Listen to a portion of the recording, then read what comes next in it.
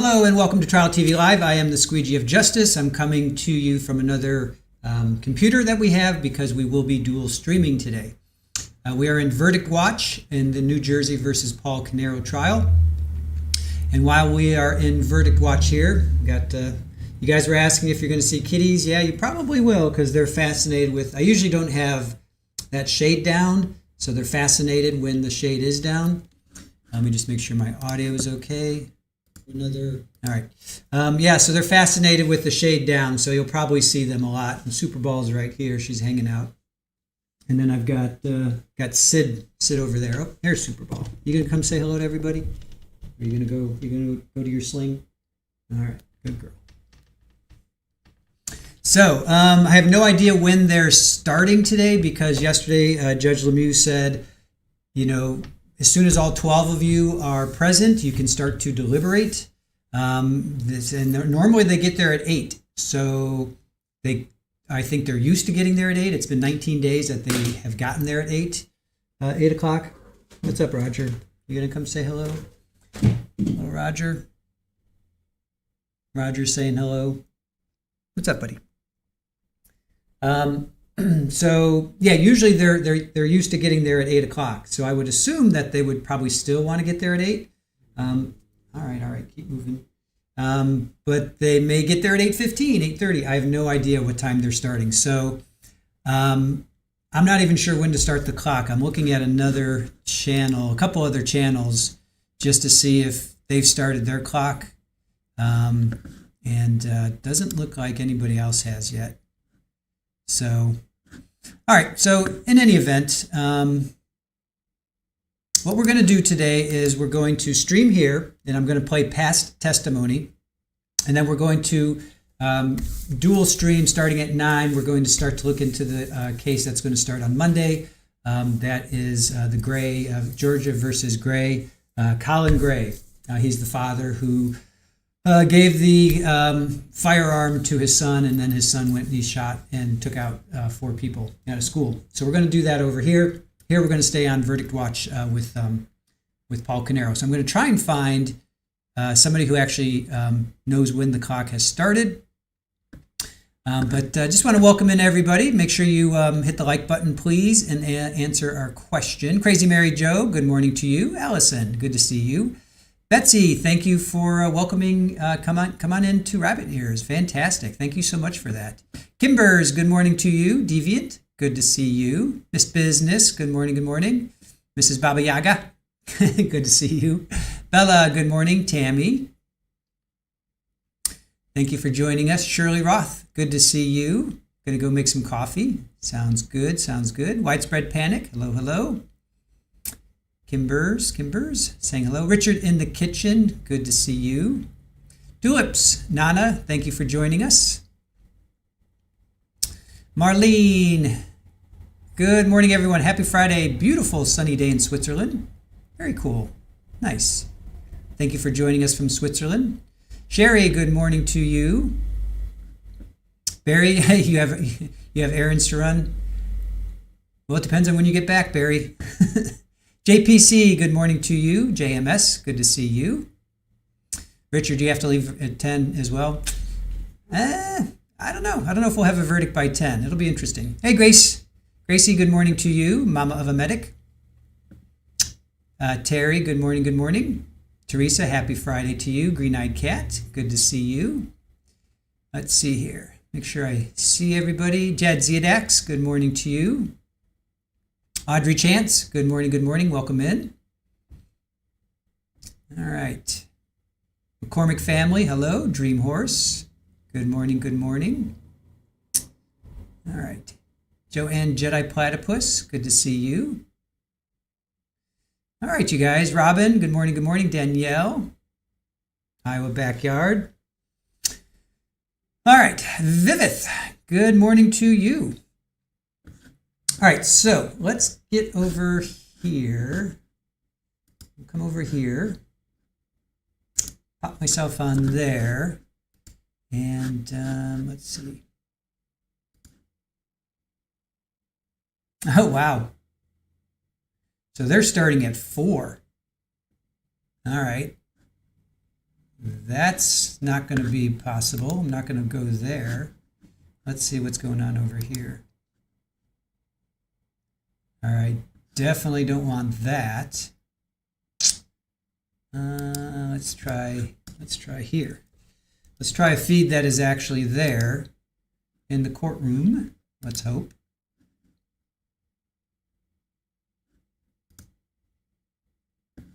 All right, so I got a feed in the courtroom. So let's come here.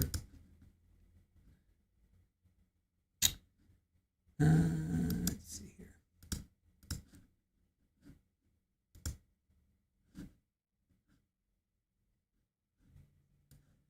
Give me a moment. Get myself sorted out here so we can have a feed to watch.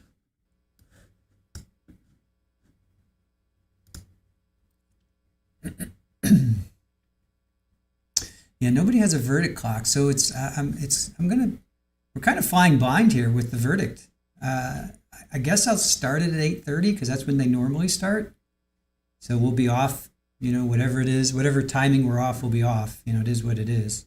So we'll just go with that. All right. Let's do that. All right, let me put myself over here. Looks like we got a judge.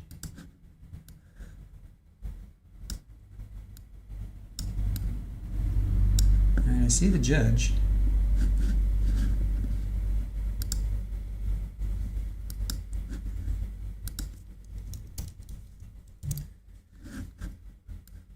I did see the judge just now.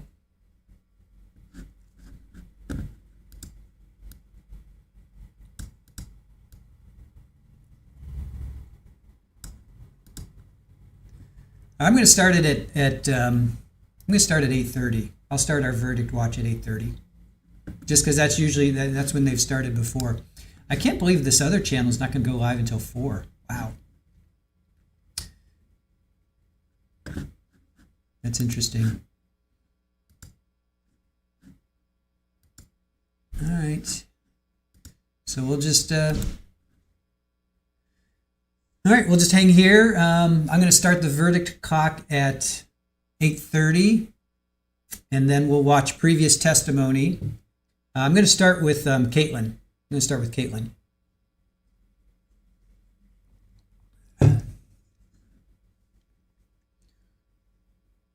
Yeah, Sherry, it's really weird. Let me pull that up. Where is that? Where's Sherry?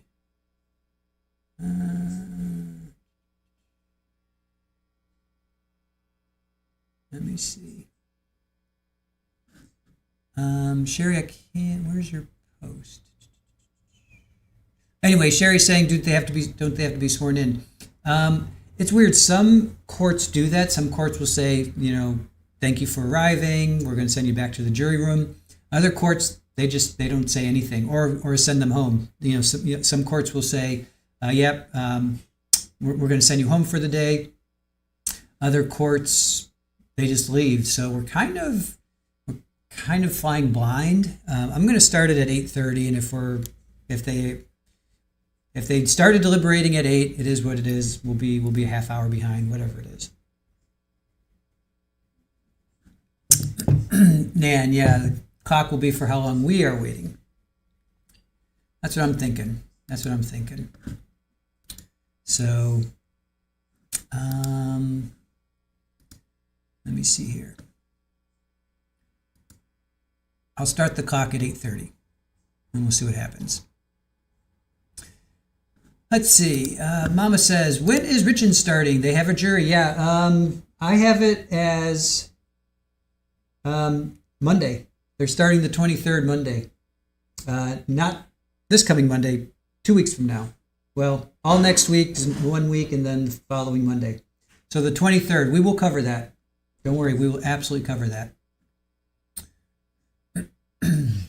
Nan, you didn't hear her testimony? Yep. Should be sworn and asked if they looked at anything or talked about the case.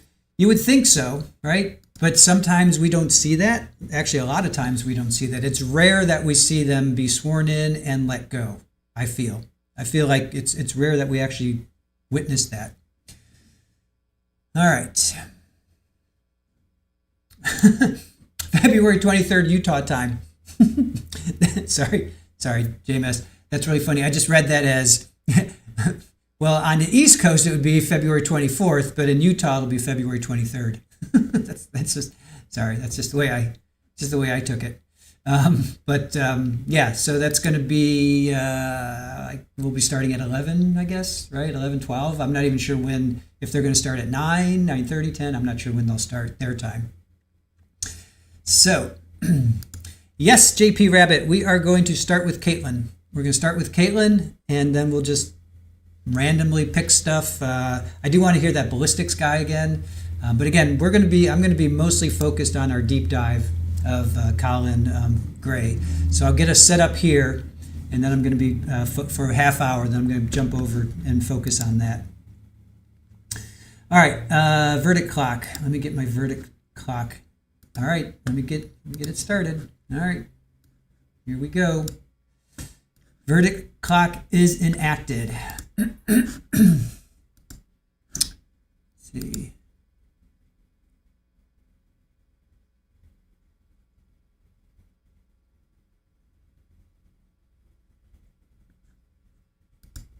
All right, so we have officially started our verdict clock. I can't believe this other feed isn't going to start till 4. Wow, that's crazy. All right, whatever, it is what it is, right? All right, let's go to, all right, now I have to, we got to do some fancy footwork here. We're going to pull this down.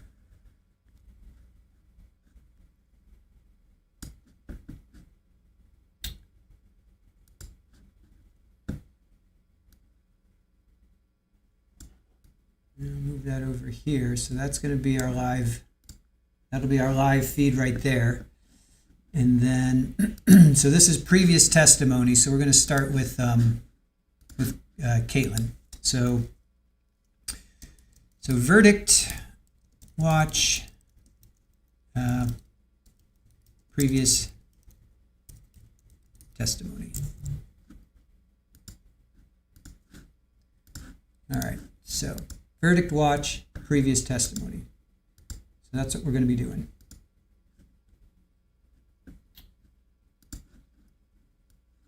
Just so you guys know.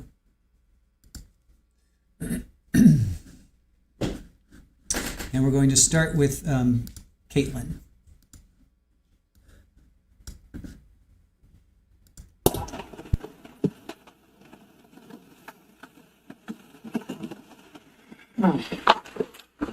Sorry about the delay.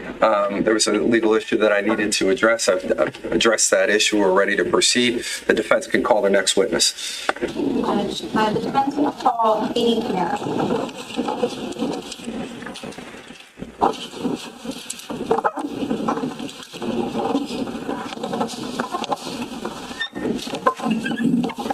Just watch your step.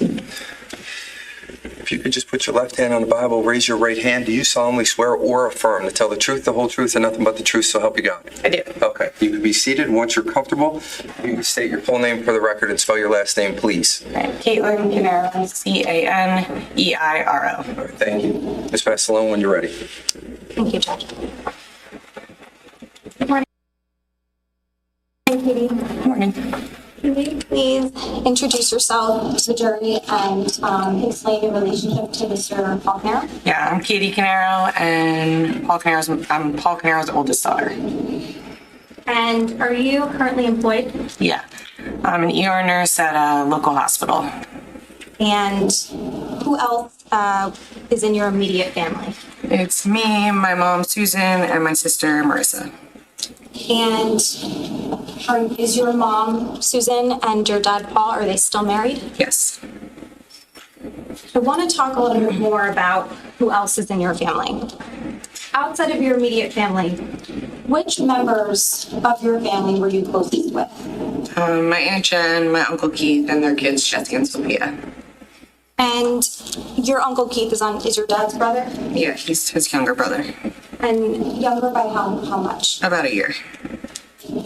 So in addition to Keith being your dad's brother, is there another brother or another uncle that you have? Yeah, Corey Caneiro.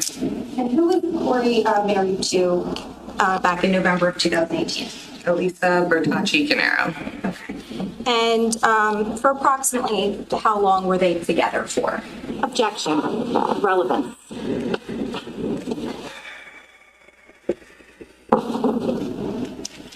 Just how long she's known her, Judge. Yeah, it's not really relevant, but go ahead.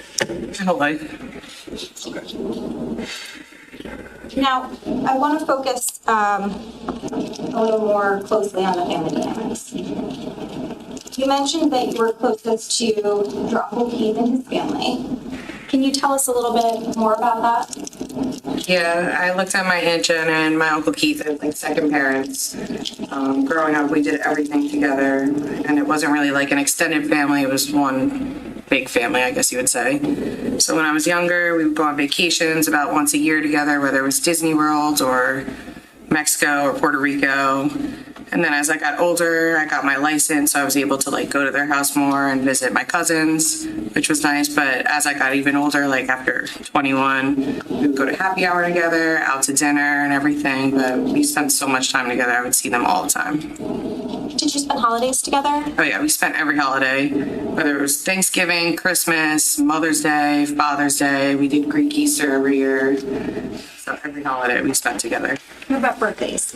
Birthdays, yeah, my whole life. Whether it was my birthday, my sister's, the kids' parties, or family event, like birthday parties, but all 8 of us would get together and celebrate.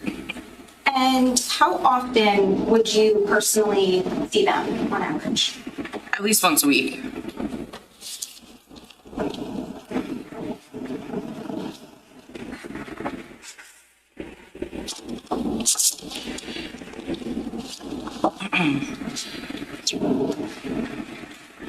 Katie, I'm going to approach you with what's been previously marked as D1-424 through D1-430. I may approach you. Okay.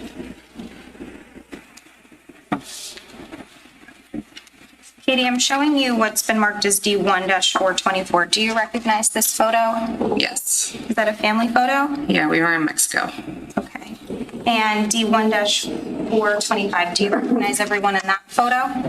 Yes. I'm just going to ask that you do the same for 1-426. You recognize the people in that photo? Yeah.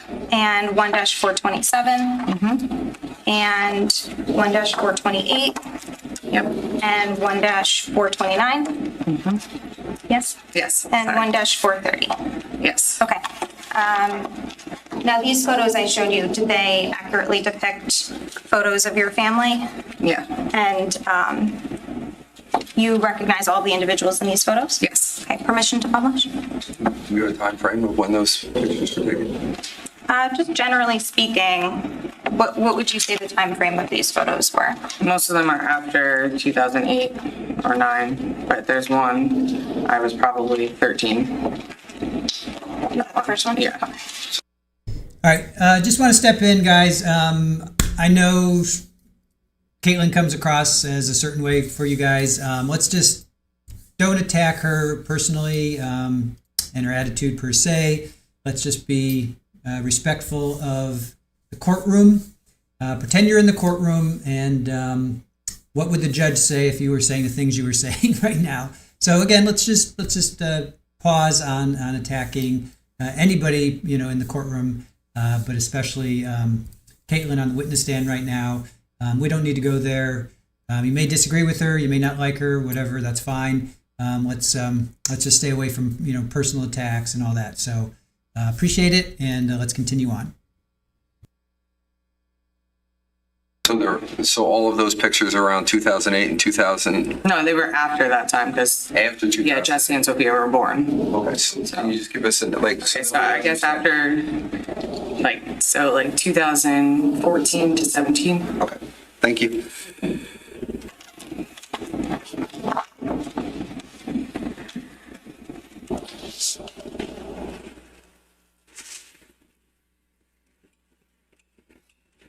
Okay, I'm going to show what's first been marked as D1-424.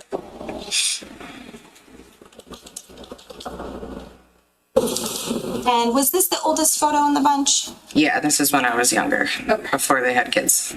And where was this photo taken? We were at a hibachi restaurant in Mexico. Okay. And who's going from, let's say, left to right, who's in the photo? It's my dad, me, my Aunt Jen standing. She's touching my Uncle Keith, and then my mom, and then my sister Marissa.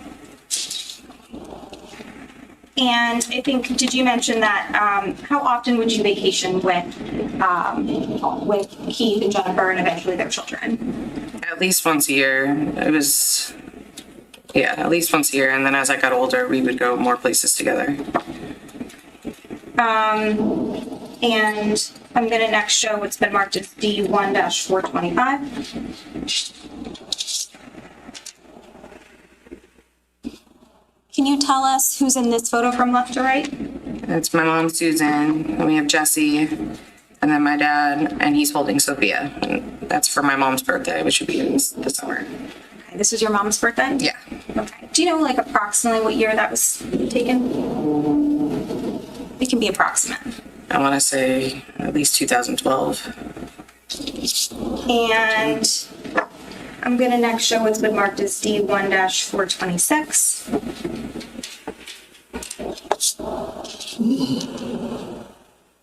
And do you recognize who's in that photo? Yeah, it's my dad and Jesse, and this is my dad's birthday at our house. Jesse loved birthday cake, so he would always be in the front. You said this was your dad's birthday? Yeah, my dad's birthday. Okay. And whose house is this? Mine. All right. Now I'm going to show what's been marked as D1-427.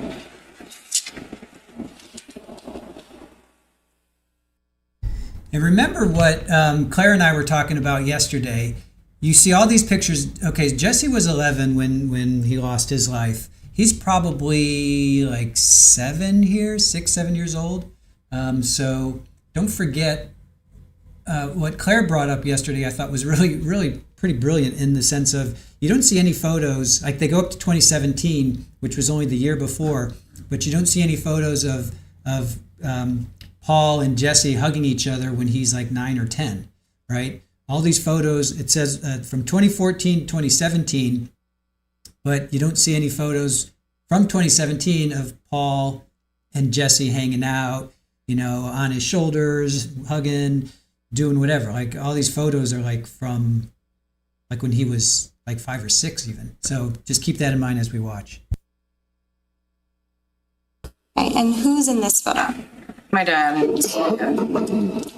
this is also at my house. Looks like it's Christmas. Christmas? Yeah. And D1-428.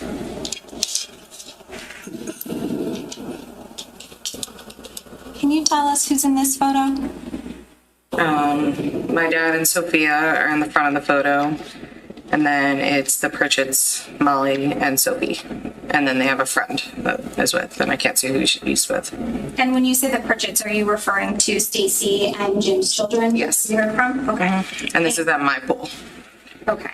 And is there anything that you want to explain to the jury about just like the circumstances of which was this one of the barbecues or something else? Yeah, it was just a random barbecue that we had. It wasn't like a holiday or anything. But we used to always like to swim on my dad like that. So we would hold his shoulders and he would go under, and either we'd go under with him, or I don't know, Sophia would have at that time, but she would have floated at the top with him.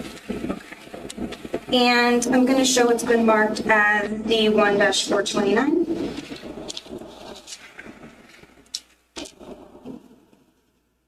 And who's in that photo? My dad and Jesse.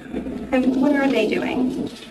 They're on one of the, I don't know what exactly it is, but a machine that my uncle had for his lawn. So they're at my uncle's house. Like a ride-on mower? Yeah.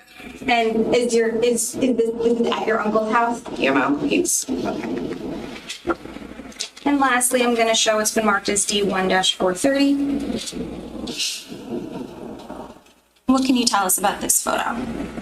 This is my dad and Jesse, and it looks like they're building a battleship together. And this is also at my house. And again, okay, they're on a riding mower, lawn mower. He looks, again, Jesse looks like he's like 8 or 9, even younger. Here, he looks like he's 5 or 6. You know, he was 11 when he passed away or when he was killed. There's no, these photos were from 2014 to 2017. These are all from like 2014, 2015. I don't see anything from 2017. You know, there's no way that Jesse's 10 years old in that. There's no way he was 10 years old when he's riding the mower. You know, so these to me are like from even before 2014. I mean, he looks like he's like 5 or 6 there, right? So that would be 2011, 2012 that this photo is from, you know, right? What do you guys think? Oh, that's right. Happy Friday the 13th. I forgot, Mike. You're right. It is happy. It's Friday the 13th. All right. So,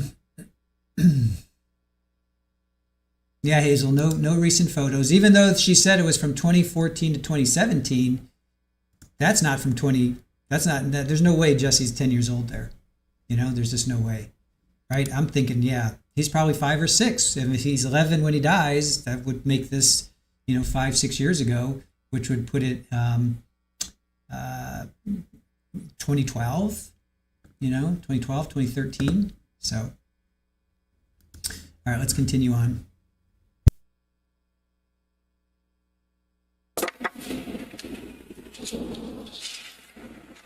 Thank you.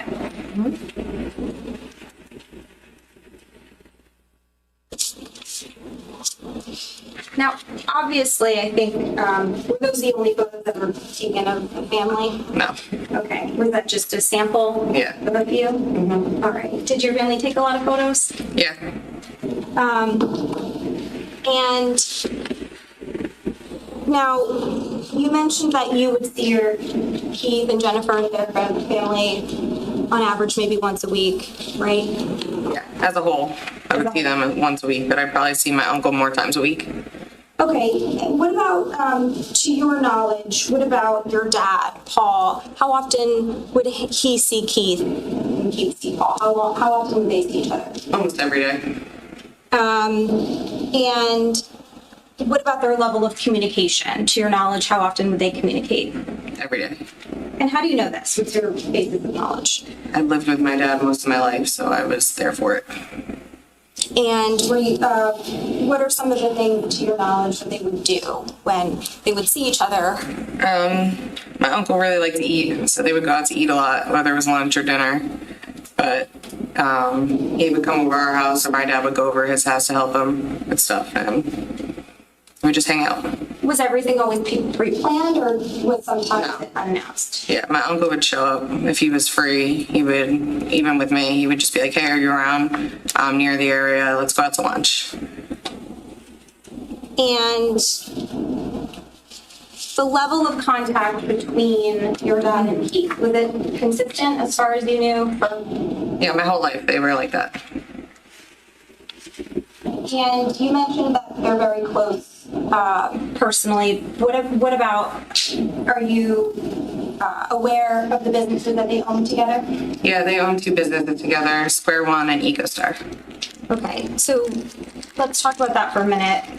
Approximately how long were they in business together? My whole life. And to your knowledge, did your dad and Keith often communicate specifically about the business? Yes. And during the course of the communication that they had, did you ever have the opportunity to observe any disagreements between them?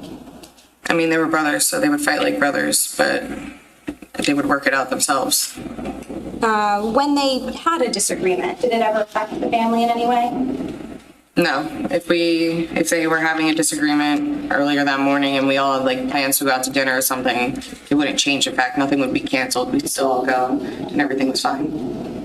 Did your families go out to lunch or dinner often? Yeah. And just briefly, with respect to Corey, how did he fit into the family dynamic, as far as you know? I mean, he's their younger brother, but he would come around occasionally. It really just depended on what he had going on in his life at that time. And did Corey have any ownership in the businesses? No. Now, focusing on 2018 specifically, just to orient ourselves. In 2018, how old were you?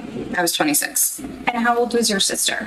23, What about your dad? 51, And so that would make Keith. 50. And how old was Corey? He was the same age as my Aunt Jen, so 45. And focusing on 2018 also for a moment, we heard a little bit about this. Were your parents experiencing any marital issues? Yeah.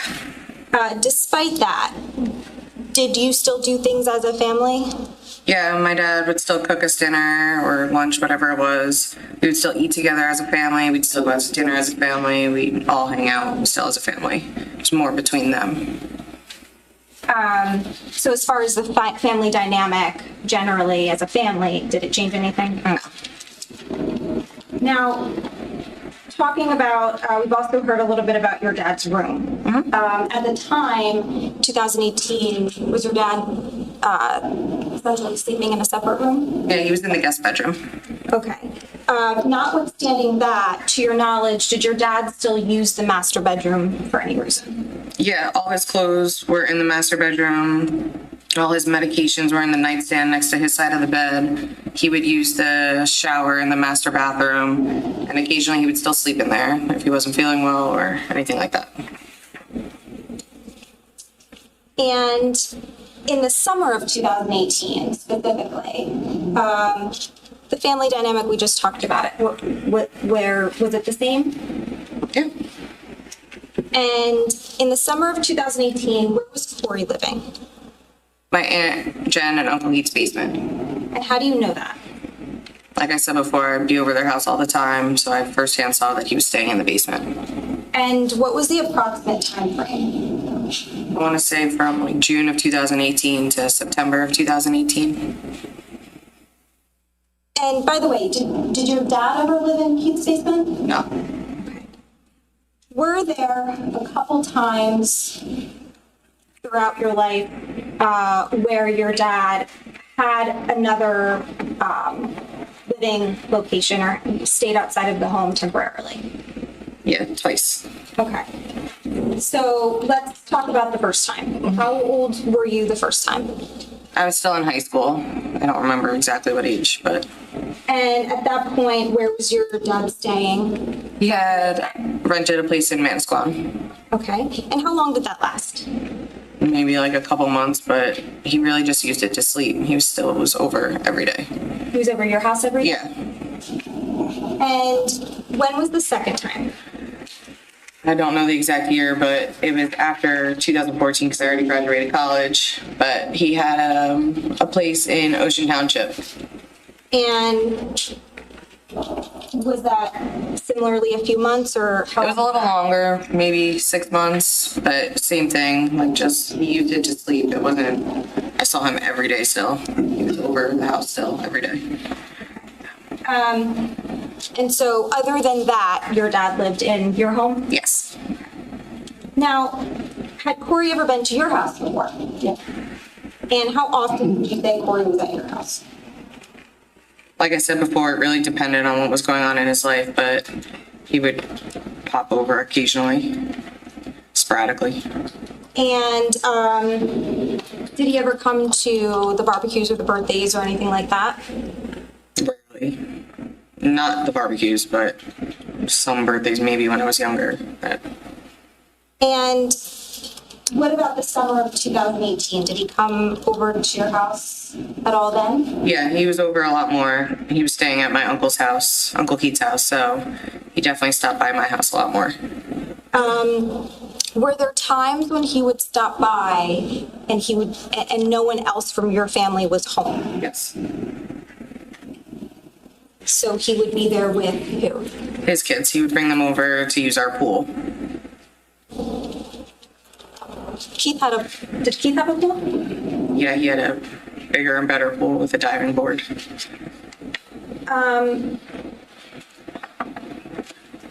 Now, you mentioned Corey's been to your house, so do you know whether Corey's been to your basement before? Yes. And were you ever there when Corey was in your basement? Yes. What about the unfinished part of your basement? Yes. Have you ever personally, in the unfinished part, is that where your dad's guns were located? Yeah.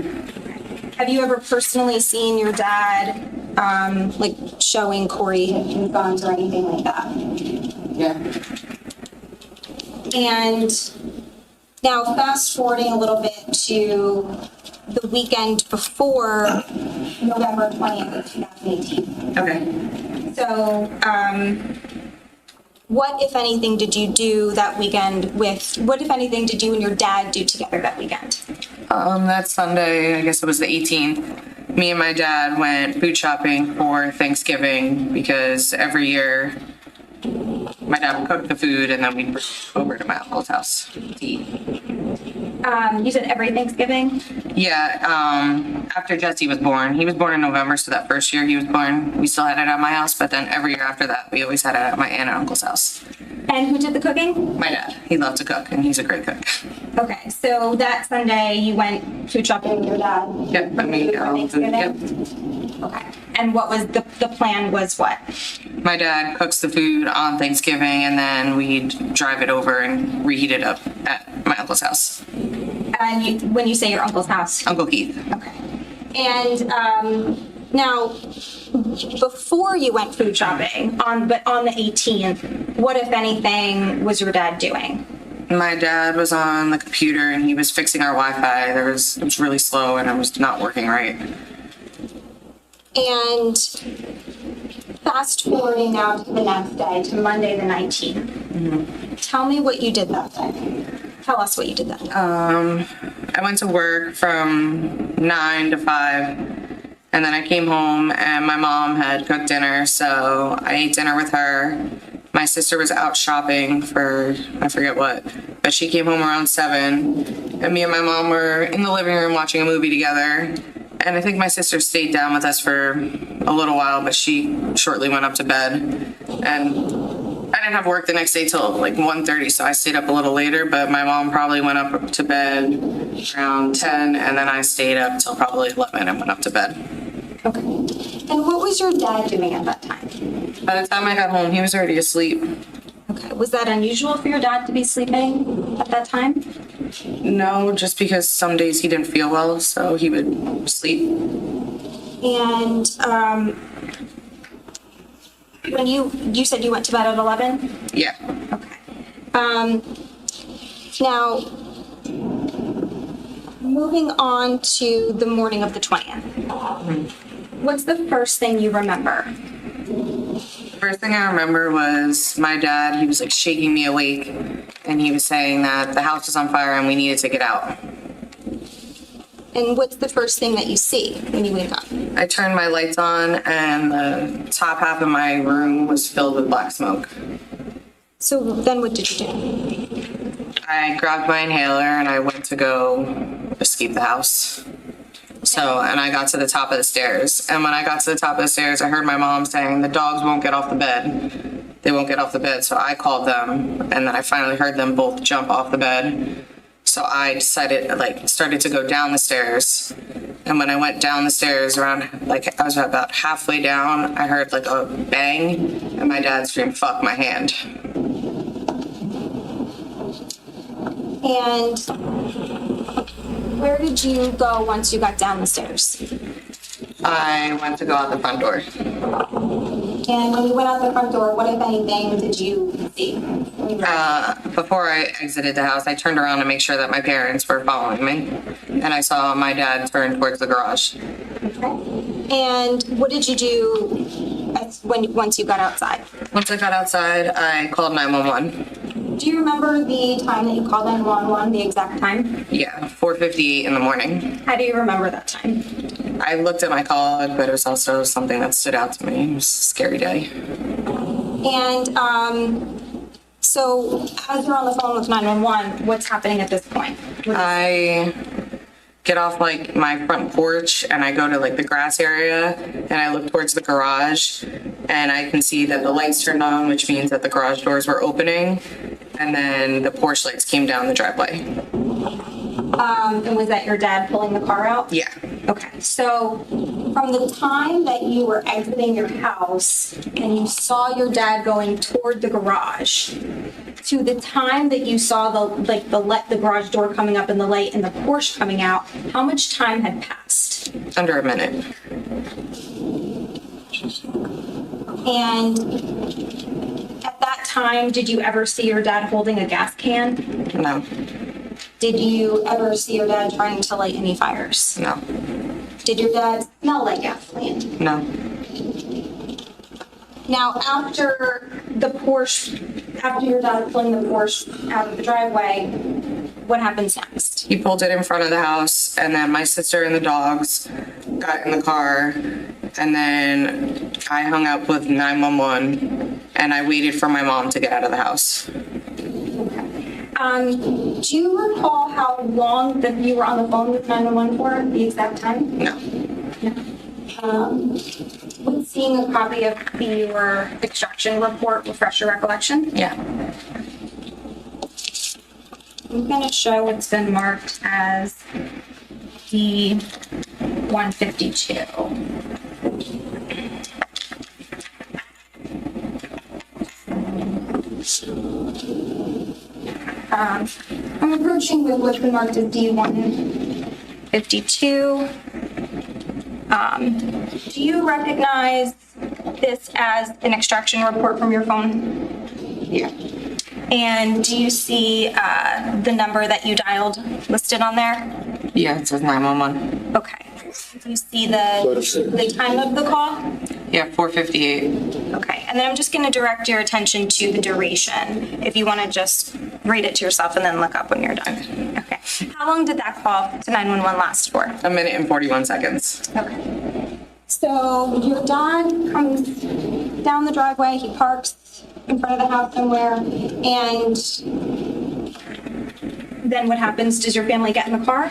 My sister and the dogs do, but my mom was still in the house. She went to go grab her shoes, a coat, and the dog's leashes. So I waited for her to get out. So did she take a couple minutes longer than everyone else? Yeah. And you mentioned shoes, a coat, and leashes. Did anyone in your family not have shoes? Yeah, me, my sister, and my dad all ran out with no shoes. Okay. And what was your dad wearing? He was wearing a t-shirt and shorts. And at some point, like later in the morning, did anyone give you and your sister and your dad clothes?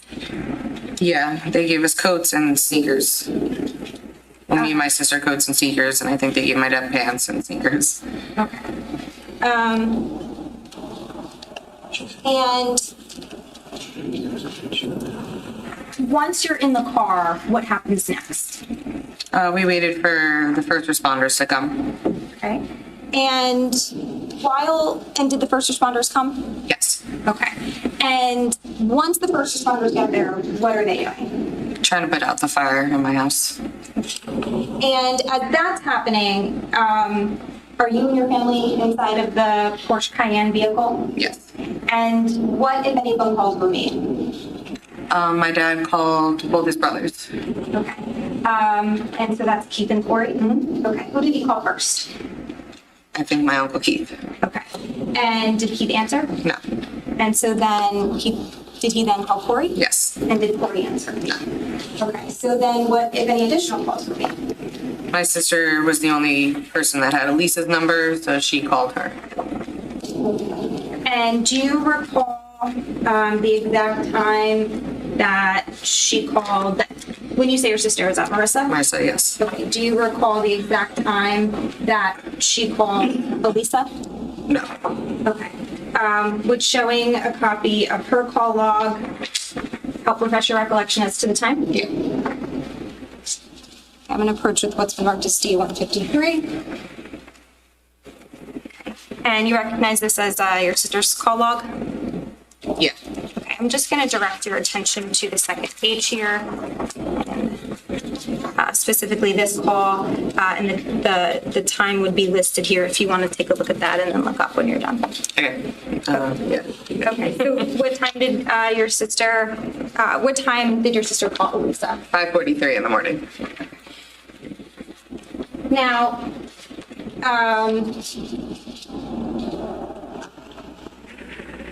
during that call that your sister made to Elisa, did your dad speak to Corey? Yes. Okay. And as a result of that call, what happened? Corey drove to my house. Okay. And the call was at 5:43. Approximately how much later did Corey get there? How long did it take him to get there? Like a half hour later. Okay, so that would be approximately what time? 6:15, 6:20. And was it still dark out? Yes. And how did Corey get there? He drove. What kind of car did he drive? He had a white Jetta. Now, do you know where Corey was coming from that morning? Yeah. He and his family lived in Fairhaven. And approximately how far away is Fairhaven from your house? 20 to 30 minutes. 20 to 30 minutes? Yeah. Like depending on traffic? Yeah. During the day, it takes a little longer because there's no direct route. And once Corey gets there, approximately how long is he there for? He stayed until around 9:30 in the morning. Okay. And at some point, did you go anywhere with Corey? Yeah. He drove me and my sister to go grab bagels. And after that, approximately what time did you guys get back from the bagels? Like a half hour, so maybe. We got back from getting the bagels and he pretty much left. He had an appointment somewhere. Okay. And so Corey leaves, and then after that, what, if any, additional calls were you making that morning? I called my Aunt Jen and Uncle Keith a bunch of times. And when you say you called Aunt Jen and Uncle Keith, like what numbers, not the phone numbers specifically, but like what phones are you calling? I called my Aunt Jen's cell phone. I called my Uncle Keith's cell phone. I called the house phone. And I called Jesse's iPad. And of those, so it was the Keith's phone, Jennifer's phone, the house phone, and Jesse's iPad. Four phones? Yeah. Of those four, did any of them not ring? Yeah, the house phone went straight to voicemail. Okay. And so how many times did you call the house line? Just once. Okay. And why did you only call once? This was off, right? There was no point. Okay. So the phones that were ringing, you continued to call? Yes. Okay. Approximately in total, how many times did you say you called those phones that morning, like in total? About 20. And No one answered. And specifically with respect to Jennifer's phone, was her phone ringing? Yes. Rang normally and then went to voicemail. What was the approximate time frame that you were calling these phones that morning? I would say from 9:30ish to 12. That's approximate. Yeah. And to your recollection, did Jennifer's phone ring? Yeah. Were you also sending text messages that morning? Yeah, I texted my Uncle Keith and I texted my Aunt Jen. Do you remember the time that you sent your Aunt Jen a text message? No. No.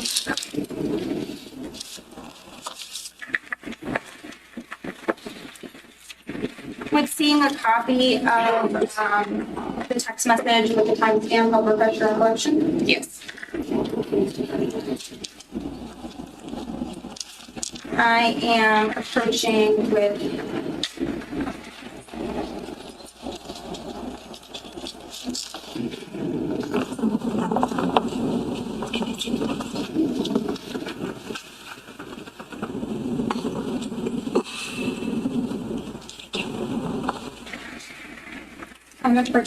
what's been marked as D154. I'm just going to direct your attention to the name. Okay. And the specific text with the timestamp. Okay. Does that help refresh your recollection of what time you sent the text message to your Aunt Jennifer? Yes. And what time was that? 10:26 in the morning. Okay. Now, what kind of phone did your Aunt Jennifer have? She had an iPhone. And do you still have that text message in your phone today? Yes. And did you look at that text message recently in the past day or two? Yes. Now, prior to the last day or two, when was the last time you looked at that text message? The day I sent it, November 20th in 2018. So you haven't looked at the message since? No. When you looked at it in the last day or two, what, if anything, did you notice about that text message or iMessage? Is it a text message or an iMessage? It's an iMessage, and it changed from delivered to read. So, do you have any idea when that would have changed? No, I didn't look at it for 7 years. The fact that it now says read, did that stand out to you? Yeah, because who read it? Wasn't allowed to read it.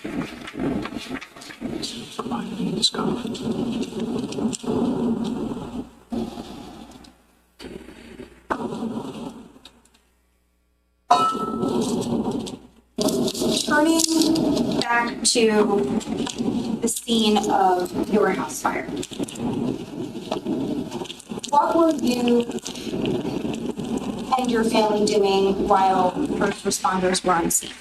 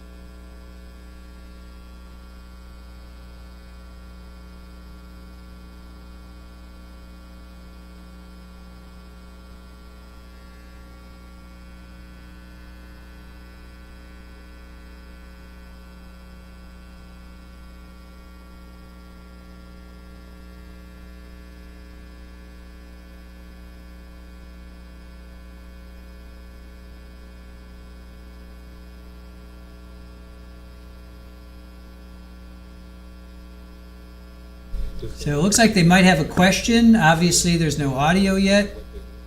I saw him hold up a paper. Seems like it's a question. No audio yet.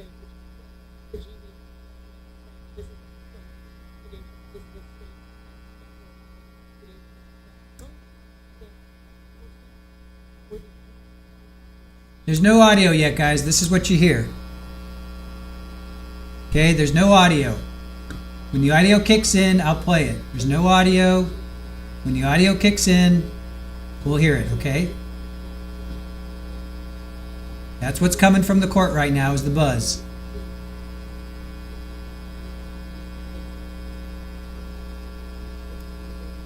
So I'm going to turn the buzz down. There's no audio.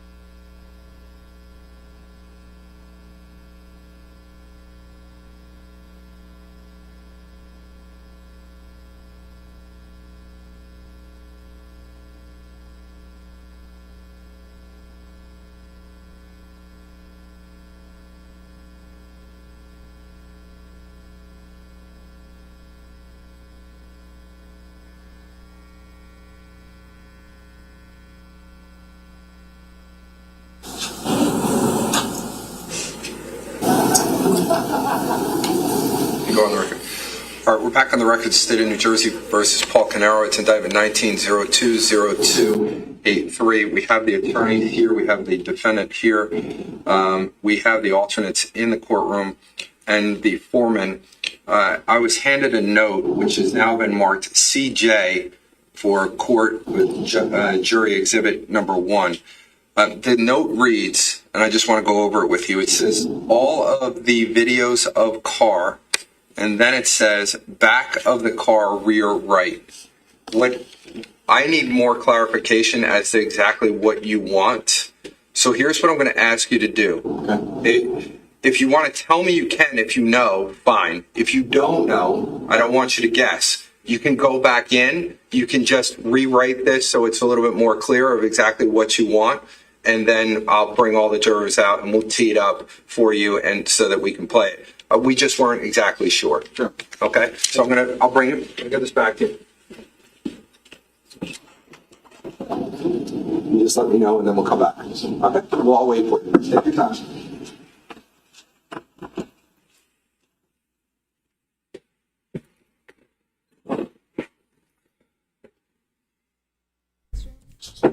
All right, so all the videos of the car, back of the car, rear light. So that was the question. He wasn't sure. He wasn't sure what they meant.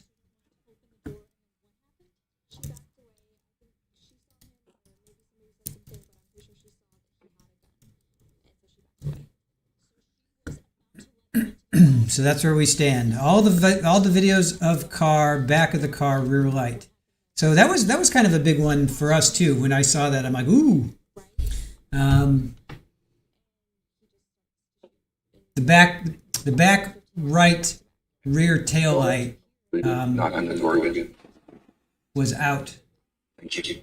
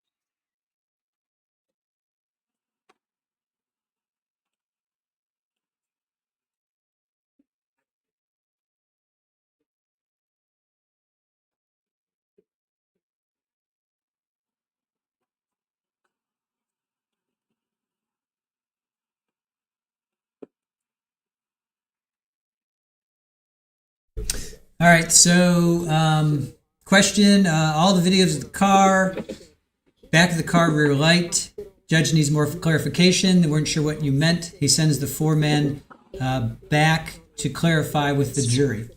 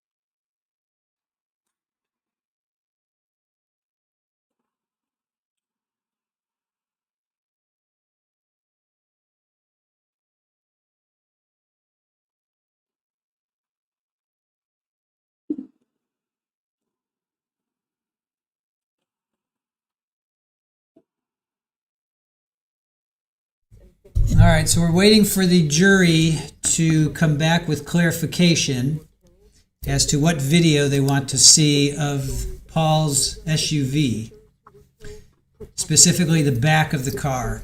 That's what we're all waiting for here.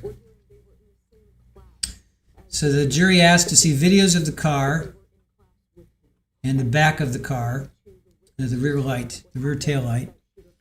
So that's what we're waiting on them. Judge sent the foreman back to clarify what exactly they wanted, what exactly they meant.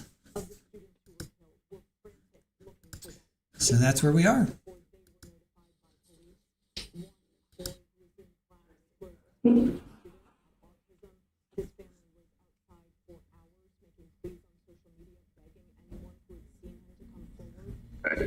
So we're going to mark this as CJ-2. The jurors have sent out a second note when we asked for clarification. The note reads, side camera, 30 Green Grove Road, Porsche Macan returning from Colts Neck, right rear bumper light. They then send out S264, which shows that the Macan, and then in both, it shows the Macan at the lower part of the screen, and then on the top part of the screen it shows the surveillance. And then they send out 263 D.1, which is the surveillance that shows the back of a vehicle with the box around it. So I'm going to ask the state to tee up that video.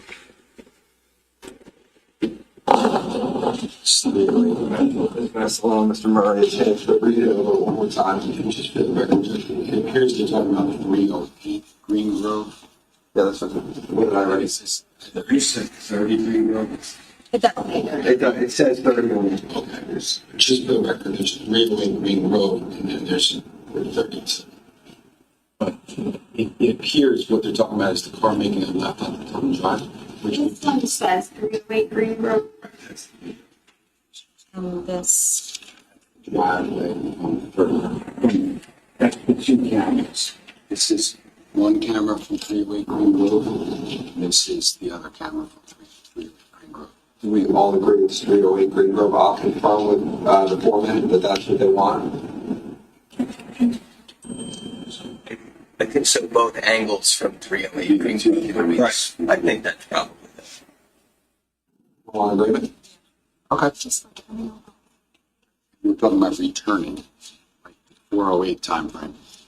Can we bring the foreman back out, please? Foreman, please.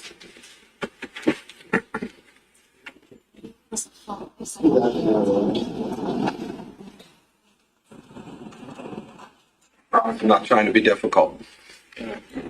So the note says side camera 30 Green Grove Road. There's a 308 Green Grove Road, and then there's a 30 Tilton. So we believe, based on the photos, Why use that as a reference? of 264. So this is 308 Green Grove Road. Yes, those are the ones we like to see. Okay. That page and something. Okay, and do you want to see, so that we're clear, on S264, did you want to see the vehicle driving out and driving back, or just driving back? Just driving back. Okay. This one, just this, Okay, and this.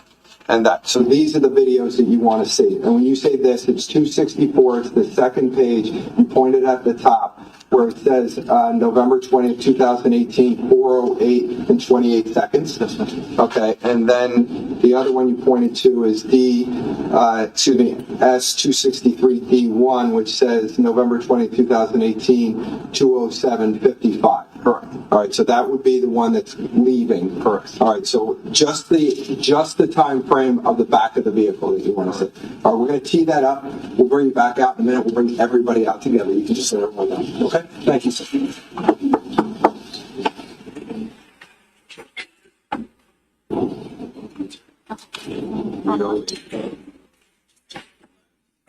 I want the two of you to look at it also to confirm what they're doing. I want you to be comfortable with exactly what's going to go on the screen.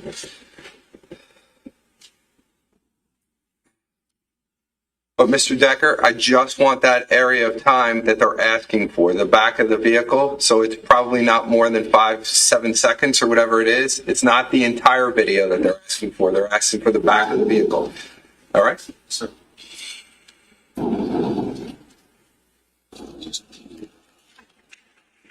No,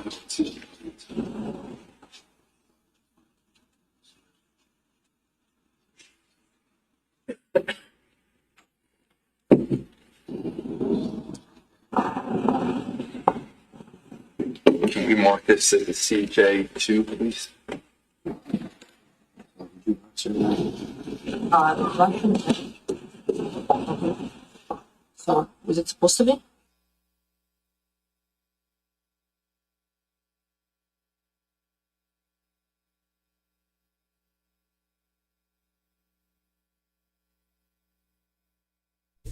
All right, so they want to see specifically two videos, just the back of the SUV, which would be the Macan.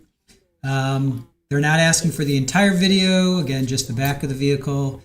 So the state's going to queue it up, and the jury's going to come back out, and they're going to watch this again.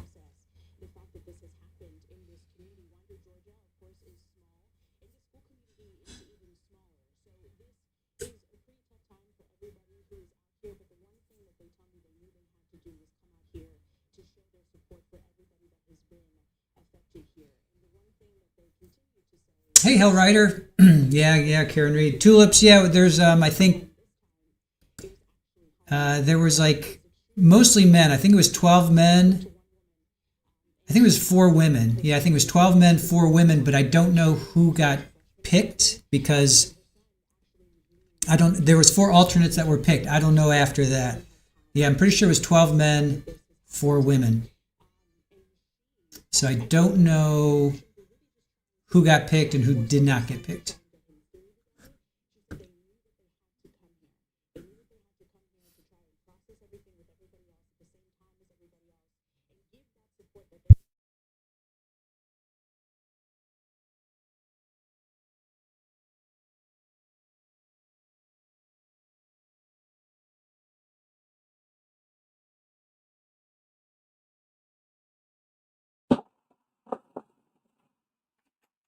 But they have not fixed.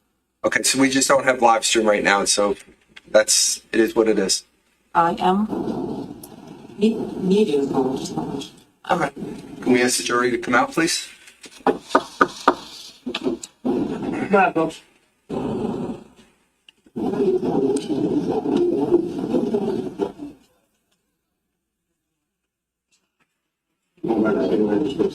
come right and sit down. Yeah, just get the grapes and take these. You're going to go back to your regular seat. Regular seat? Yes, please.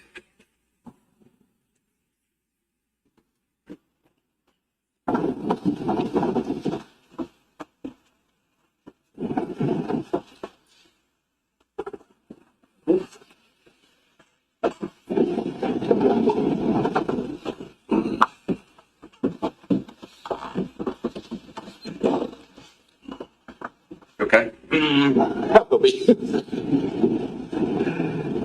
Take a second. Tell me when you're ready. Everybody can be seated.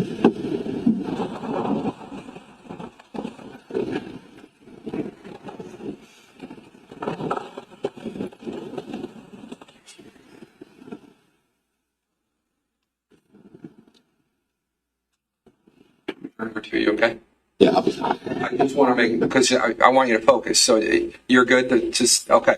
Thank you. You're welcome. So for the record purposes, I had the foreman come out because I just wanted to clarify. CJ1 indicated all the videos of the car, back of the car, rear right.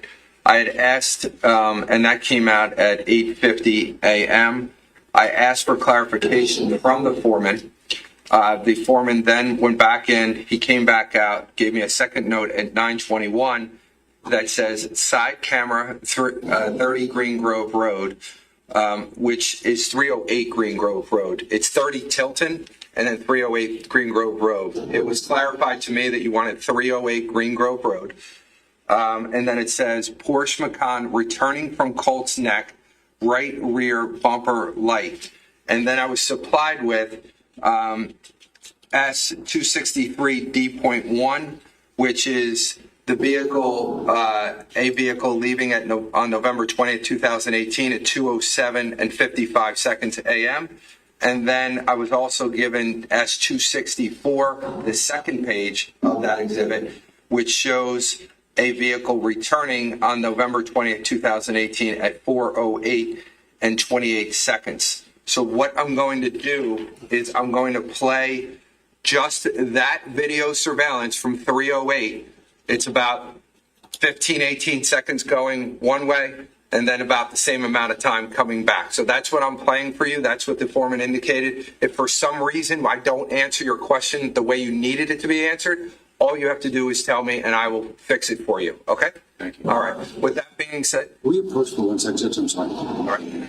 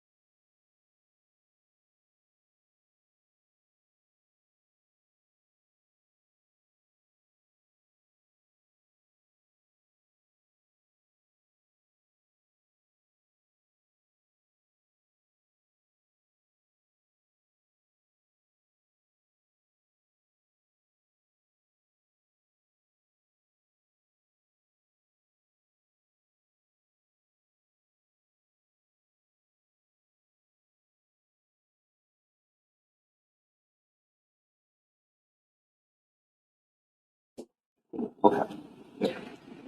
I'm sorry. Let me just make sure, just hear me out. The original note says all the videos of car back of the car rear right. And then it says side camera, 30 Green Grove Road, Porsche Macan returning from Colts Neck, right rear bumper light. Now, when I was talking to you, when I showed you 263D1, that's that time frame, 11/20/2018, 2:07 and 55 seconds a.m. That's the car not returning. That's the car leaving, a car leaving. And then the 11/20/2018, which is S264 at 4:08 and 28 seconds, is it coming back? Do you want coming back and leaving? Did you want both? Or did you only want the one of the car coming back, returning at 4 o'clock? If you don't know the answer yourself, I'm going to put you back into the jury room to confirm that, because it was my understanding when I first asked you, I asked you about both times, and I thought you meant that you wanted 207:55, the car leaving, because that's the picture you're showing me, and then 408:28 of the vehicle coming back. So I thought you wanted one going out, one coming back, but these angles that you wanted. So I may be wrong. You need a minute to talk to everybody? Yeah. All right, alternates stay out here. Everybody else go back in the room. Just tell me what it is. I apologize. Here, sir, I'm going to give you your note back. You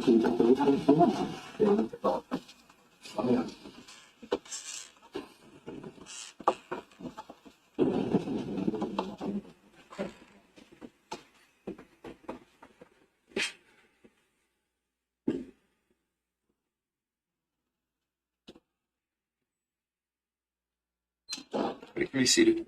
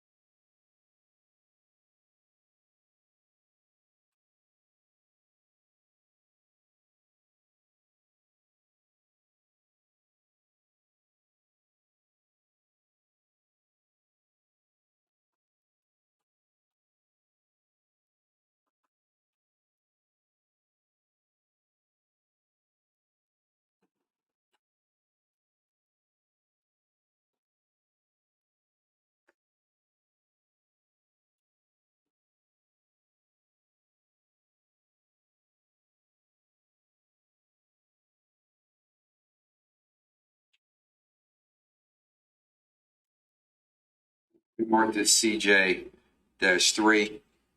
It's 9:42 p.m. It says, showing vehicle going and returning from video 263D1. Please freeze so we can running lights. That's the way it reads. I'll show it to you. 2, returning vehicle from 263.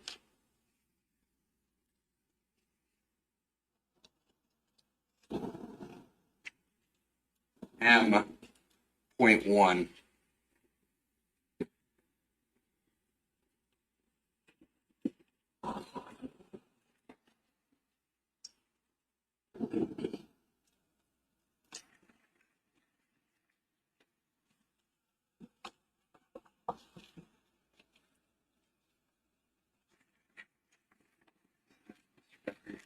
Walls, you guys can look over.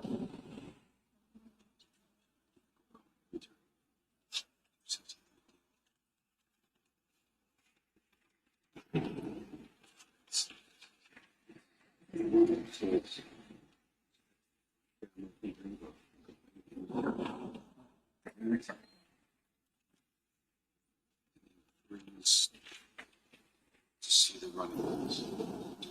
This. And attorney vehicle from 263. And so it's this one here. That's what they're trying to depict here. It's coming back. So that doesn't seem, but that gets their student in the driveway. Because that's referenced in previous notes.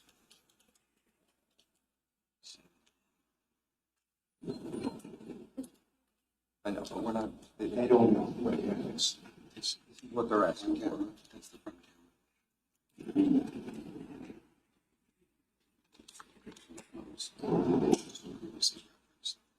I'm giving them what they're asking for. And if they want more, we'll give it to them. Sure, we'll do these two. Going and returning. Going and returning on 263D. Yeah. On this camera angle. And the second one is, and then freeze frame, like they asked for, and then Vehicle on this. It's both times.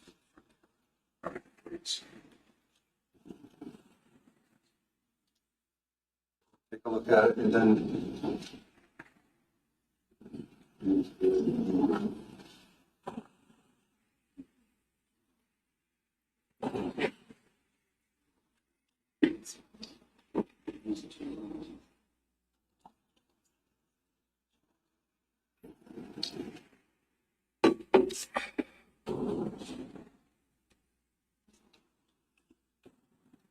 once you're done, Mr. Murray and Miss Massalone, you can just give it back to me. Okay. I just wanted to see the clips that they pulled up. Of course you can. Of course you can. You can leave it there for that. Go ahead.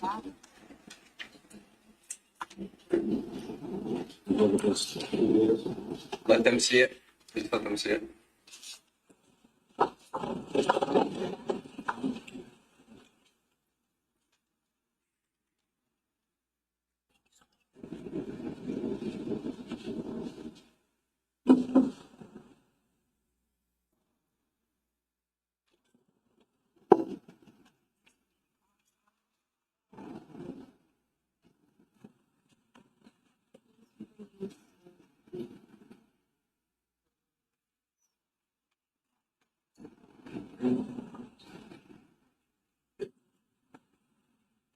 The only time you see that, it's like right here. Try to back it up right Yeah. there. We'll have all the lights off.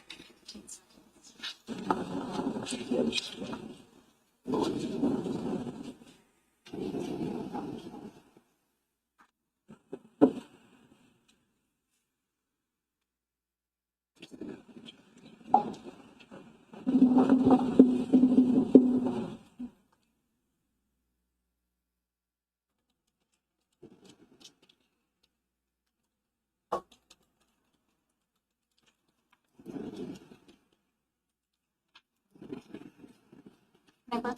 Yeah, of course. You need to put anything on the record? No, I think we're in agreement with the flex. Okay, so we're all in agreement. We have them both teed up. See? One at a time, but yes. Yep. Yeah. Knock on the door. We're not folks.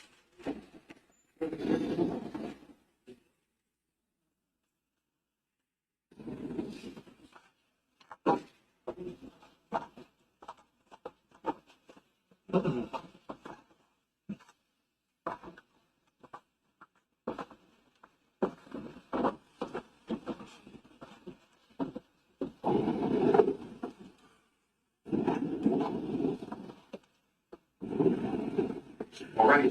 So at 9:42, I received the third note. All right. Just want to make sure we have it right of exactly what you're asking for. And we marked it as CJ3. It says showing vehicle going and returning from video 263 D1. Please freeze so we can see the running lights.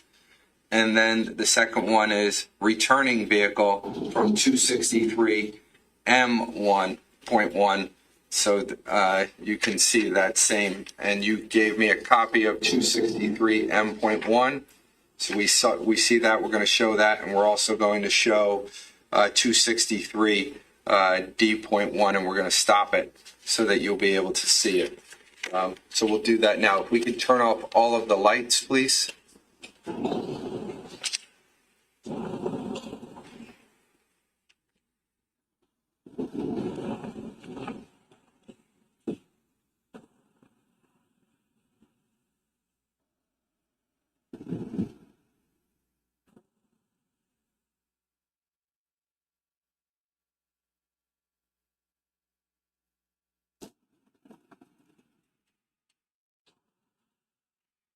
Okay, you can unfreeze it. Is it there? Okay, go back a little bit. I just heard the jurors say that they wanted it paused again, so go back a little bit more. Back a little bit more. Tell us when to stop. Stop. Stop. Right there. There, and then one more after that. Like a second after. A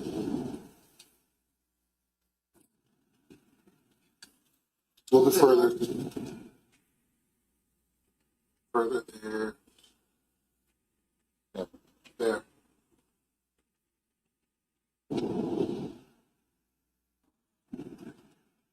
Okay, that was the area going out. Everyone good with going out? Yeah. Now we're going to do the return.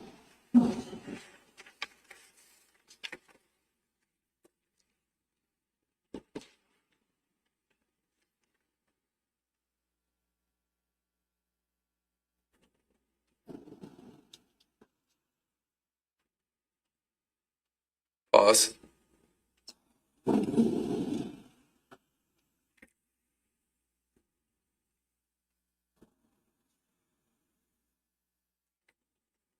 We have everything you need? Yes. Okay. All right, ladies and gentlemen, you can go back and you can continue your deliberations. We can turn the lights back on, please.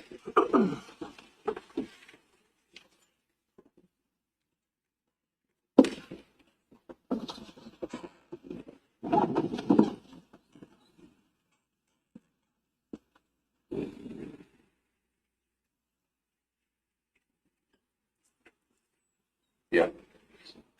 And we can give them back these exhibits also. I'm just going to keep the note.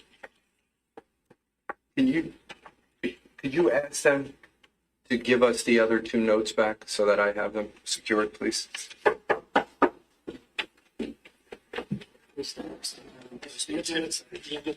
Thank you.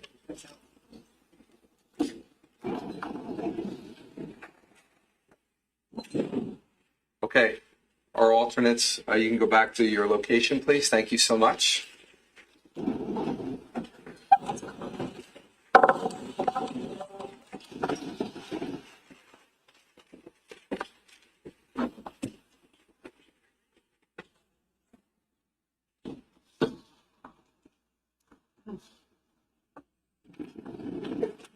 Good counsel, anything we need to put on the record?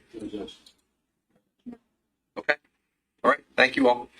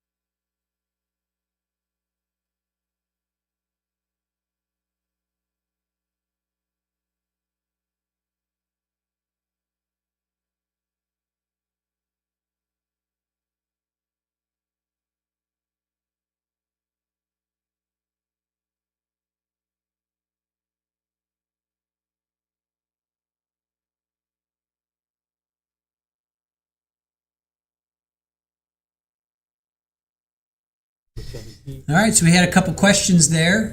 Just give me a second. I'll be back over here and I'll queue up some more of Keith Caneiro once the judge gets off the bench. Seems like they're done over here. So they wanted to see the back rear bumper, the back right rear bumper light, tail light back there. So that was pretty telling. I think that shows where their mind is at right now.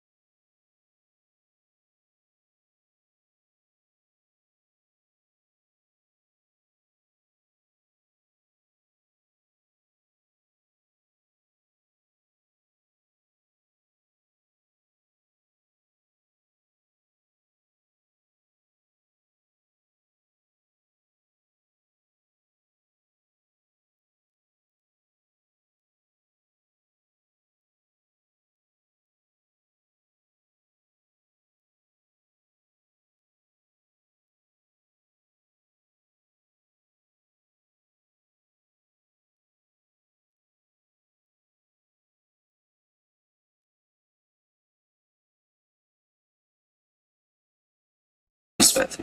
And when you say the Pritchett's, are you referring to Stacy and Jim's children? Yes. You heard from? Okay. And this is at my pool. Okay. And is there anything that you want to explain to the jury about, just like the circumstances in which, was this one of the barbecues or something else? Yeah, it was just a random barbecue that we had. It wasn't like a holiday or anything. But we used to always like to swim on my dad like that. So we would hold his shoulders and he would go under, and either we'd go under with him, or I don't know, Sophia would have at that time, but she would have floated at the top with him. And I'm going to show what's been marked as D1-429.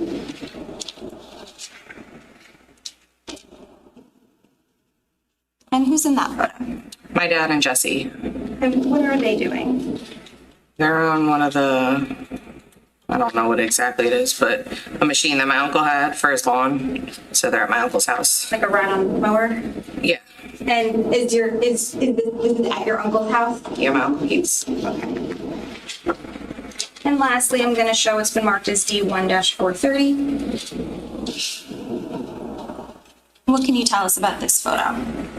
This is my dad and Jesse, and it looks like they're building a battleship together. And this is also at my house.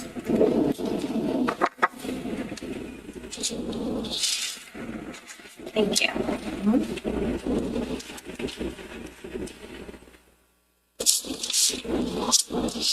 Now, obviously, I think, were those the only photos that were taken of the family? No. Okay. Was that just a sample? Yeah. Of a few? All right. Did your family take a lot of photos? Yeah. And now, you mentioned that you would see your Keith and Jennifer and their family on average maybe once a week, right? Yeah. As a whole, I would see them once a week, but I'd probably see my uncle more times a week. Okay. And what about, to your knowledge, what about your dad, Paul? How often would he see Keith and Keith see Paul? How often would they see each other? Almost every day. And what about their level of communication? To your knowledge, how often would they communicate? Every day. And how do you know this? What's your basis of knowledge? I've lived with my dad most of my life, so I was there for it. And were you, what are some of the things, to your knowledge, that they would do when they would see each other? My uncle really liked to eat, so they would go out to eat a lot, whether it was lunch or dinner.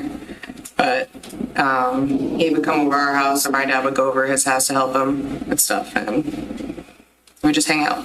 Was everything always pre-planned, or was sometimes No. unannounced? Yeah, my uncle would show up if he was free. He would, even with me, he would just be like, "Hey, are you around? I'm near the area. Let's go out to lunch." And the level of contact between your dad and Keith, was it consistent as far as you knew? Yeah, my whole life they were like that. And you mentioned that they're very close personally. What about, are you aware of the businesses that they own together? Yeah, they own two businesses together, Square One and EcoStar. Okay, so let's talk about that for a minute. Approximately how long were they in business together? My whole life. And to your knowledge, did your dad and Keith often communicate specifically about the business? Yes. And during the course of the communication that they had, did you ever have the opportunity to observe any disagreements between them? I mean, they were brothers, so they would fight like brothers, but they would work it out themselves. When they had a disagreement, did it ever affect the family in any way? No, if they were having a disagreement earlier that morning and we all had like plans to go out to dinner or something, it wouldn't change the fact nothing would be canceled. We'd still all go and everything was fine. Did your families go out to lunch or dinner often? Yeah. And now just briefly, with respect to Corey, how did he fit into the family dynamic, as far as you know? I mean, he's their younger brother, but he would come around occasionally. It really just depended on what he had going on in his life at that time. And did Corey have any ownership in the businesses? No. Now, focusing on 2018 specifically, just to orient ourselves. In 2018, how old were you? I was 26. And how old was your sister? 23. What about your dad? 51. And so that would make you 50. And how old was Corey? He was the same age as my Aunt Jen, so 45.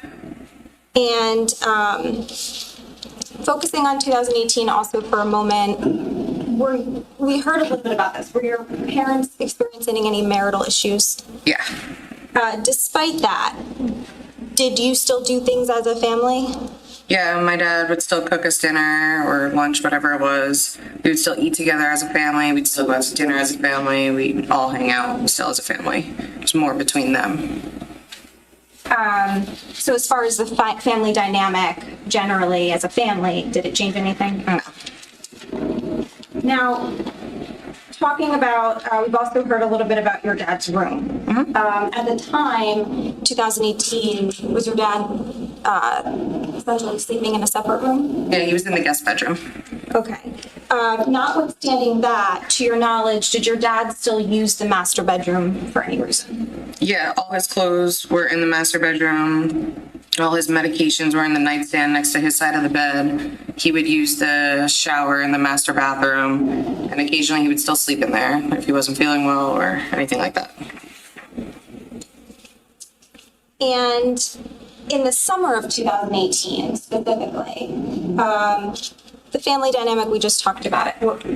Where was it the same? Yeah. And in the summer of 2018, where was Corey living? My Aunt Jen and Uncle Heath's basement. And how do you know that? Like I said before, I'd be over their house all the time, so I firsthand saw that he was staying in the basement. And what was the approximate time frame? I want to say from like June of 2018 to September of 2018. And by the way, did your dad ever live in Keith's basement? No. Were there a couple times throughout your life where your dad had another living location or stayed outside of the home temporarily? Yeah, twice. Okay. So let's talk about the first time. How old were you the first time? I was still in high school. I don't remember exactly what age, but And at that point, where was your dad staying? he had rented a place in Manasquan. Okay. And how long did that last? Maybe like a couple months, but he really just used it to sleep. He was over every day. He was over at your house every day? Yeah. And when was the second time? I don't know the exact year, but it was after 2014 because I already graduated college. But he had a place in Ocean Township. And was that similarly a few months or how? It was a little longer, maybe 6 months, but same thing. Like just he used it to sleep. It wasn't. I saw him every day still. He was over the house still every day. And so other than that, your dad lived in your home? Yes. Now, had Corey ever been to your house before? Yeah. And how often would you say Corey was at your house? Like I said before, it really depended on what was going on in his life, but he would pop over occasionally, sporadically. And did he ever come to the barbecues or the birthdays or anything like that? Rarely. Not the barbecues, but some birthdays maybe when I was younger. But And what about the summer of 2018? Did he come over to your house at all then? yeah, he was over a lot more. He was staying at my uncle's house, Uncle Keith's house, so he definitely stopped by my house a lot more. Were there times when he would stop by and no one else from your family was home? Yes. So he would be there with who? His kids, he would bring them over to use our pool. Did Keith have a pool? Yeah, he had a bigger and better pool with a diving board.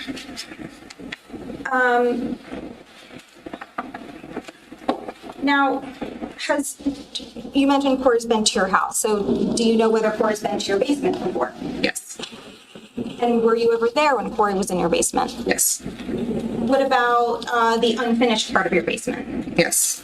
Have you ever personally, in the unfinished part, is that where your dad's guns were located?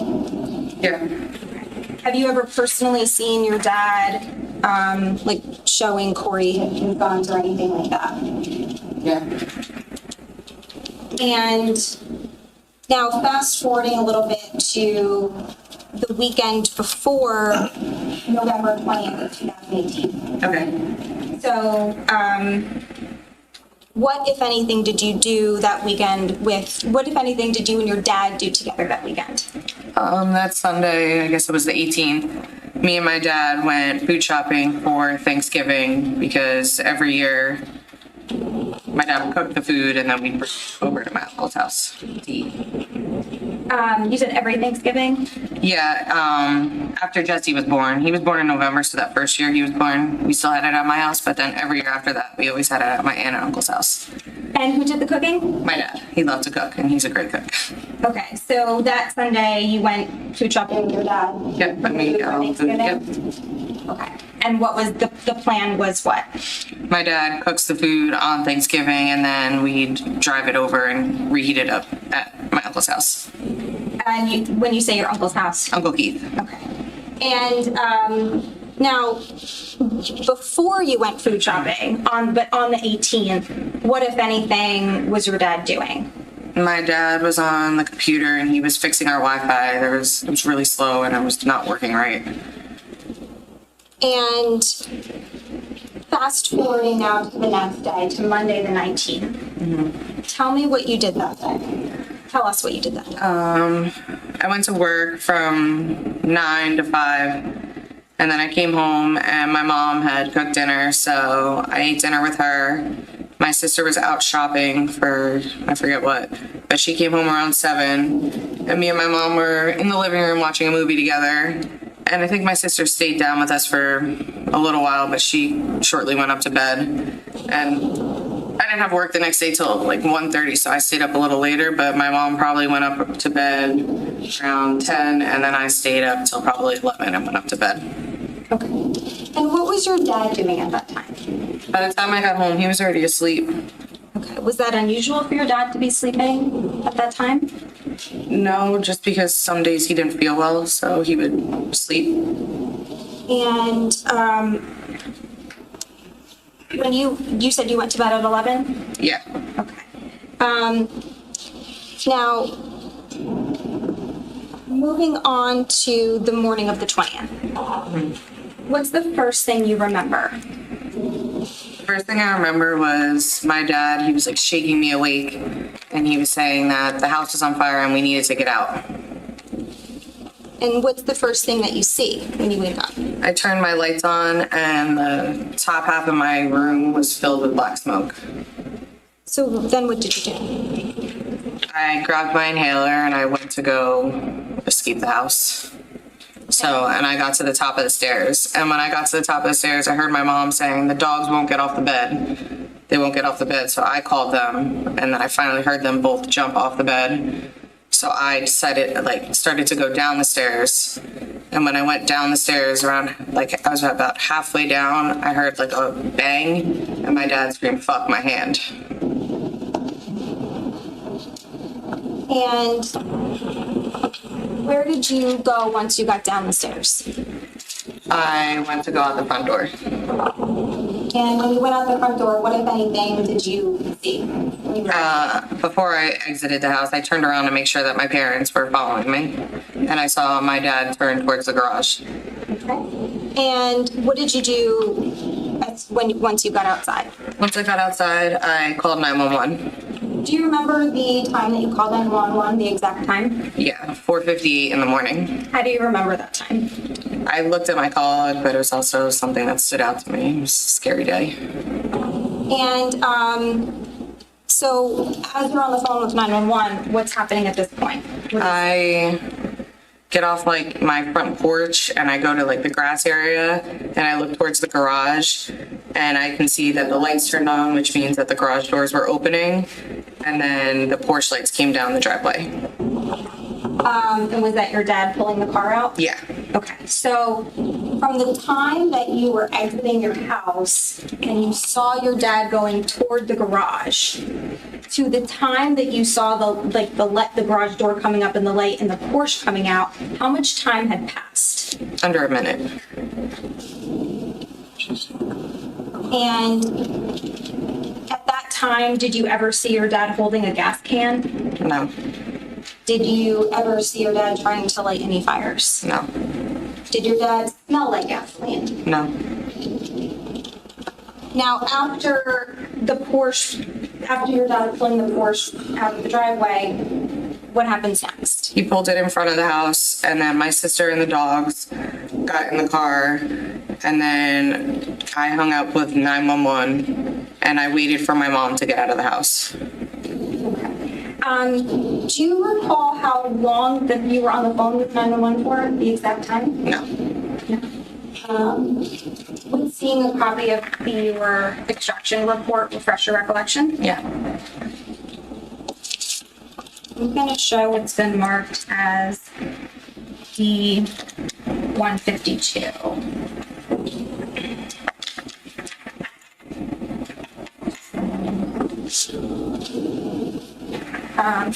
I'm approaching with what's been marked as D-152. Do you recognize this as an extraction report from your phone? Yeah. And do you see the number that you dialed listed on there? Yeah, it says 911. Okay. Do you see the time of the call? Yeah, 4:58. Okay. And then I'm just going to direct your attention to the duration. If you want to just read it to yourself and then look up when you're done. Okay. How long did that call to 911 last for? 1 minute and 41 seconds. Okay. So your dad comes down the driveway, he parks in front of the house somewhere, and then what happens? Does your family get in the car? My sister and the dogs do, but my mom was still in the house. She went to go grab her shoes, a coat, and the dog's leashes. So I waited for her to get out. So did she take a couple minutes longer than everyone else? Yeah. And you mentioned shoes, a coat, and leashes. Did anyone in your family not have shoes? Yeah, me, my sister, and my dad all ran out with no shoes. Okay. And what was your dad wearing? He was wearing a t-shirt and shorts. And at some point, like later in the morning, did anyone give you and your sister and your dad clothes? Yeah, they gave us coats and sneakers. Well, me and my sister coats and sneakers, and I think they gave my dad pants and sneakers. Okay. And once you're in the car, what happens next? We waited for the first responders to come. Okay. And did the first responders come? Yes. Okay. And once the first responders get there, what are they doing? Trying to put out the fire in my house. And as that's happening, are you and your family inside of the Porsche Cayenne vehicle? Yes. And what, if any, phone calls were made? My dad called both his brothers. Okay. And so that's Keith and Corey? Mm-hmm. Okay. Who did he call first? I think my Uncle Keith. Okay. And did Keith answer? No. And so then did he then call Corey? Yes. And did Corey answer? No. Okay. So then what, if any, additional calls were made? My sister was the only person that had Elisa's number, so she called her. And do you recall the exact time that she called? When you say your sister, is that Marissa? Marissa, yes. Okay. Do you recall the exact time that she called Elisa? No. Okay. Would showing a copy of her call log help refresh your recollection as to the time? Yeah. I'm going to approach with what's been marked as D-153. And you recognize this as your sister's call log? Yeah. Okay, I'm just going to direct your attention to the second page here. Specifically this call, and the time would be listed here if you want to take a look at that and then look up when you're done. Okay. Yeah. Okay, so what time did your sister call Elisa? 5:43 in the morning. Now,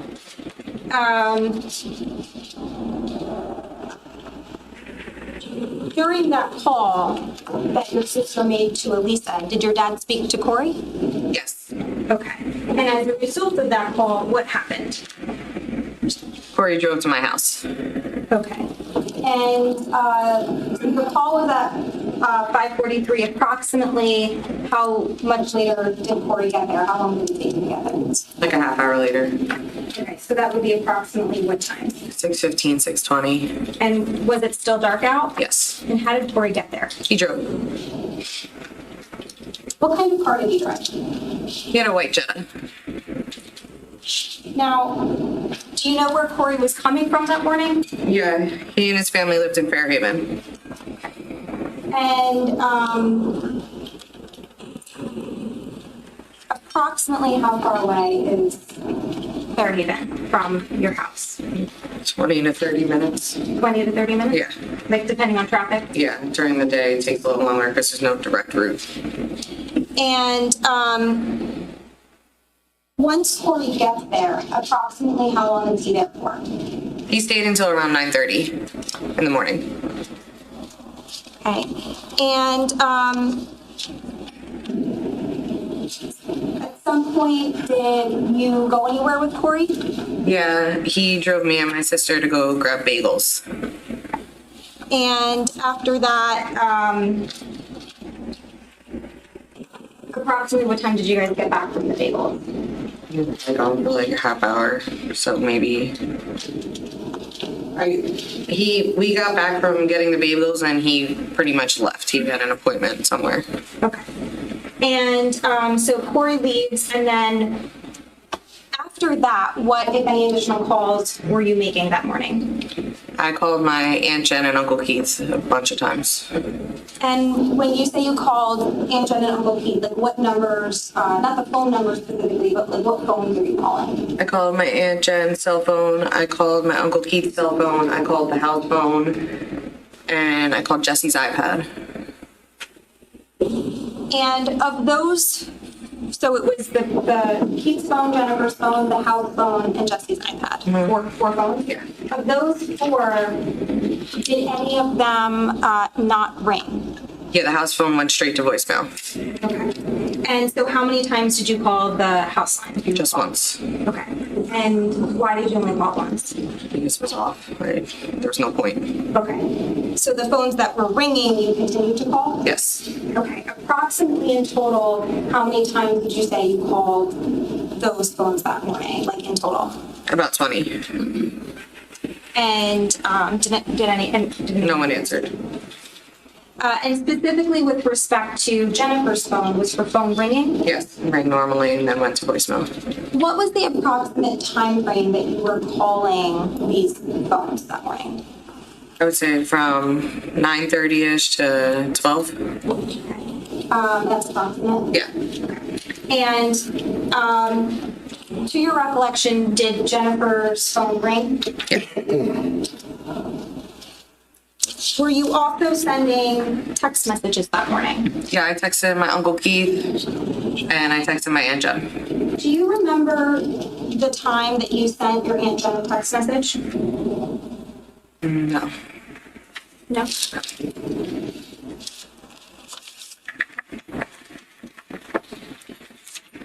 Would seeing a copy of the text message with the timestamp help refresh your recollection? Yes. I am approaching with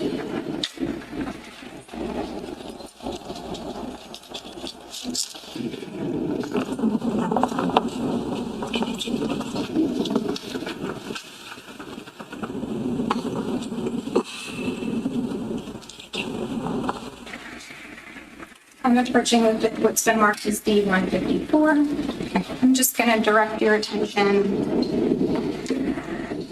to the name.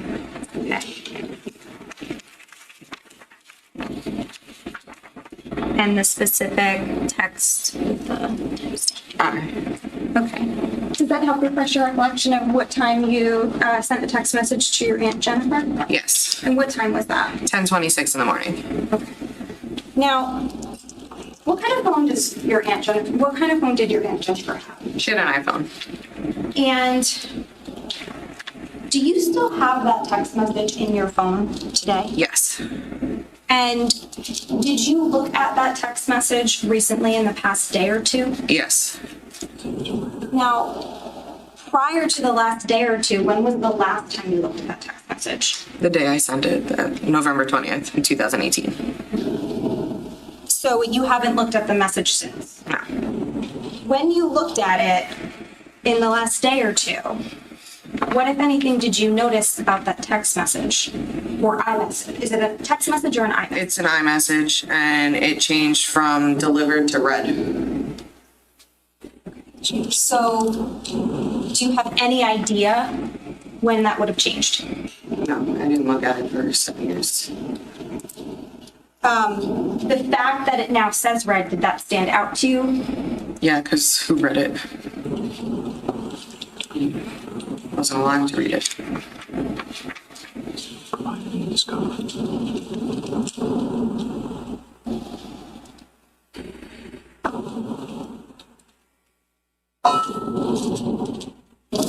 Turning back to the scene of your house fire.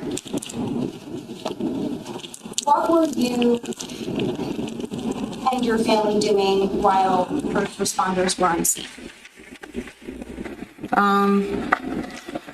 We were in my mom's car, and then we would occasionally use our neighbors' bathrooms. And which neighbors were you, whose bathrooms were you using? I personally used Marilyn's, my next door neighbor, and then John Harrington's across the street from me. And were you speaking to your neighbors during that time as well? Yes.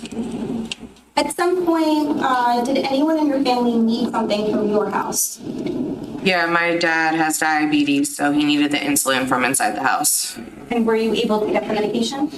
Eventually, yes, but it was difficult to get. I had to keep explaining and going back and forth, trying to say why he needed the medicine. As they said that they had to take pictures of the whole house and then we would be able to get in, but he needed it sooner than that. Now, at some point, was there a search? And so ultimately, did he get the medication then? Yes. At some point, was there a search of your dad's vehicle? Yes. And when I say your dad's vehicle, which vehicle are we talking about? It was the Porsche Macan loaner. And you reference it as a loaner because? His car was in the shop at that time. Okay. And around what time was the search of your dad's vehicle? 10:40. And was your dad present for the search? No, we walked up the driveway to go see, and when we got to the top, they told us we had. Objection, hearsay. When you got to the top of the driveway, were you permitted to stay for the search? No, And where were you directed to go? the street. And could you see the search from the street? No. But were you able to take some photos? Yes. Now, during this time, where's Marissa, your sister? My sister's boyfriend at the time picked her and the dogs up so that the dogs weren't just in the car anymore, and they took them back to his house. Okay, so your sister left with Her boyfriend her at the time. boyfriend Yep. and the dogs? And the dogs. Okay. And how did she leave? He picked her up. Do you know approximately what time this was? Approximate? I really don't, but I want to say around 10:15, 10:30. Okay.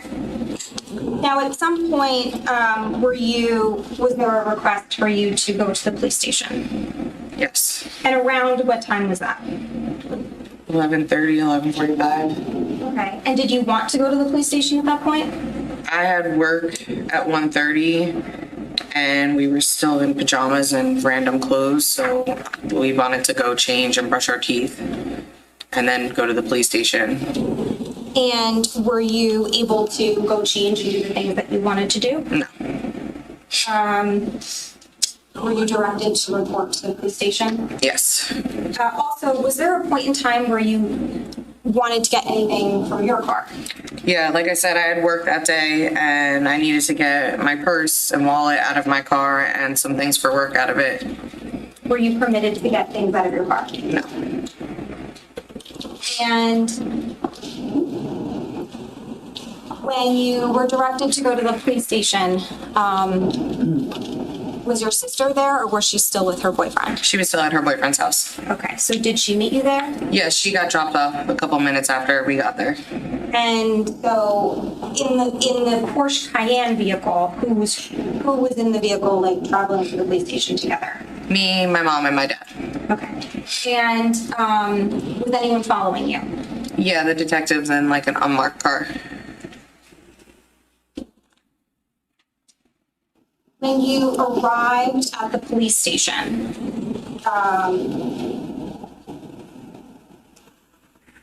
when you were still in your car, what personal items did you have with you? I had only my cell phone and my inhaler that I grabbed that morning. And did you leave anything in the car when you went to the police station? Yes, I left my inhaler in the car. Why did you leave the inhaler in your car? The detectives pulled up behind us and said it would only be like a short time to just meet them in the lobby and leave whatever in the car. They told you to leave things in the car? Now, once you get there, how soon after you does your sister get dropped off? With less than 10 minutes. Okay. So once your family is there, where in the police station do you go?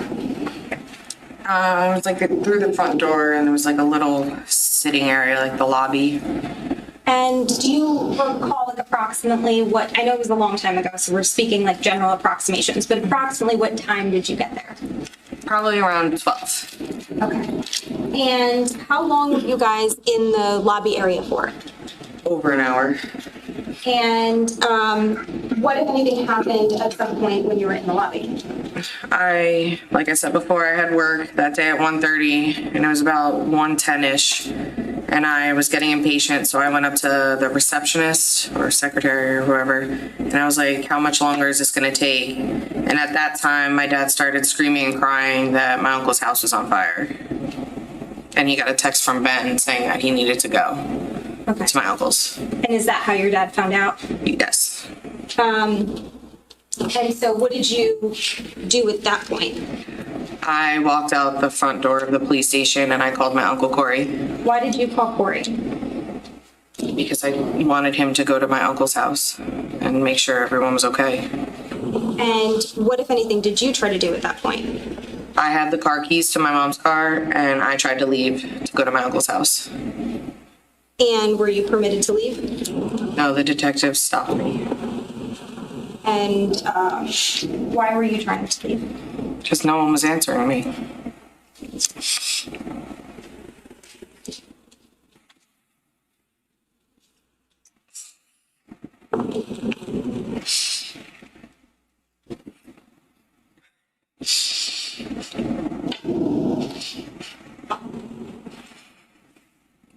Sorry.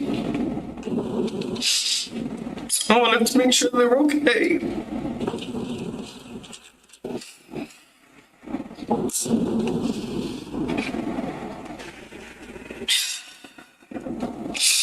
Okay, I'm sorry.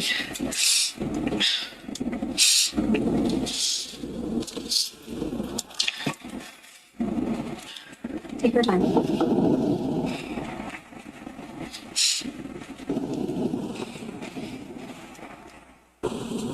Ready?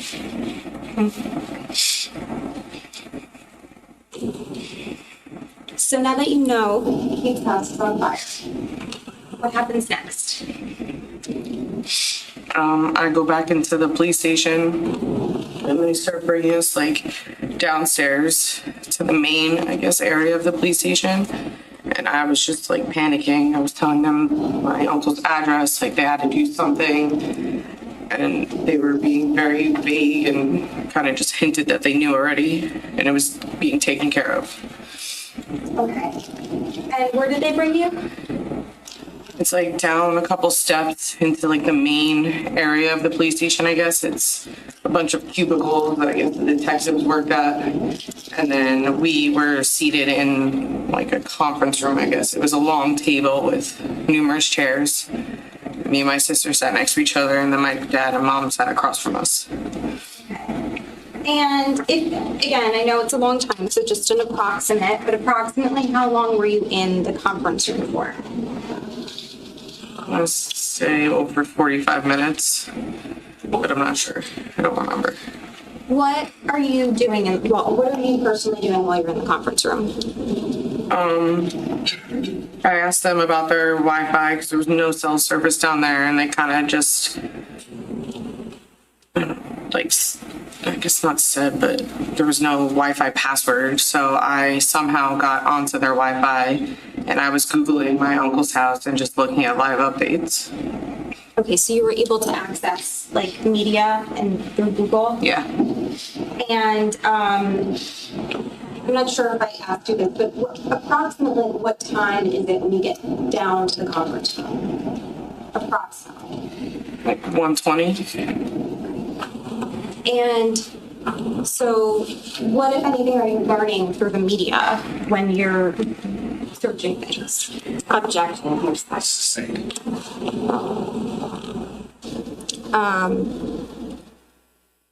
The media coverage, what did it regard your uncle's house? Objection, here's that. I'll allow that question, but no further as it relates to what the media is saying. Yeah, just specific, just the only question is like, what did it regard Yes. your uncle's house? And now, at some point, while you're in the conference room, what is the demeanor of your family? How's everyone doing at this point?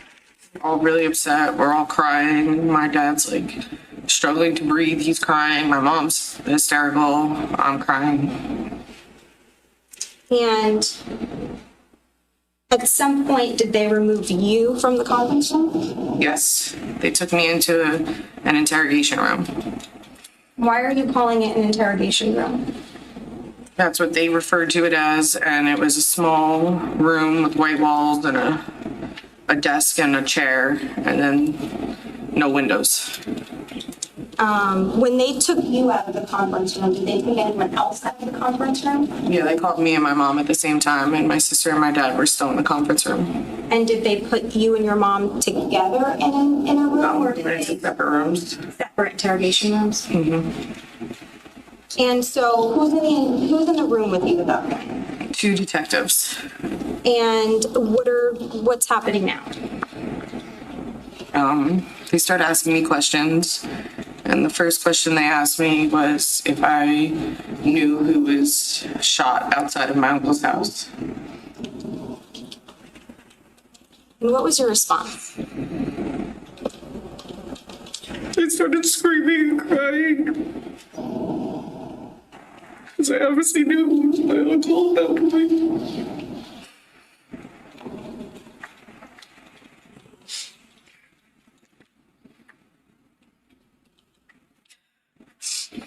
Did they continue to ask you questions? Yeah. And when they were asking you questions, how long did this last for? At least an hour.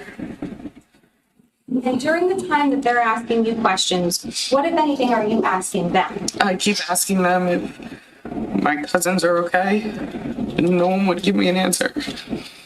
I kept asking to leave, and they said as soon as I give my statement.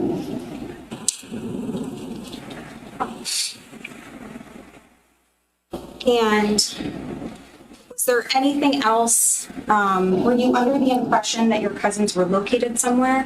Yeah, they basically told me that once I gave my statement, they would take me to them. At whatever hospital they were at.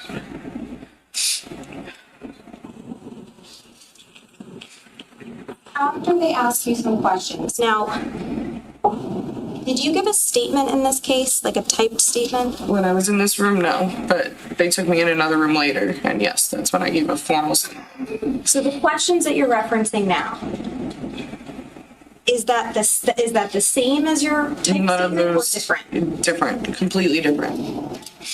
So the statement comes later. Yes. So now it's just questions, lasts for about an hour. And at some point, do the detectives leave the room?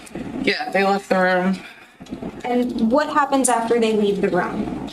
I was in there for a while, so I had to use the bathroom. So I tried to leave and the door was locked. So I started banging on the door until someone opened it.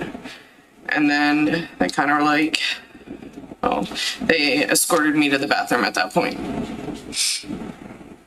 And after you went to the bathroom, then what happens next? They escorted me back into like the main area of the police station with all the cubicles. And were you with your family? No, we were all separated at this point. I could see into the conference room and I saw my dad's back. My sister was no longer in the conference room.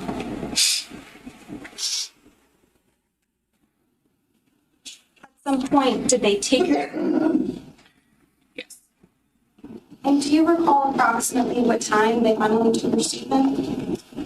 I don't. Seeing a copy of your statement, refresh your recollection as to the Yeah. time? I have, I marked as D151, if I can approach. Okay. Do you recognize this? I'll take this one. As a copy of your statement? Yeah. Okay. Does it have your name on it? Yes. And it's, looks like 8 pages long. Yep. And I think you, Yeah. okay. And does it have a start time and an end time? Yeah, it starts at 3:40 and then looks like it ends at 5:21.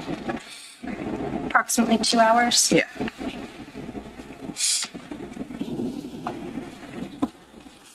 So at around 3:40, they start to take your statement. And after you gave your statement, what, if anything, did you learn at that point? They finally confirmed that they all died. And when you say they, who are you referring to? My aunt, my uncle, and my 2 cousins. And who confirmed this? One of the detectives. After you gave your statement, approximately how much longer were you at the police station for? 5.5 hours. And for the entire duration, I know you mentioned earlier when you first found out that your uncle's house was on fire, you tried to leave, right? At any other point during the time that you were at the police station, did you make any other attempts to leave? Yeah, at one point I had a panic attack and I wanted my inhaler, which was in the car, and they wouldn't let me get it. They just brought me outside to breathe fresh air. Were you asking to leave at all? Yes, the whole time. And did they let you leave? No.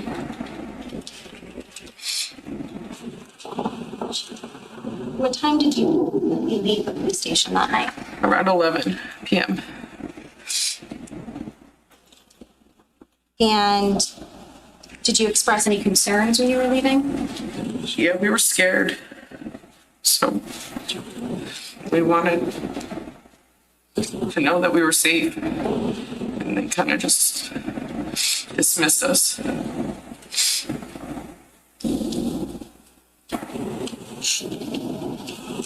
Is there anything else you want the jury to know about that day? I'm going to object, Judge, to that. Sustain that objection. That's the question. It needs to be a little bit more specific, please. Was that day a hard day? It was the hardest day of my life.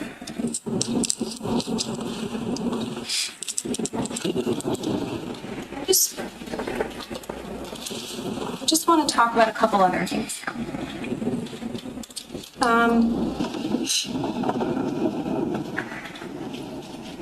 You mentioned earlier Jesse's iPad. Yeah. Let me ask you this first.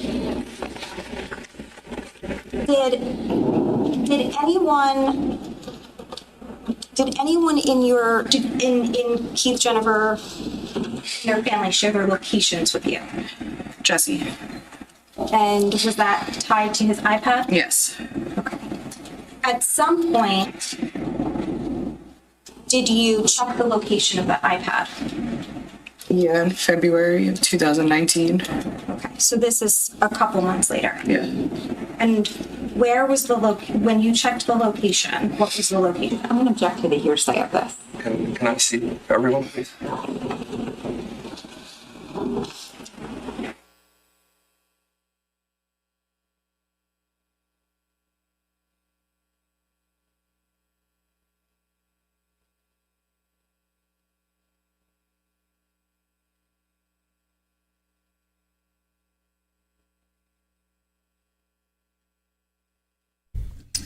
All right. All right, so that's where she steps in it. That's where she stepped in it. All right, so now I'm going to play the repercussions of Miss Mastalone stepping in it. So now we're going to get to the following day. So that's where she Miss Mastalone stepped in it. So let's get to the following day and the fallout from that. Wait, hold on. I'll put that up. So let's get to the fallout, and then we'll get back to the testimony. I'm giving you the opportunity to ask questions.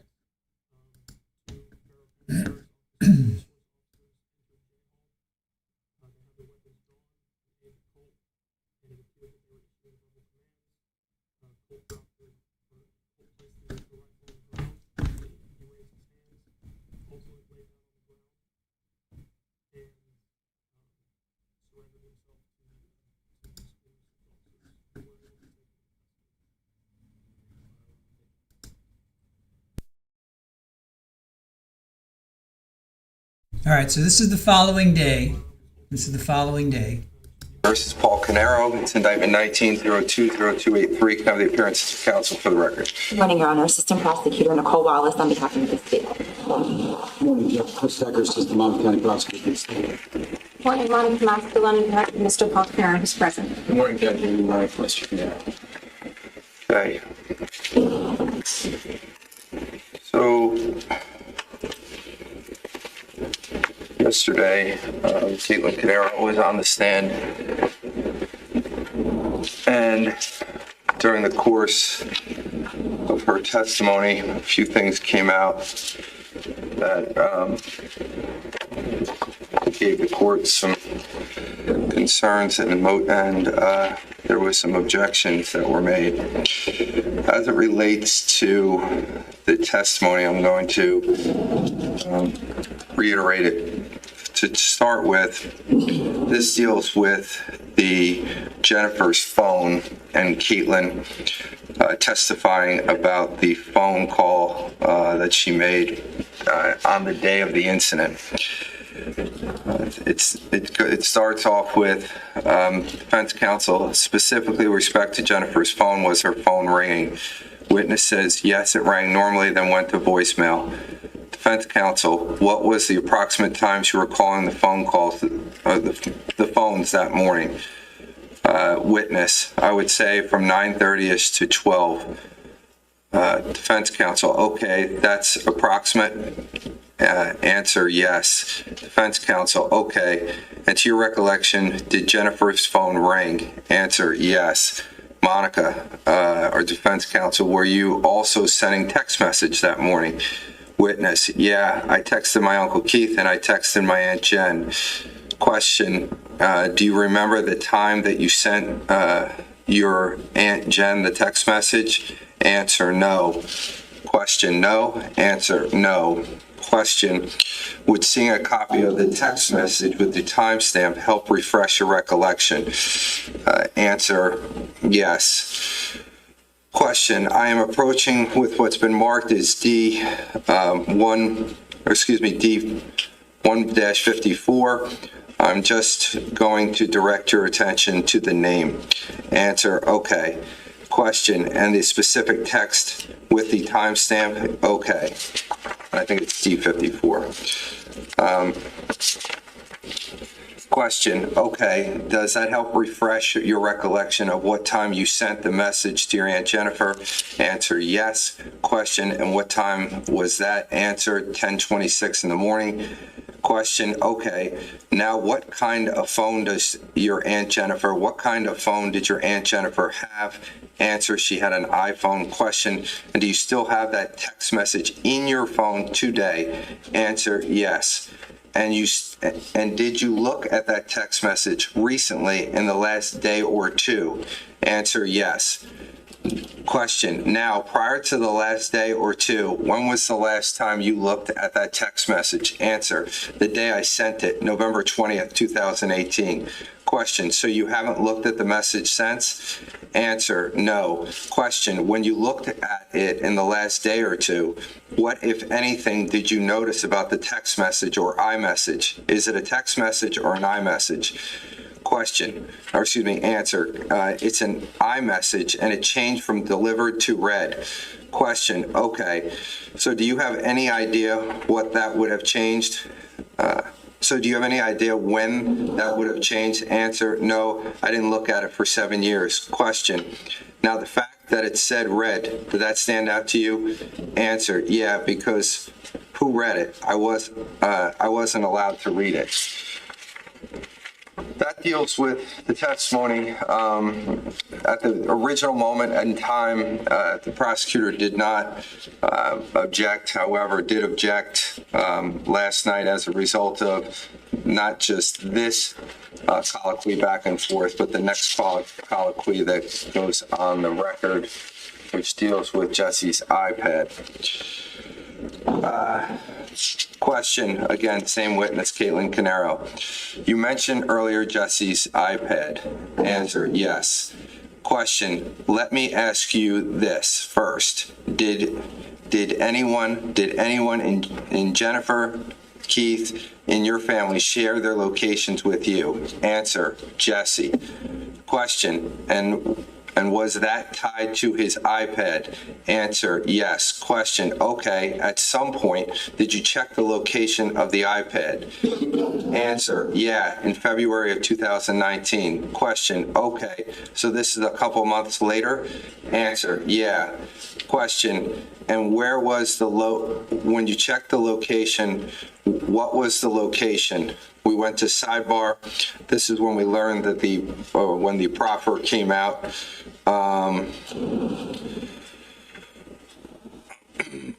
And we were informed at sidebar that when she checked the location, that the location would read from Corey's house.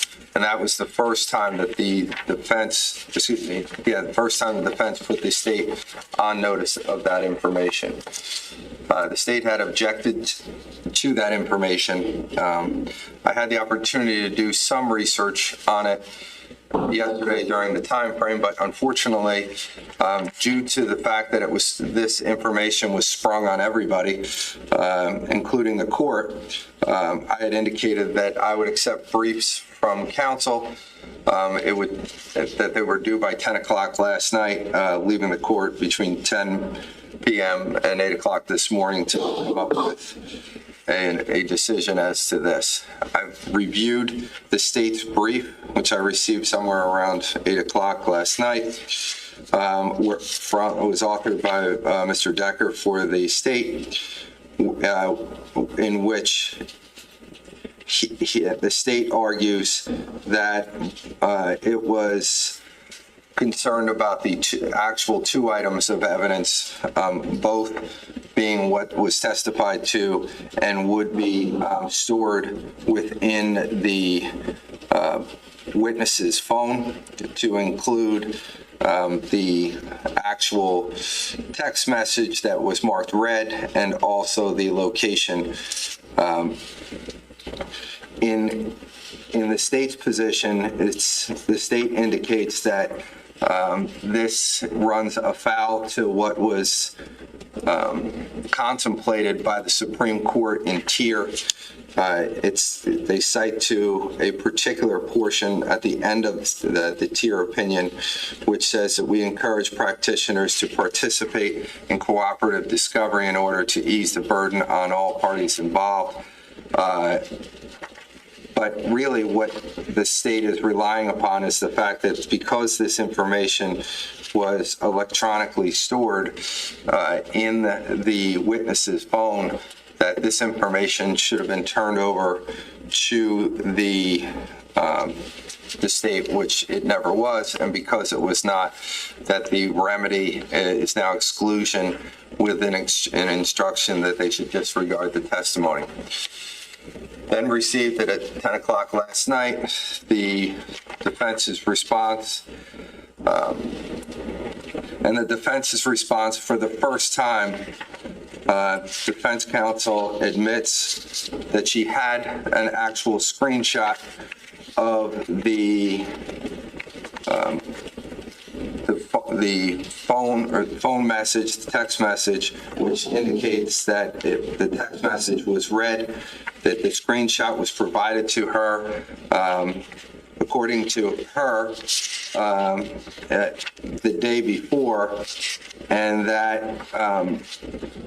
she decided not to use it due to its late hour, and decided not to turn it over. That was her decision that she made, which is clear from her submission. So we'll deal with that issue as number one, as whether that is a discovery violation or not. The second issue deals with the issue of the location of Jesse's iPad. The defense is arguing that this testimony is relevant because it demonstrates that Corey was taking items from the house after the homicide, which lends to certain credence about that the scene was contaminated during the cross-examination of Detective Vogt about these Tiffany jewelry boxes found on top of the rubble. But of course, this was dealing with when Vogt collected the DNA samples in 2020, not in 2018. Second, the state argues that it demonstrates, that this evidence demonstrates a failure to investigate because the state did not seize or search the iPad while they did seize and search Sophia's phone. The defense argues that the state, and I should stay there for a minute. In pointing this out,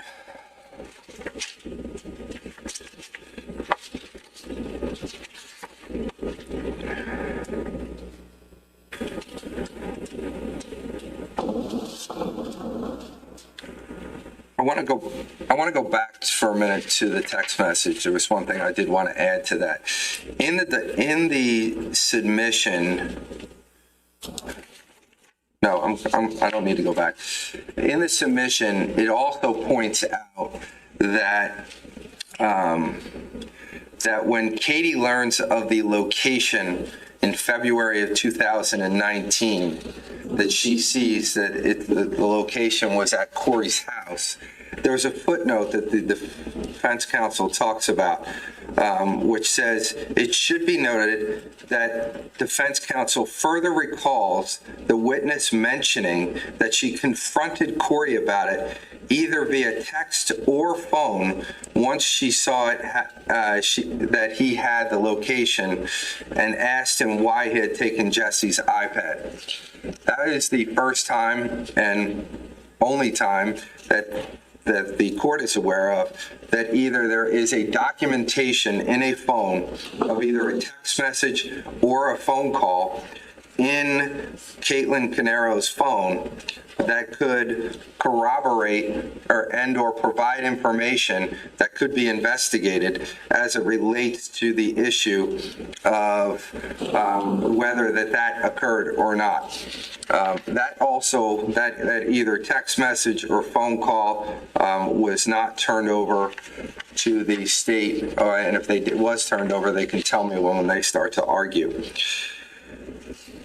I should point out that the defense is, in saying everything that I've summarized so far, the defense is saying that they are not suggesting that the iPad was taken at the time of the murders, as it was clearly depicted during the testimony of the forensics detective when he went through the evidence found in the kitchen, where there was an iPad located there. The iPad, I guess, based upon what defense counsel is saying, is that the iPad that's located in the kitchen is actually Jesse's iPad. I don't know if that was clear during the testimony at all, that somebody said specifically that they knew that it was Jesse's iPad, but that also is something that's being argued. But what the defense is saying, that they were trying to be careful to make clear to the jury that Katie saw the location in February 2019, a few months later, so not to be misleading.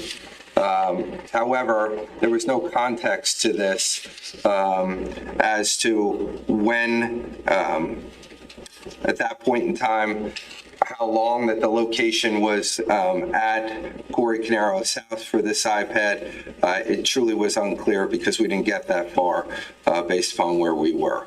The defense counsel further argues that the state had full access to Susan, Katie, and Marissa, that the state had the ability to interview them just as much as the defense did. However, what's interesting to note about that is that it's clear from this submission, and it's noted specifically as a footnote number 3 on page 4 of the defense's submission, that the defense was aware that the state was making efforts to speak with Susan and to Katie and Marissa close to the time of trial to make a decision on whether probably if they were going to call them or not. However, that none of them were willing to speak. So the state did not really have access to them. So when it comes to the defense putting in their submission that for the weeks during the course of the beginning of this trial that they were not sure if the state was going to call the either Susan, Katie, or Marissa, the court has some level of concern of that statement based upon the fact if the state had no idea what these individuals were going to say, why would they call a witness that they have no idea what's going to come out of their mouths other than a statement that was given 7 years ago, but now they're unwilling to speak to the prosecutors. So I'll leave that for another day, or for the state to deal with if there's something that should be added. I'll point out that while the state did have Susan, Katie, and Marissa are all on their witness list, the witness list is a list of people that may be called. It's not it's more people that are ever involved in a case. The witness list is used not just for the potential witnesses, but it's also for the jury to know, to be read each individual's name, so that if one of the jurors happens to know one of these individuals that may not be called as a witness, it's still important for the court to question those particular jurors as it relates to that issue, on whether that if they knew that person, even if they're not being called, would that have impact their ability to be fair and impartial? So the fact that the Susan, Katie, and Marissa were on the state's witness list is of no moment to this court as it relates to them being there and as to whether that there was an obligation here to turn over this type of evidence. I also want to point out that counsel brings up the fact that, well, this trial is moving exceedingly fast. I just want to say that I've disagreed with that from the door.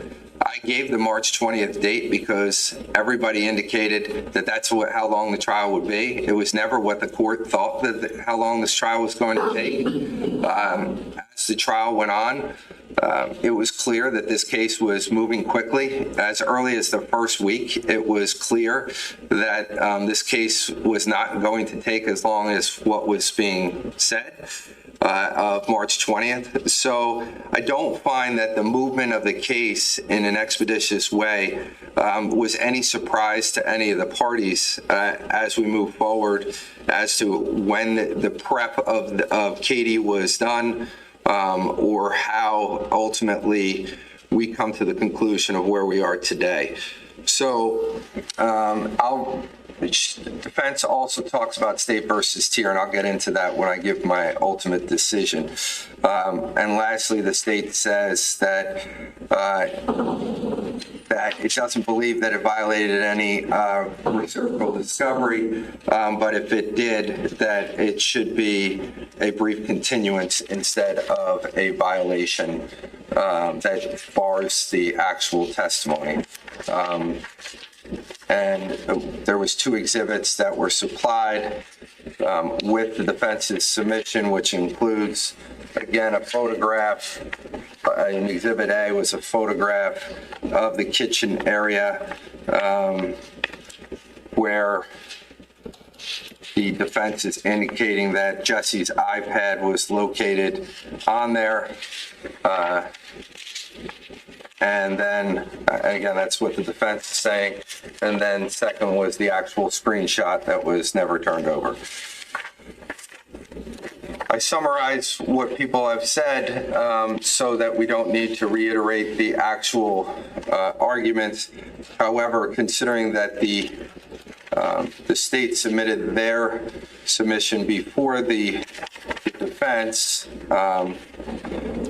I don't know if there was something else that they wanted to respond to, but I'm going to allow both sides to create their record before the court makes its ultimate determination. I'll start with the state. Thank you, Judge. Now, I just want to start off by saying that I think that the court's summary with respect to the issue that came up yesterday and the court's summary of what was stated in the briefs is spot on. I mean, I think that the court essentially hit every point that the state would have argued. Obviously, the state and the defense, in any case, have different discovery obligations. We're all aware of that. But that does not mean that when you are in possession of a document that you decide not to turn over because you weren't going to use, it doesn't mean that it's not a discovery violation. I mean, they did use it. They didn't use the physical document, but they used the information in there. That's where the state has a problem. I don't want to get in my high horse, Judge. I'm not going to belabor the fact because the court's spot on in its insight with respect to everything that it said this morning. But as someone who's been with the prosecutor's office for almost 23 years, especially in the last few years, I've had to sit back on cases that were not mine, some of which I then had to get involved in, where the prosecutor's office was being accused ad nauseum of these heinous discovery violations, when in effect, a lot of times it was essentially some sort of minor oversight, clerical error, but yet in the press, the state and the prosecutor's office was looking like the demon, the villain. I'd submit to this court that over the course of the last 7 years, this office, myself, Ms. Wallace, paralegal team, our clerical staff, have done everything possible to make arrangements to provide discovery to the defense. I've been personally, not by these attorneys, personally had my credibility tarnished, or attempted to be tarnished by a prior attorney for Mr. Caneiro, wherein I had to write a very scathing letter pointing out that in fact we did not have something at a certain point that we were accused of having and not provided. We provided discovery. It's been gone over ad nauseum by Your Honor, by Judge Oxley, every status conference. Is there any other discovery? We've done everything we can. I'm not trying to make this more than it is, but I think based upon the submission that we've received from the defense, certain things are clear with respect to what they had. And I would submit to the court, as I stated, that I don't believe that the New Jersey Supreme Court intended for their opinion to mean that, hey, let's not document it because then we don't have to turn it over. I don't believe that's consistent with the language about encouraging practitioners to participate in cooperative discovery, etc.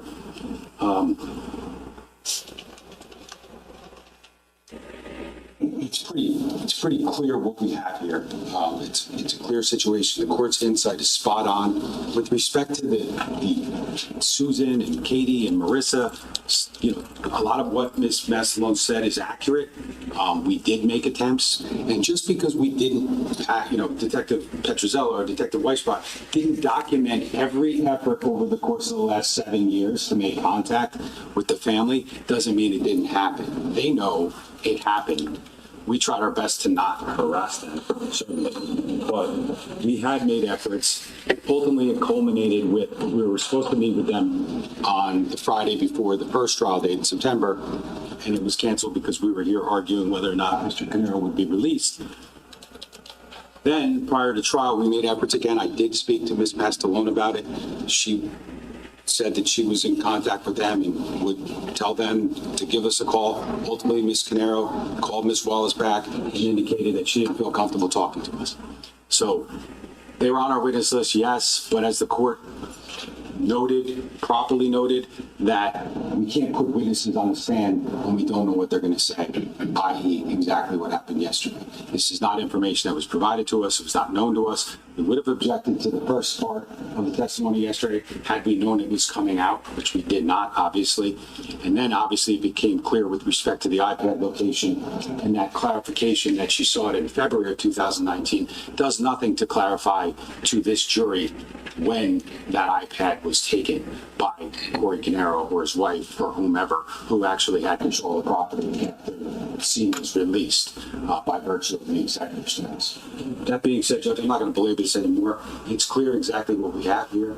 There was a document, it was not provided, and there's other information. Let me ask you this question. If the court felt compelled that it had to allow some of this information, even if I do find a discovery violation, I just want to know the state's position as it relates to a need for time to investigate some of this information that you're literally learning 5.5 weeks into a trial. Judge, the testimony yesterday that she looked at, all of a sudden she looked at a text message and said read. Without the document, I don't give it much credence. The document's clearly not admissible. Her having testified that it was read. Well, you know the document exists. I mean, I would submit to the court it's clearly inadmissible. There's no question it's clearly inadmissible. It's provided after she said something on a witness stand.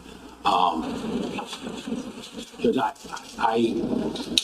worry about the credibility of what's been provided, how it was provided, how it became read. I have no idea, nor am I ever going to be able to know.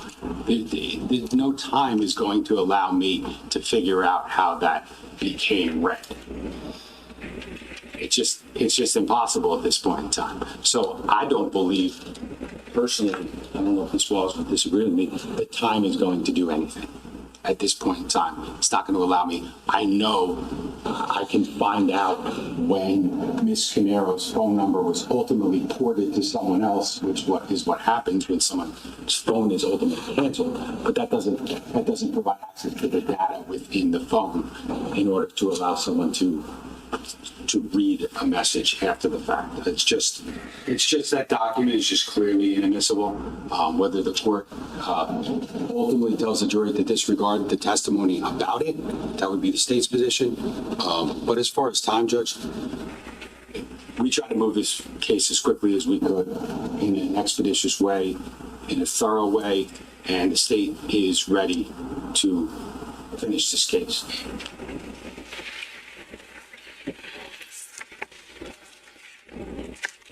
Ms. Massalone, would you agree with me that the document, the screenshot that you had, was an electronically stored document within Katie's phone? The document that I had, Judge, was simply a screenshot of what she observed in live time. So, but my question to you is that the actual physical phone that documents the screenshot, that physical phone and what's located there, you agree with me that's an electrically a stored document within her phone? Do you agree? From the moment she took it, sure. And from the moment that you knew about it, correct? It's an electronically stored document, right? I don't know if that's within the context of the. I'm asking you a question, yes or no. The answer is either it is, or in your opinion, or it's not. So In my opinion, it is electronically stored in her phone. Yes, is it electronically stored? As far as do I have access to her phone? I didn't have access to her phone. Well, actually you did, because you actually got a screenshot of it, according to you, the day before. So you did have access to not only to her phone, but the fact that you received a screenshot of it. Am I correct? I would disagree, Judge. I'm on the phone with Katie. She's giving me information in live time. This is less than 24 hours before she's set to testify. And she informs me of something for the first time. And in live time says, and by the way, here's a screenshot of it. So this is less than 24 hours before she's testifying. It's not clear that this is, my understanding is if I'm not going to actually use the physical item, I didn't think it would be necessarily fair. I have to say, I had a fleeting moment to really think about it, but I didn't think it would be fair to surprise the state with this document and say I'm going to use this tomorrow, or I plan to use this tomorrow. So I relied on what she verbally told me to elicit the testimony. I think those are two distinguishable things. I don't think they are. I don't think they are at all. I actually think that you had 24 hours, according to you, if you're actually assuming your information is correct, that you had a significant amount of time, that you had a screenshot of information that you knew you were going to elicit the next day, and that you did not turn it over. You didn't turn it over on Sunday. You didn't turn it over on Monday morning at 8 o'clock when we're all here a half hour before we started. You didn't turn it over at the first break at 9:30 or 10 o'clock. You didn't turn it over at the second break that we had at 11:30. You didn't turn it over at 12:30 during the break at that point in time. And you obviously didn't turn it over even after you asked the question about it. It wasn't until it comes up where I'm getting a brief at 10 o'clock at night, some 6 hours after the testimony, for the first time, the screenshot shows up and is now a part of this case. So, yeah, you did have time. You absolutely had time to turn it over, and it's not a fleeting moment. You knew with other text messages that you had, where you got somebody's phone records in the past, you actually turned those messages over. So you know that you actually have to turn over something that's in somebody's phone because it's electronically stored information. And the reality is that you decided not to do that. You intentionally and deliberately decided not to turn over discovery that you had in your possession before such time that that witness took the stand. So the state, at least at that moment, could have had the opportunity to say, hold on for a minute, we want to do some research on this before it comes out on the stand. Tier says one thing, it does. But here does not mention, and it does not deal with the fact when something, it's not created by you. No one's asking you to create anything in this case. It already existed. This information was stored in her phone. It existed. You knew about it. You didn't turn it over. There's a difference. That's not what here is talking about. This, in this court's opinion, aligns more with State versus Knight. That is the 2024 decision, which I'll get into in my decision, which directly, in this court's opinion, is a situation where the defense has certain rights, and they absolutely, there is, I'm going to use the word imbalance, but only to the extent to preserve the defendant's constitutional rights. The defense does not have to turn over as much information that the state does. However, the discovery rules make it clear that electronically stored information needs to be turned over. You had it, and you didn't turn it over. So if your answer is anything other than when I ask you if it's electronically stored information, if the answer is anything other than yes, it is, I got a problem with what you're saying. So I'm going to give you another opportunity as you're talking to the court. When you look at this information, is it or is it not electronically stored information?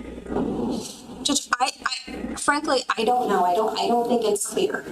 Again, my interpretation of the discovery obligations are that if I am using something at trial, a physical, extrinsic document or piece of evidence, then I have to turn it over. And there were many things that were turned over months ahead of time because I had them months ahead of time. All I can say is I had this item the day before she was going to testify, and if I had not had the item, if it wasn't sent to me, and all I had was her verbal information, I would have just elicited the testimony. So I was relying on the verbal information, not the extrinsic information, to elicit the testimony. And that's all. That is. If Your Honor disagrees, and Your Honor disagrees. That's all I can say. I do disagree, because you know what you're doing? You're trying to walk a fine line and a tightrope on this situation. But you know that electronically stored information needs to be turned over. So that is why you're saying, I'm going to rely on the testimony that you know has electronically stored information to it. You know it. And you decided in a deliberate attempt to not turn it over, that you would just elicit it on the stand outside of turning over the physical screenshot in advance. So the state has some clue as to what was going on. The state didn't even have the opportunity to object. It happened so fast. So the reality is simply this. I hear you as it relates to this issue. I 1,000% disagree. This is not what the Supreme Court at any point in time contemplated when it considered tier. This is not what there's no way. And when I look at State versus Knight, it shows me that there are certain situations where the defense has to comply with the discovery rules. And this is not going to be trial by ambush, not in this courtroom or not in this state. So that's number one. Let's move on from the text message for a minute. I want to talk about the issue of these locations from February 2019. The electronic location that she looked at from 2019, is that stored in her phone as of today?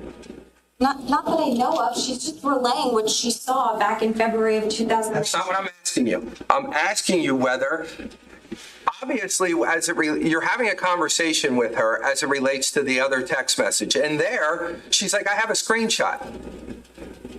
I can't sit here and not think that somebody who's preparing a witness in a case like this wouldn't ask a question. Do you have anything in your phone that says that the location comes back to Corey's house in February 2019? Are you saying that you never tried to see if that information's electronically stored in her phone? That's exactly what I'm saying. I didn't ask that question because she just mentioned that when back in 2019 she looked at it and saw that it said that it was at Corey's house. And because I was under the impression that they obviously had the iPad at some point, but never seized it or searched it the same way that they did to Sophia's phone.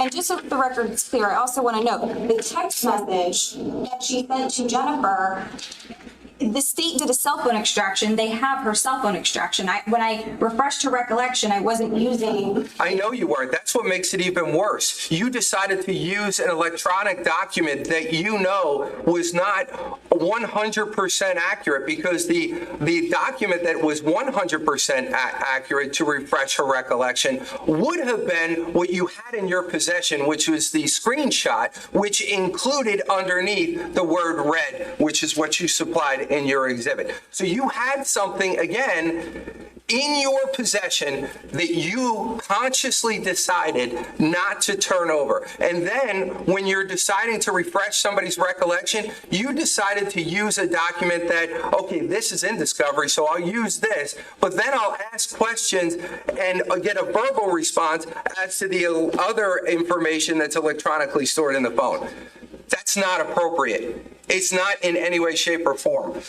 The other part of this is that you're saying in your footnote on page 2 that defense counsel further recalls the witness mentioning, so I guess this is during a conversation that you had with her, that she confronted Corey about it, either text or phone call.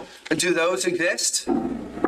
I don't know, Judge. I'm being in candor to everyone. I'm just relaying the context of the conversation and what was told to me. That's all. The court is clearly being accusatory toward the defense. The court is using words such as conscientious or conscious and deliberate and intentional. I'm using it because it's true. I'm using it because it's true, Ms. Maslone. So don't say that I'm using these words for any other reason, because you did this. I didn't do it. I've given you the opportunity to ask questions and do whatever you need. And the reality is, you can roll your eyes for the record, as you just did, but the reality is simply this. You were given the opportunity under these circumstances to turn over electronically stored information, and you didn't do it. If that's the court's finding, then that's the court's finding, Judge. It doesn't seem to me that there's anything that I can say to further my position that this was not a discovery violation, nor was it an intentional discovery violation. So if the court finds otherwise, and the court clearly has, then there's nothing further that I can say. The defense has made every effort to try to be transparent in light of the fact that of the unique nature of this case. I've never had a case where I've had to go to sidebar so many times to make sure that it's okay to ask certain questions, as I did before Keith Caneiro's testimony. This was not something that I anticipated would be an issue. I elicited something that she verbally told me, and that was it. There's a 25-page ex parte letter that pertains to Corey Caneiro, the court made rulings. I advised the witness accordingly of what she was and was not permitted to say. This was something that came up at the last minute that didn't seem to me to have the message about Jennifer's phone has nothing to do with Corey Caneiro. Didn't I rule as it relates to any post behavior by Corey and/or his wife or ex-wife that I was not going to allow some of this conduct to be brought out? Didn't I say that in my January 27th? Absolutely, and this wasn't. Okay, so hold on. It's just failure to investigate and seize and search the iPad. No, it's actually not, because the first thing that you say is that people were in the home. I'm sorry, I think I was talking. The first thing that you say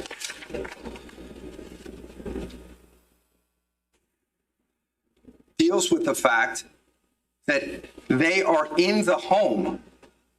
They're in the home taking stuff out. It demonstrates that Corey was taking items from the house after the homicide, which lends to further credence to the defense's earlier point.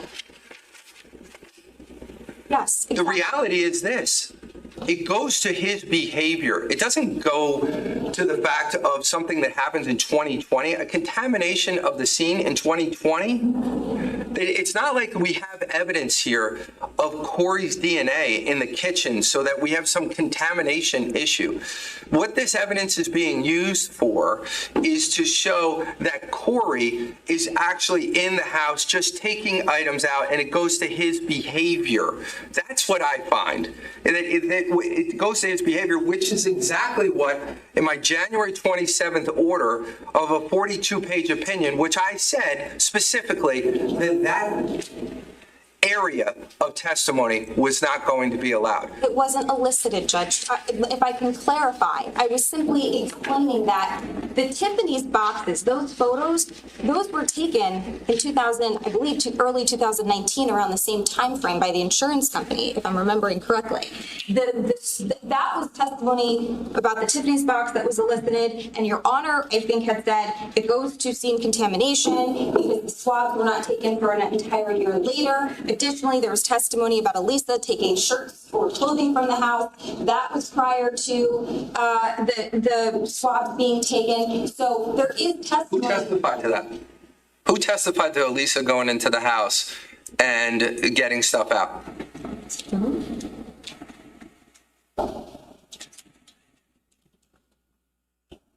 Judge. It might have been a mix between Petrozello and Detective Vogt.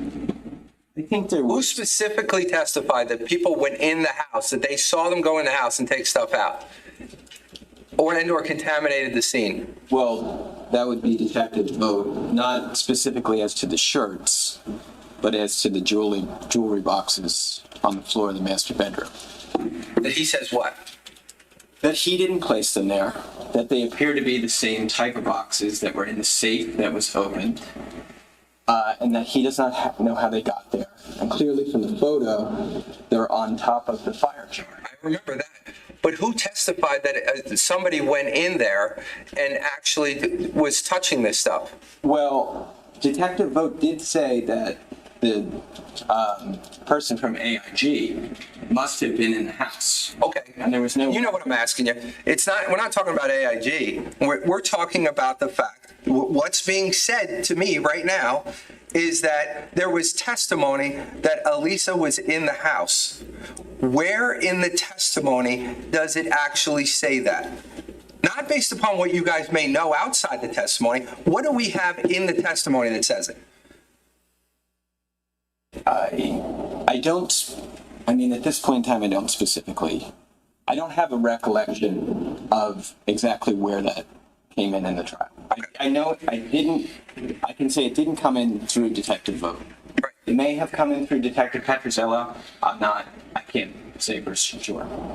I know it's a fact we knew. I know it's a fact we discussed.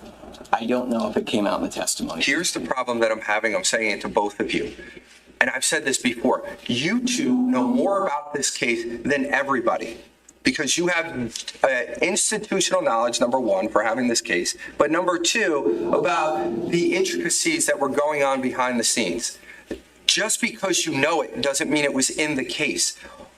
I'm having struggles even with this submission because there's other parts of this submission that is talking about testimony that has occurred that I don't have any recollection of, or in notes and notes and notes can I find it.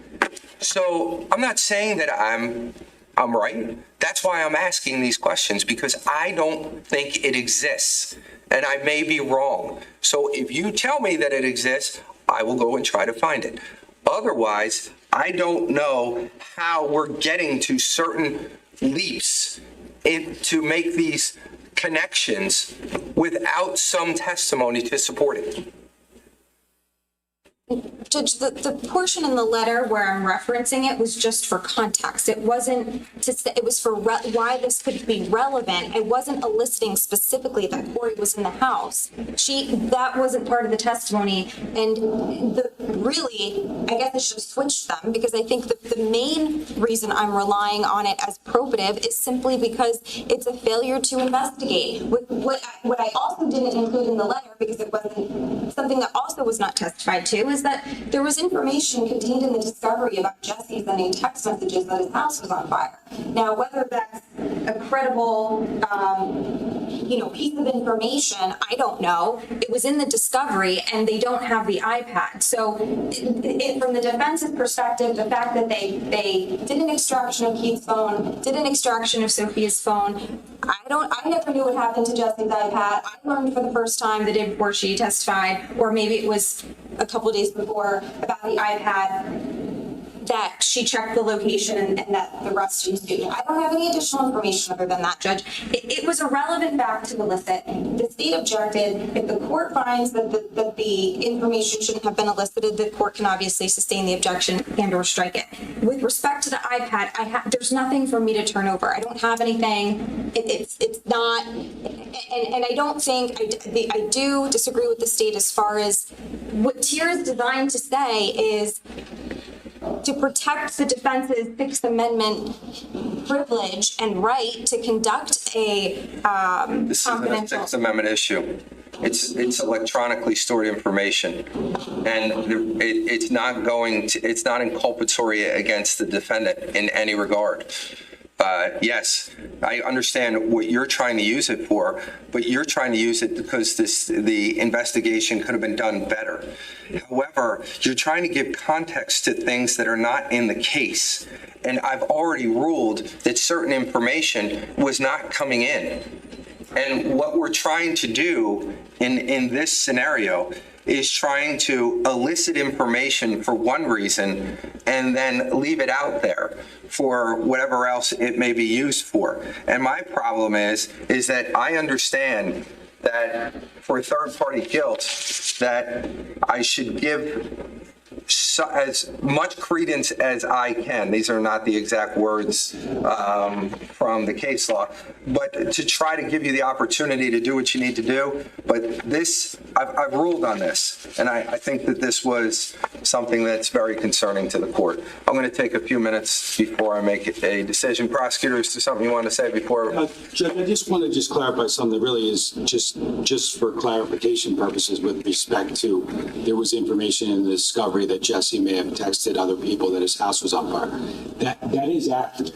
Detective Mahoney's notes indicate that he had heard that. He then, and other people, I don't remember exactly who, went to the school and determined that that was not in fact true. It was a rumor amongst 11-year-olds in the school. So that's just to close the record in that regard. I'll be back.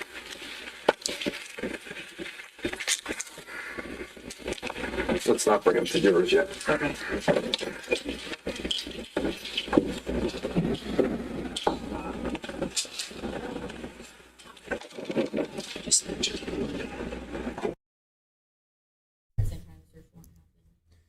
All right.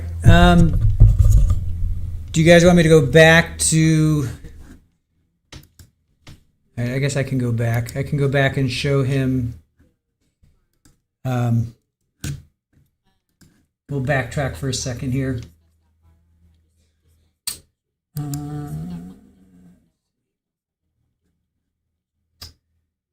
You guys want to see him?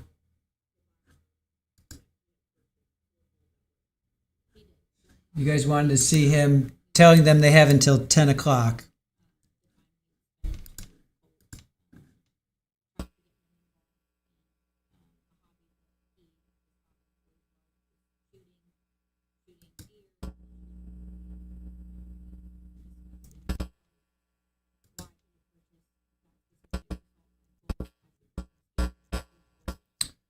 All right, hold on.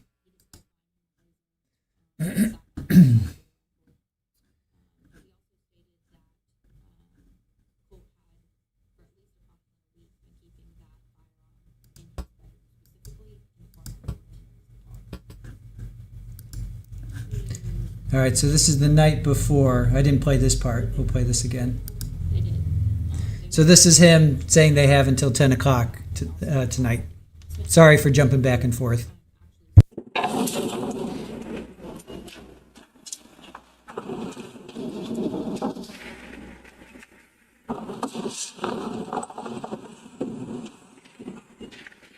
Based upon this legal issue that was just brought to my attention, I'm going to give both sides until 10 p.m. tonight to find to brief this issue. I'm not sure that this is a state versus tier issue. I need more time to look at it. It would have been nice for somebody to put me on notice, but it is what it is. So I'm going to give both sides until 10 o'clock tonight to find a brief, and I will address it tomorrow morning. I'm going to bring the jurors in a little bit later. This will not slow down what our plans were for later this week. It may just be that there won't be a day off in between the end of the cases and summations. Can you ask the jurors to come out? Judge, can I just ask what the issue that we're briefing is? The issue of not telling the state of what you were about to elicit.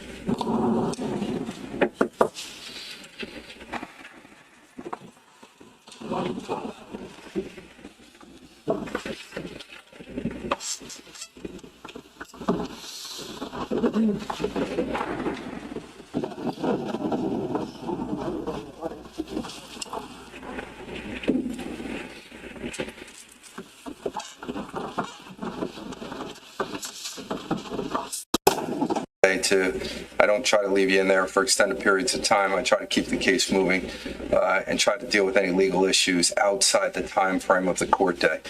Unfortunately, there's something that was only just brought to my attention, so I didn't have the opportunity to do this in advance, and I'm going to need a little bit more time.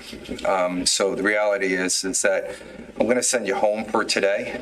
What I'm going to do is I'm going to bring you back tomorrow morning. Instead of coming back here at 8 o'clock, I'm just going to ask for you to be here at 9 o'clock. That should give me enough time, even if I get you up by 9:30, it still gives me an hour here without you being here to get things done and put on the record, and then we'll get started back up. So I apologize to you for your time, for making you sit in there for a little bit longer. I will bring you back tomorrow, 9 o'clock instead of 8 o'clock, and we'll continue on. Please don't discuss this case. Don't do any research. Don't try to figure out what the legal issues are. That's for me to do. Remember, you're the fact finders. It's my job to deal with the law. So I hope you have a nice night, and we'll see you tomorrow. Thank you so much.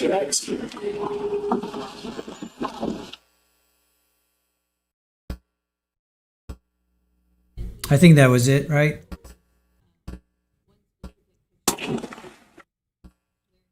Wait, there's more. So much happened to this trial. Record purposes, due to a proffer that was provided based upon an objection by the state, research was done on state versus tier, which is 228 NJ 555, 2017 opinion. I'm not sure that state versus tier contemplated the scenario that we were in this case as it relates to this type of evidence. So everybody knows what the proffer was based upon what Ms. Mastalone said at sidebar. So that's the issue that I need to be briefed as to where we're going. And then I'll ask everyone to be back here at 8 a.m. and I will come out soon thereafter and I'll hear oral argument at that time. But again, submissions to me by 10 o'clock tonight, no later. If it comes in at 10:01, I'm not accepting it. And we'll see where we are at that point in time.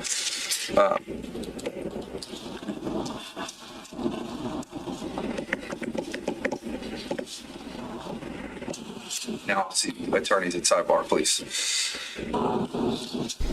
10 o'clock. 10:01, I'm not accepting it. Who got theirs in at 8? Who got theirs in at 10?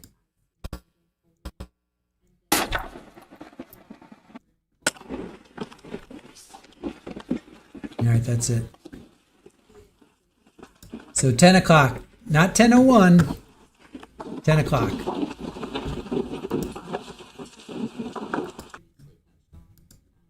And again, who got theirs in? Who got theirs in at 10? And who got theirs in at 8 o'clock? Oh, Miss Mastalone. And it was only 4 pages. She only had to write 4 pages. Her brief was 4 pages long.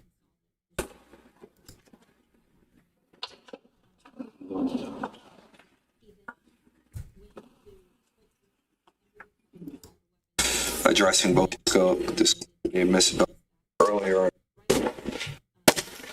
You see it?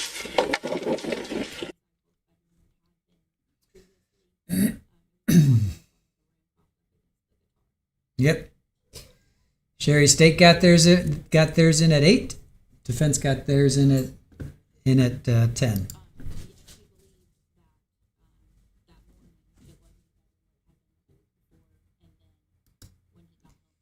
All right.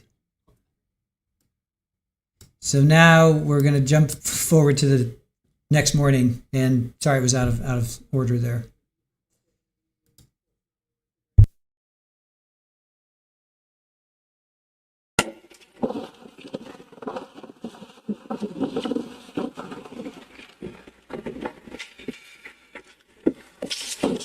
There was an issue before the court yesterday. The court summarized earlier an oral argument, but did not render a decision on the admissibility of the evidence when it was brought up at sidebar. Instead, the court expressed concern that the information, having not been previously disclosed to the state, potentially constituted a discovery violation. The court directed both parties to submit written memorandum addressing both the admissibility of the evidence and the discovery issue. After reviewing now the written submissions from the state and from the defense, and also listening to arguments this morning and a review of the applicable case law, the court will render its decision now. First, I want to start with the premise under State versus Knight 256 NJ 404 2024, quoting State versus Williams 80 New Jersey 472, 478 1979. Quote, the thrust behind the reciprocal discovery rules is that the state is entitled to know in advance what evidence a defendant intends to use at trial so that it may have a fair opportunity to investigate the veracity of such proof. With that being said, and looking at our New Jersey Court Rule 3:13-3B2B requires the defendant to provide to the state, quote, any relevant books, papers, documents, electronically stored information, and any other data or data compilations stored in any medium from or through which information can be obtained. The phrase electronically stored information is broad and encompassing a wide range of digital evidence, but it includes and is not limited to text messages, emails, photos, videos, location data, metadata, and other information stored in electronic form. Rule 3:13-3F provides remedies when a party fails to comply with discovery obligations.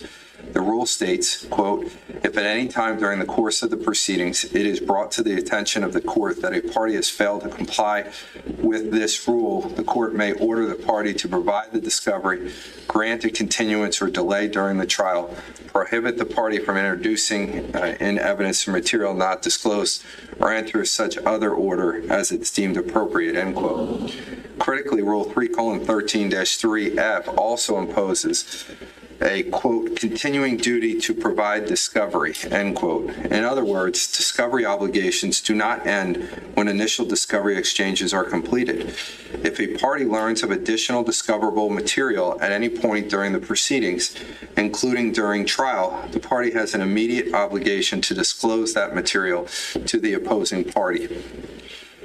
In this case, the defense has relied on State versus Tier, where the Supreme Court held that Rule 3:13-3 does not require defendant to generate a written witness statement where none exists. That's Tier at 228 NJ at 568. Tier protects attorney work product, specifically written summaries or notes that defense counsel creates during the investigation. The court in Tier emphasized that that compelling defense to create statements would invade the attorney-client relationship, reveal defense strategy and theory, and violate the defendant's Sixth Amendment right to counsel. The court did not address and specifically did not decide what obligation a defendant has with respect to independently created physical or electronic evidence that exists separate and apart from any work product created by defense counsel. In Knight, the Supreme Court addressed a question Tier did not resolve. What happens when independently created physical evidence exists and defense has access to it? There, the court held that an affidavit not created by defense counsel must be disclosed under Rule 3:13-3B2B. The court indicated, quote, "The affidavit is physical evidence of a crime. It's not the product of the defense investigation or attorney work product. Rather, the affidavit is a relevant writing potentially in defense counsel's possession pursuant to Rule 3:13-3B2B. There is no question that this type of physical evidence falls squarely within the defendant's required reciprocal discovery obligations." That's Knight 256 NJ 404,422 2014. The court distinguished previous cases before the court in State versus Mingo and State versus Williams of turning over inculpatory evidence. The court in Knight also rejected Sixth Amendment concerns. Quote, "No such concern is present in this case, however, in which the item in question is physical evidence and not the product of defense counsel's investigations." That's Knight at 423. Significantly, Knight uses the phrase, quote, "potentially in defense counsel's possession," rather than actually in defense counsel's physical possession. In this case, we know that defense counsel physically had possession of a screenshot of a communication between Keith Caneiro and Jennifer Caneiro, where the document specifically shows that at some point in time, the text message was read. That item was never turned over to the state at any point in time until well after the testimony. The court now applies this legal framework to the two pieces of electronic evidence at issue in this case, beginning with the text message screenshot. Here, the text message screenshot depicts electronic metadata showing that a message sent by Katie to Jennifer now displays a status of, quote, "read," end quote. First, as to the origin of the screenshot, the, quote, "read," end quote status was created by the iPhone messaging system, not by defense counsel. When Jennifer Caneiro's phone or other device logged into her iMessage account, opened Katie's message, the messaging system automatically generated the, quote, "read," end quote status and transmitted that information back to Katie's device. This is a function of how the iPhone iMessage system operates. It's not something that defense counsel created, directed, or had any role in producing. Similarly, the screenshot itself was created by Keith Caneiro, not by defense counsel.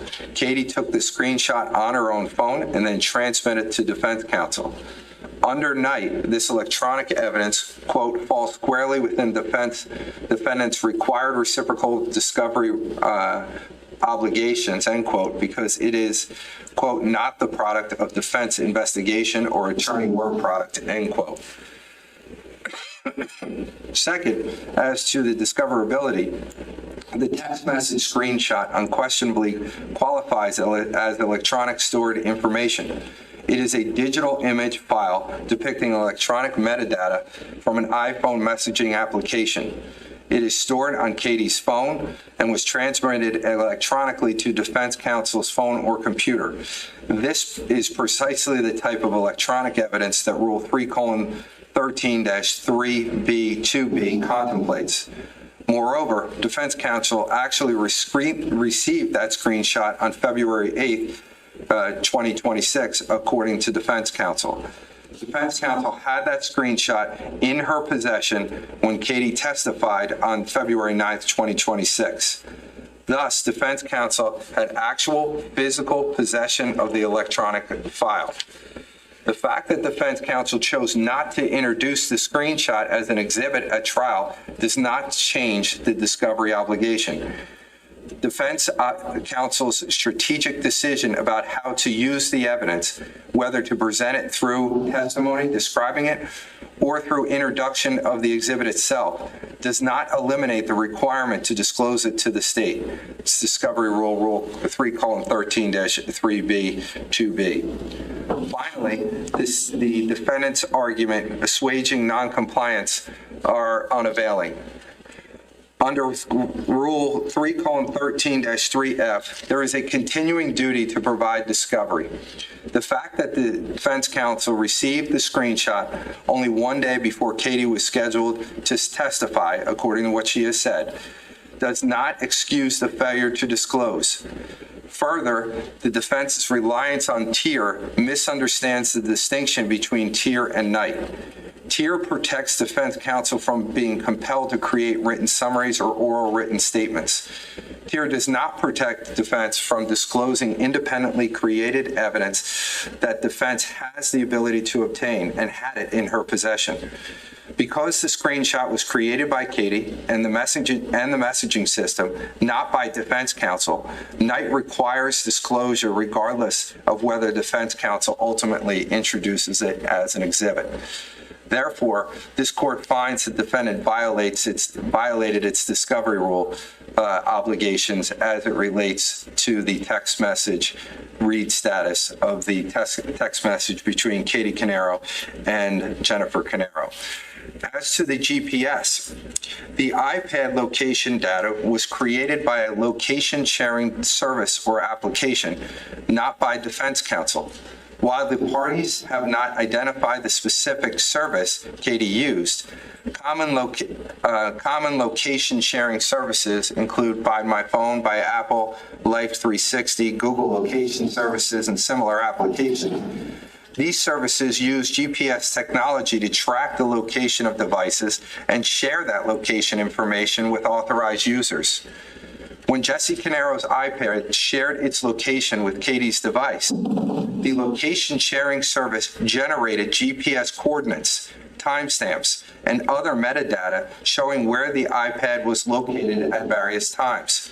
This data was created by the technology, not by defense counsel. Defense counsel played no role whatsoever in the genesis of this electronic evidence that was created by the witness's actual iPhone. First, location sharing data is unquestionably electronically stored information within the meaning of Rule 3:13-3B2B. The rule specifically requires disclosure of electronically stored information and any other data or data compilations stored in any medium. Defense counsel states that the defense simply has what was verbally relayed during a recent witness prep session. However, the test under Knight is not limited to evidence that defense counsel has already obtained and is physically holding. Knight uses the phrase, quote, potentially in defense counsel's possession, end quote, indicating the test extends to evidence that the defense counsel has the ability to obtain. Defense counsel argues that Tier protects Katie's testimony about what she observed because defense counsel has no written statement or document to turn over. Defense counsel contends that Katie simply told counsel orally what she saw, and Tier holds that defense counsel need not create a written summary of the oral statement. This argument fails for the same reason it fails with respect to the text message screenshot. The issue is not whether defense counsel must create new work product summarizing what Katie said. The issue is whether defense counsel must obtain and disclose independently created electronic evidence that exists, separate and apart from any work product, or at least to ask about it.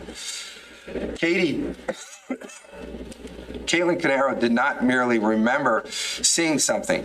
Katie used a location sharing service that generated electronic data. That data exists or existed in electronic form. It was created by technology, not by defense counsel. If defense counsel had the ability to obtain the data from Katie, then defense counsel should have requested it, or at least indicated to the state that it does not exist.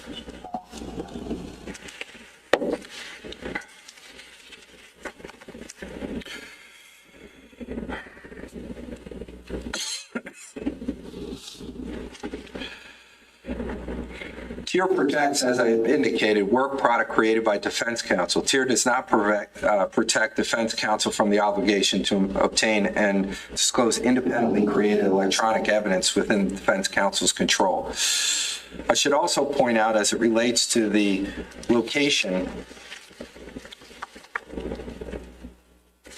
sharing, that defense counsel indicates in a footnote on page 2 of her brief that she must have learned through her conversation. I'll just use her words. It should be noted that defense counsel further recalls the witness mentioning that she confronted Corey about it, either via text message or phone call, once she saw that she had the location, and asked him why he taken Jesse's iPad. Why he had taken is probably what she meant to say. Corey then turned off the location. However, so in that circumstance, that is more information that if the state had that information in advance, would have had the opportunity to actually investigate whether that phone call or text message actually existed, had the opportunity to reach out to Corey Caneiro, and if they wanted to or so choose, to figure out if that existed, to get other phone records in this particular case, which at some point they did not feel that they needed at the time that they originally interviewed her. What happened here is that defense counsel put the state in a position by not providing any information as it relates to that metadata for the location services, puts the state in a position where they did not have the opportunity to even investigate, which is exactly what I said from the beginning, that State versus Knight talks about, that the thrust behind reciprocal discovery rules is that the state is entitled to know in advance what evidence a defendant intends to use at trial so that it may have a fair opportunity to investigate the veracity of such proof. Okay. So, with that being said, defense counsel devotes substantial portions of the written submission to arguing that Katie Caneiro was available to the state for more than 6 years, and that if the state wanted to learn about the evidence, the state could have re-interviewed Katie at any time. This argument fails to excuse the discovery violation for several independent reasons. Number one, the discovery obligations are independent of the state's investigation. Under Rule 3:13-3B, it imposes discovery obligations on the defense that exist independently of what investigative steps the state has or has not taken. This rule does not contain an exception stating that a defendant need not disclose evidence if the state theoretically could have discovered it through independent investigation. If defense counsel's argument were accepted, it would eviscerate the reciprocal discovery rule. Under defense counsel's theory, a defendant would never have to have a discovery obligation with respect to any evidence that the state could have found on its own through a diligent investigation. This would include written statements, documents, physical evidence, and electronic data. The defendant could simply wait to see what the state discovers and then spring any additional physical evidence or electronic data, arguing that the state should have investigated more thoroughly. Second, the evidence did not exist when the state interviewed Katie. Defense counsel argument in that area also fails. The state interviewed Katie Caneiro on November 20th, 2018, the day after the murders. At that time, the text message did not yet display a read status because Katie had not yet checked it after Jennifer's death. At the time, Katie had not yet tracked the iPad location of Corey's residence because it did not occur until February 2019, several months later. The state cannot be faulted for failing to ask Katie about evidence that did not yet exist at the time of the interview.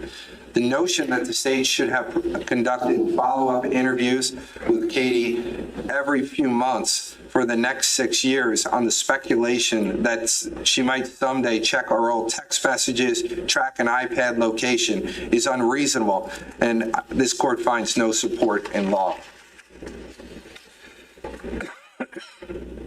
Defense counsel argues, as a third point, that it would be unfair to penalize the defense for recently learning information that the state could have discovered years ago. This argument actually supports the state's position rather than the defendant's position. If the timing of when parties learn information matters for purposes of fairness, then the relevant comparison is not between when the state first interviewed Katie in 2018 and when the defense counsel interviewed Katie in 2026. The relevant comparison is between when defense counsel learned about this evidence and when the state learned about it. Defense counsel learned about the iPad location on either January 30th, 2026 or February 8th, 2026, based upon defense counsel indicating that she had prepped Keith Caneiro for the first times for her testimony on these two particular dates. Defense counsel obtained the text message screenshot on February 8th, 2026.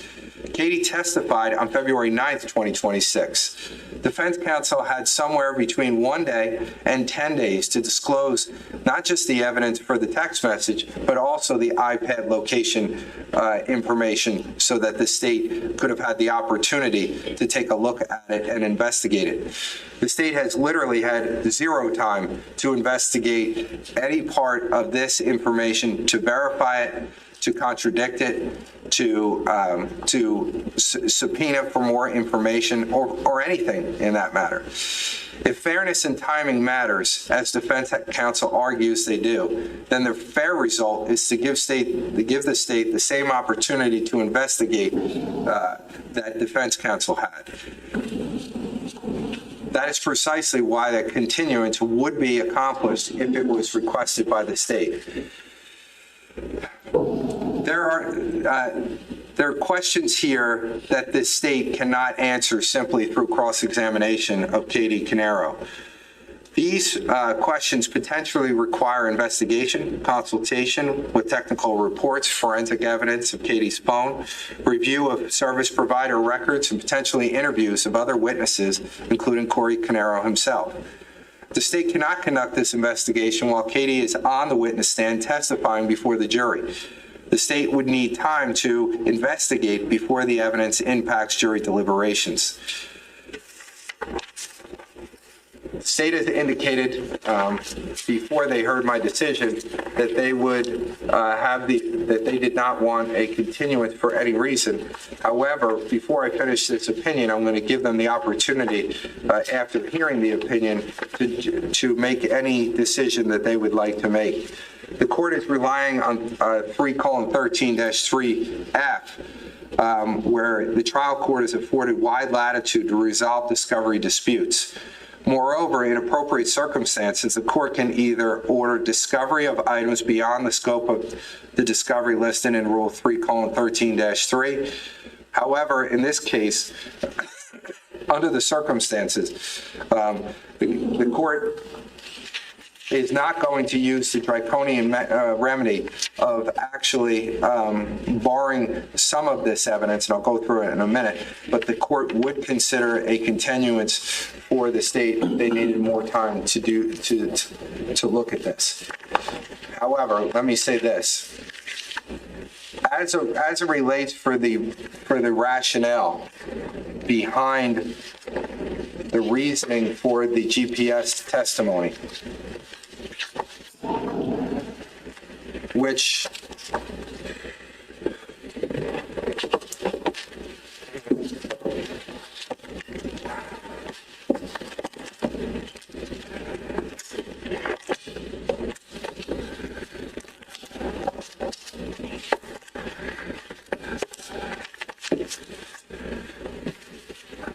the defense says this testimony is relevant because, and this is relating to the GPS location of where Jesse's iPad was located for two reasons.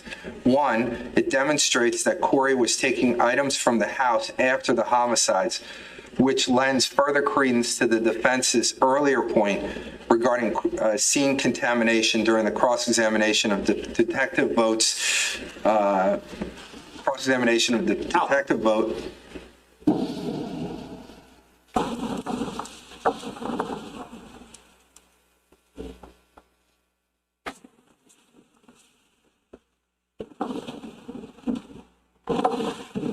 Apologies, that was the third time. Can we go off the record for a second? Judge, off, why,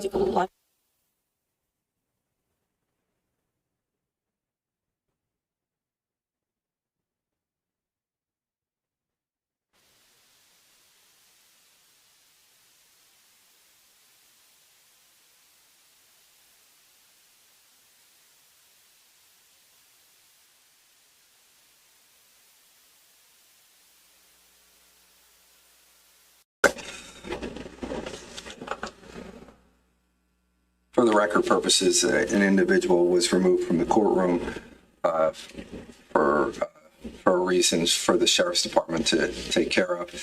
I just want to go back and say for the two reasons why the defense believes that this is admissible, the GPS locations.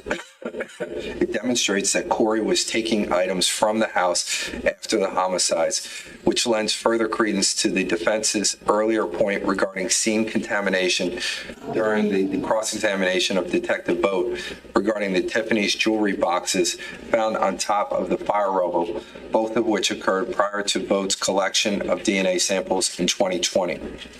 Second, it demonstrates a failure to investigate for whatever reason. The police did not seize or search the iPad, while they did seize or search Sophia's phone. I will take them in order.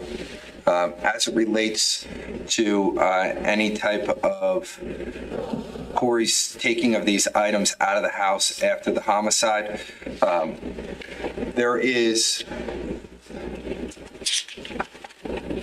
the court had rendered a decision on January 27, 2026, in a 42-page opinion, outlined what behavior that and what instances that would be allowed to be elicited by the defense of either Corey Caneiro or if there were certain other witnesses that took the stand as it related to Corey Caneiro. The court, in that order,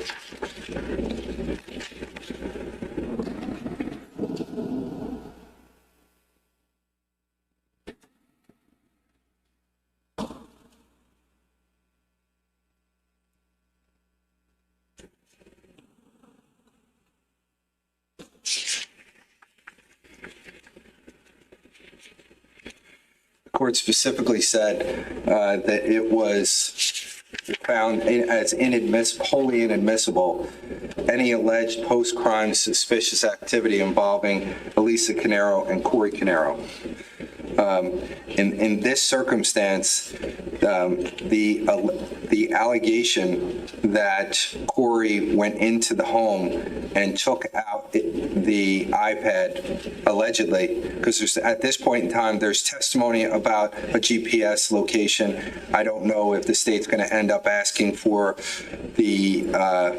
for a period of time to actually look at the witness's phone to find out if the GPS actually is there or not. But right now we only have testimony about that.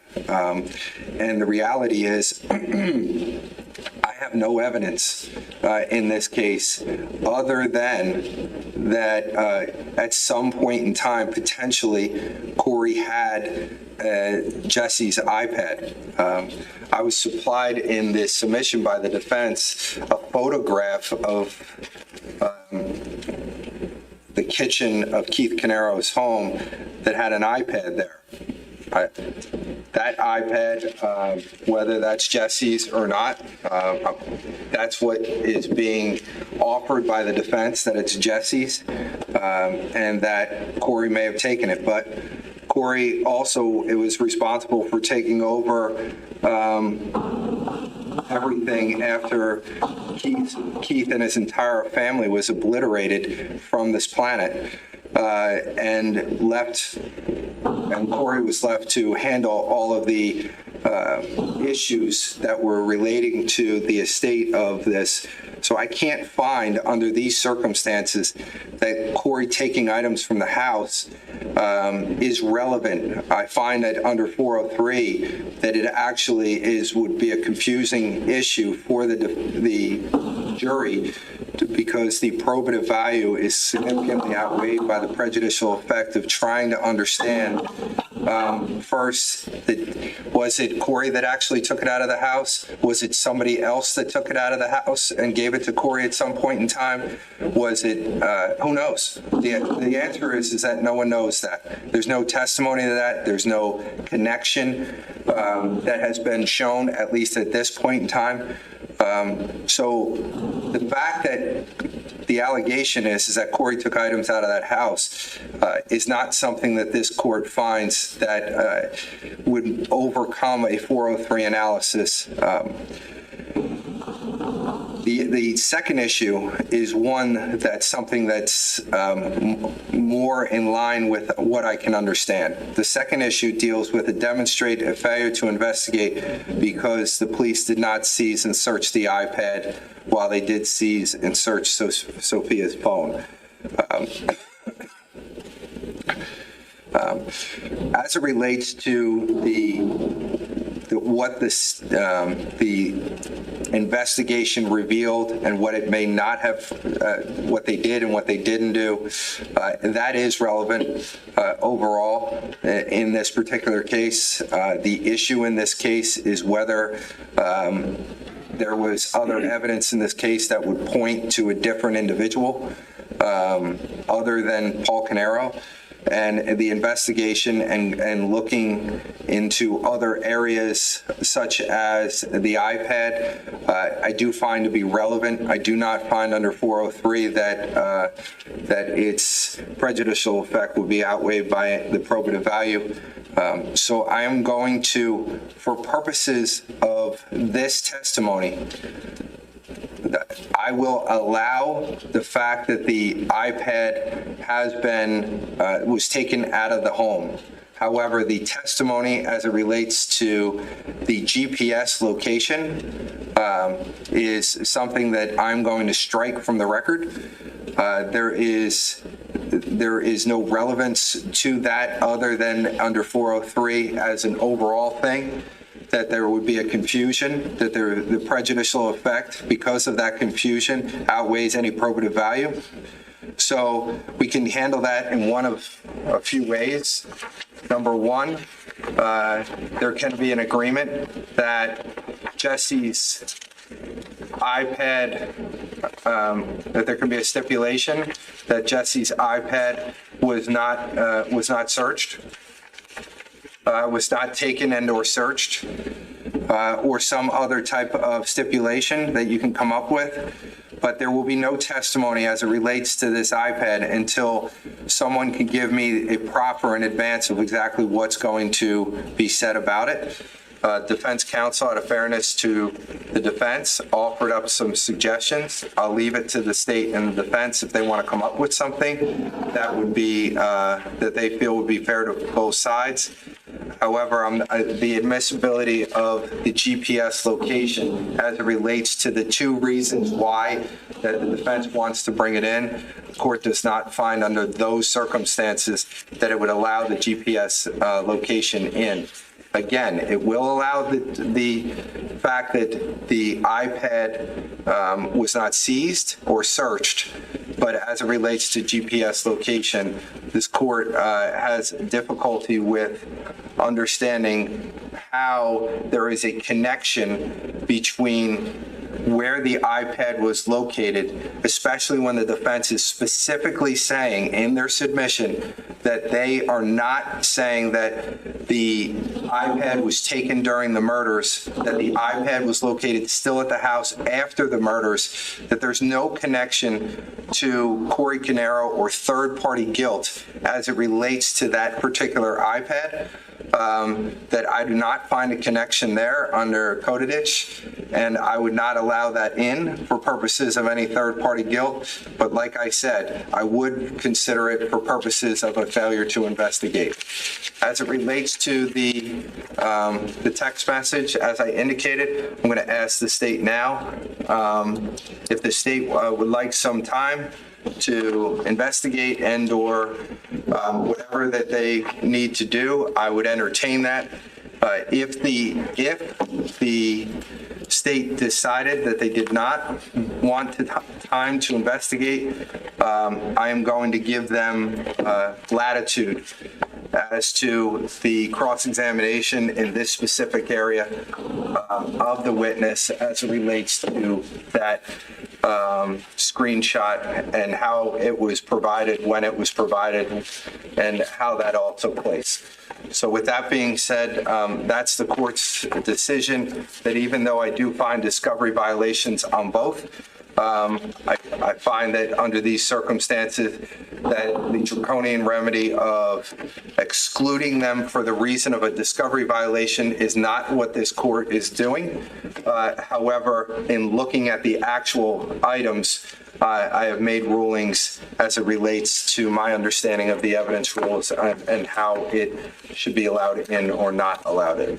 So with that being said, to the state, I'll give you the opportunity to let me know if you want what your preference is under the circumstances, and also if you want some time to speak to counsel as it relates to a stipulation as to the second part of Jesse's iPad. Sure, Judge. I think Ms. Wallace is going to talk to Ms. Mastalone about the iPad. I'm going to go inquire. I highly doubt I'm going to ask for any more time other than 10 to 15 minutes just to think about it. Okay. The only question I had, Judge, with respect to clarification of the court's order, obviously they heard it was read, part of that testimony, but we got that document in the brief last night.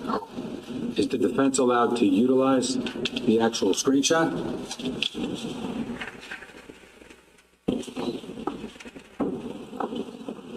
Well, let me ask you this question. Does the state, under the circumstances that it's been put in, would you want to use that on cross-examination and to go in the circumstances surrounding that testimony that you already have? Because as I indicated, I'm going to give some latitude because of the fact that I do find it is to be a violation, but I do find that under these circumstances that I'm going to allow it in because somebody opened it. It's already out there. And I don't think that I can clear that out of the jury's mind. And I think it's really at this point in time the preference of the state. And again, if you want a few minutes to think about that, I'll give you the opportunity to do it. And again, if you need more time, then all you have to do is ask for that. And out of fairness, I would give you that opportunity to have more time. I don't want anyone, either side here, to sit here and worry about the trial and how long the trial is going or how quickly it's going. It's truly your own prerogative for the state, and you and Ms. Wallace should have the opportunity to think about it now that you have my decision. Okay, Judge. Yeah, I would just like a little bit of time to think about that. Okay, well, why don't we meet back here at 10:45? I'll give you 30 minutes. If you need more time, you can let me know. We're going to tell the jurors downstairs we're in a little bit of a holding pattern, and I'll have Amor do that. I won't address them myself, just to let them know so that they get an idea of what's going on. Okay? Thank you, Judge. All right, thank you.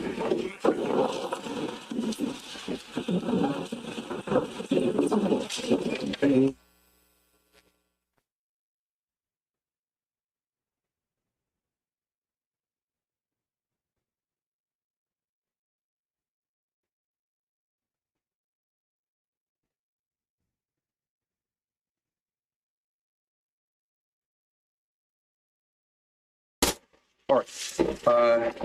Defense, anything else that we need to put on the record before I bring up the jury? Not at this time, Judge. Okay. You can ask the jury to come back out, please.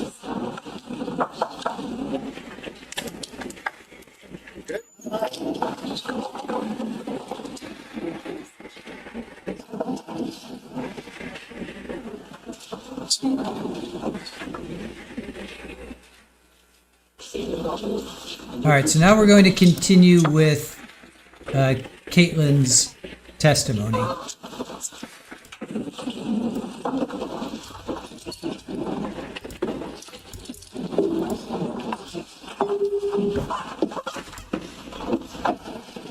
We're going to pick back up on Caitlin's testimony here. Good afternoon, everyone. You can be seated. Good afternoon. Thank you all for coming back this afternoon. As I indicated this morning, we had a legal issue. So if you want to have a doll, you know, like a Markham U doll that you want to use to kind of stab at for being late, you can blame everything on me, on nobody else. Sometimes things take longer than expected, but we are ready to proceed at this point in time. So thank you very much for your patience, for coming back for the afternoon. We really do appreciate it. Thank you on behalf of everyone here. We're back on the record with State of New Jersey versus Paul Caneiro. It's indictment 19-02-0283. And I have the appearances of counsel for the record. Good afternoon, Your Honor. Assistant Prosecutor Nicole Wallace on behalf of the state. Good afternoon, Judge Chris Neck for the state. Good afternoon, Your Honor. Monica Castellan on behalf of Mr. Paul Caneiro, who's present. Good afternoon, Andy Bennett from Paul Caneiro. Okay, good afternoon, everyone. Good afternoon, Mr. Caneiro. We'll continue on with the testimony of Caitlin Caneiro. If she can be brought back up, please.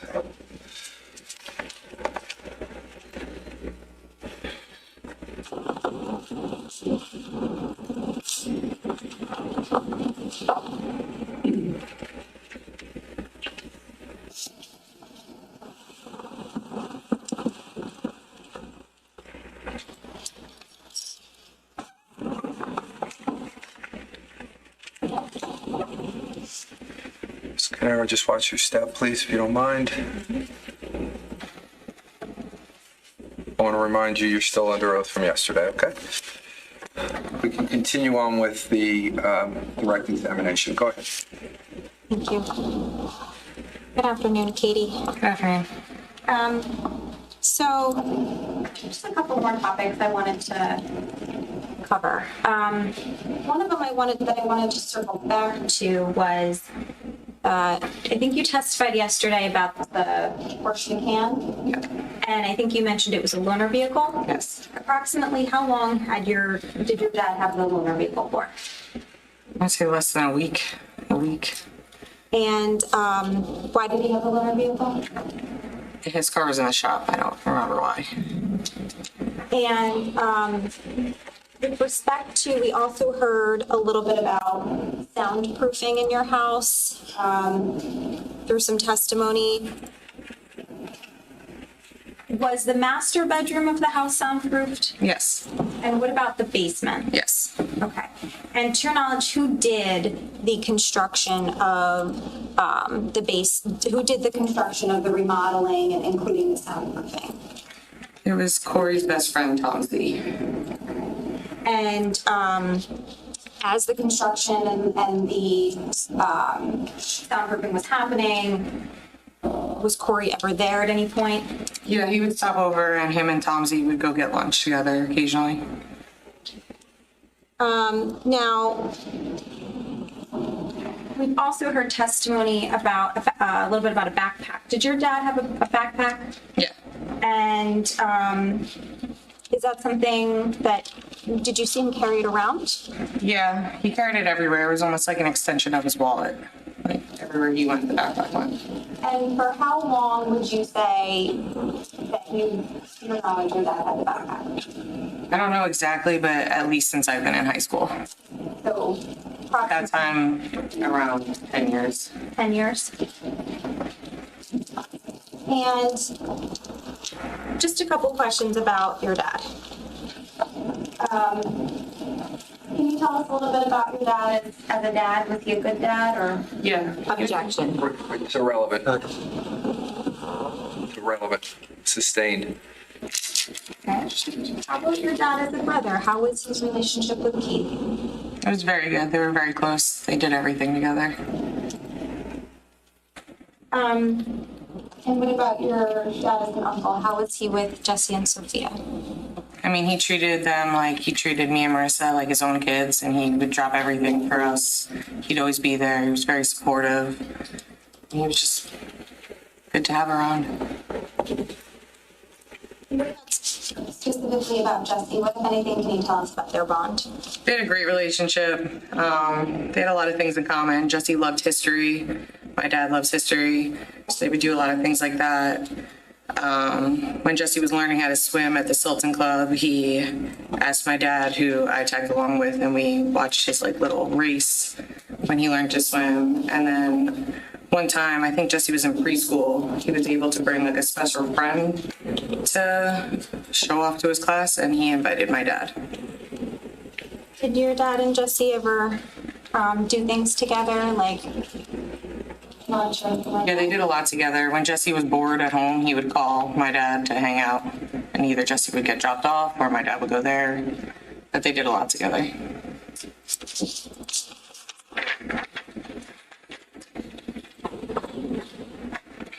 That's all I have. Thank you. Cross. Judge, Ms. Caneiro, it sounds like the children, Jesse and Sophia, would have trusted your dad, right? Yes. Now, do you recall yesterday there was some testimony where you had sent your Aunt Jen a text message on November 20th in the morning of 2018? Yes. Okay. And I think you said you sent the text message at about 10:26 a.m.? Yes. And your phone number ended in, it was 7924, is that correct? Yes. I'm just going to approach you with D154, which you've seen yesterday. And I believe that was what was shown to you yesterday, is that right? Yes. Okay. Now, this message, it's actually on the back page of it. The green bubble here where it says, the text message to her, where are you? Yes. Does it show as being read on here? No. Just delivered, right? Just delivered. Okay. And then I think you said you looked at it later and eventually you saw that it was read? Yes. Now, does this appear to be a group text message? Let me ask you this. Do you see these numbers here right before it? The first number? Yes. Is that says owner. Is that your number? Yes. And that ends in the 7924 number. Is that correct? Yes. And then you have Aunt Jen's number here. Yes. And then this 848 number. Do you see that number? Mm-hmm. Do you recognize that? No. Is that a number associated with EcoStar? I have no idea. You don't know. It was in your group text message though, right? There was no group text message with my aunt. Okay, well then what is this? I don't know. Objection? We talked about Oral. Okay, let me show you. I'll show you something else.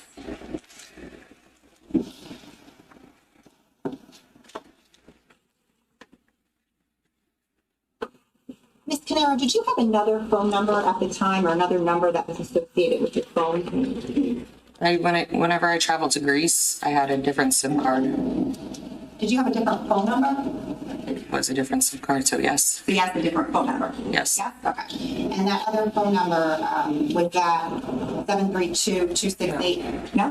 No, it was a Greek number. Okay. I'm going to show you what has been marked, and I'll show counsel as S504. First page of the extraction report. First page of the extraction report. May I approach? You can. Okay. I'm going to show you what has been marked as S504. This is the first page of your extraction report from your cell phone. And let me just ask you, you recall that your cell phone was extracted back in 2018, right? Yes. Okay. I'm just going to show you if you recognize this number here. This 7924 number. Do you recognize that? Mm-hmm. Okay. Is that your number? Yes. And that's the number you texted Aunt Jen from, right? Yes. And then this number here that ends in 8977. So, Oh, wait a second, I'm sorry. It's actually 9357 right there. Do you see that? yes. Okay. That's on the extraction report. Do you recognize that phone number? No. You don't recognize that? Okay.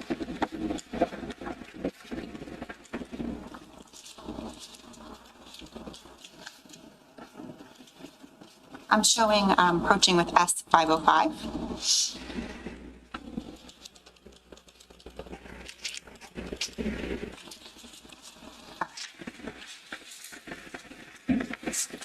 We could take a look. I'm going to show you first 154.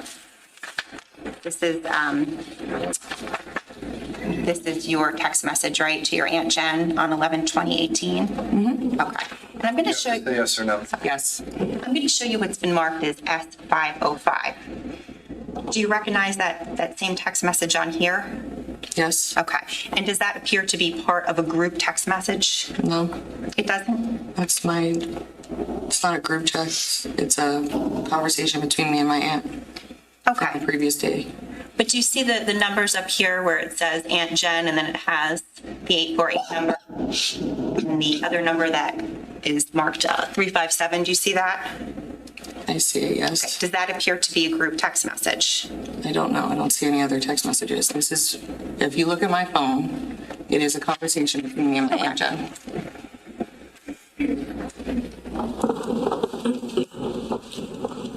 Ms. Caneiro, I'm going to ask you a couple of questions just to clarify some of the cars that you guys owned.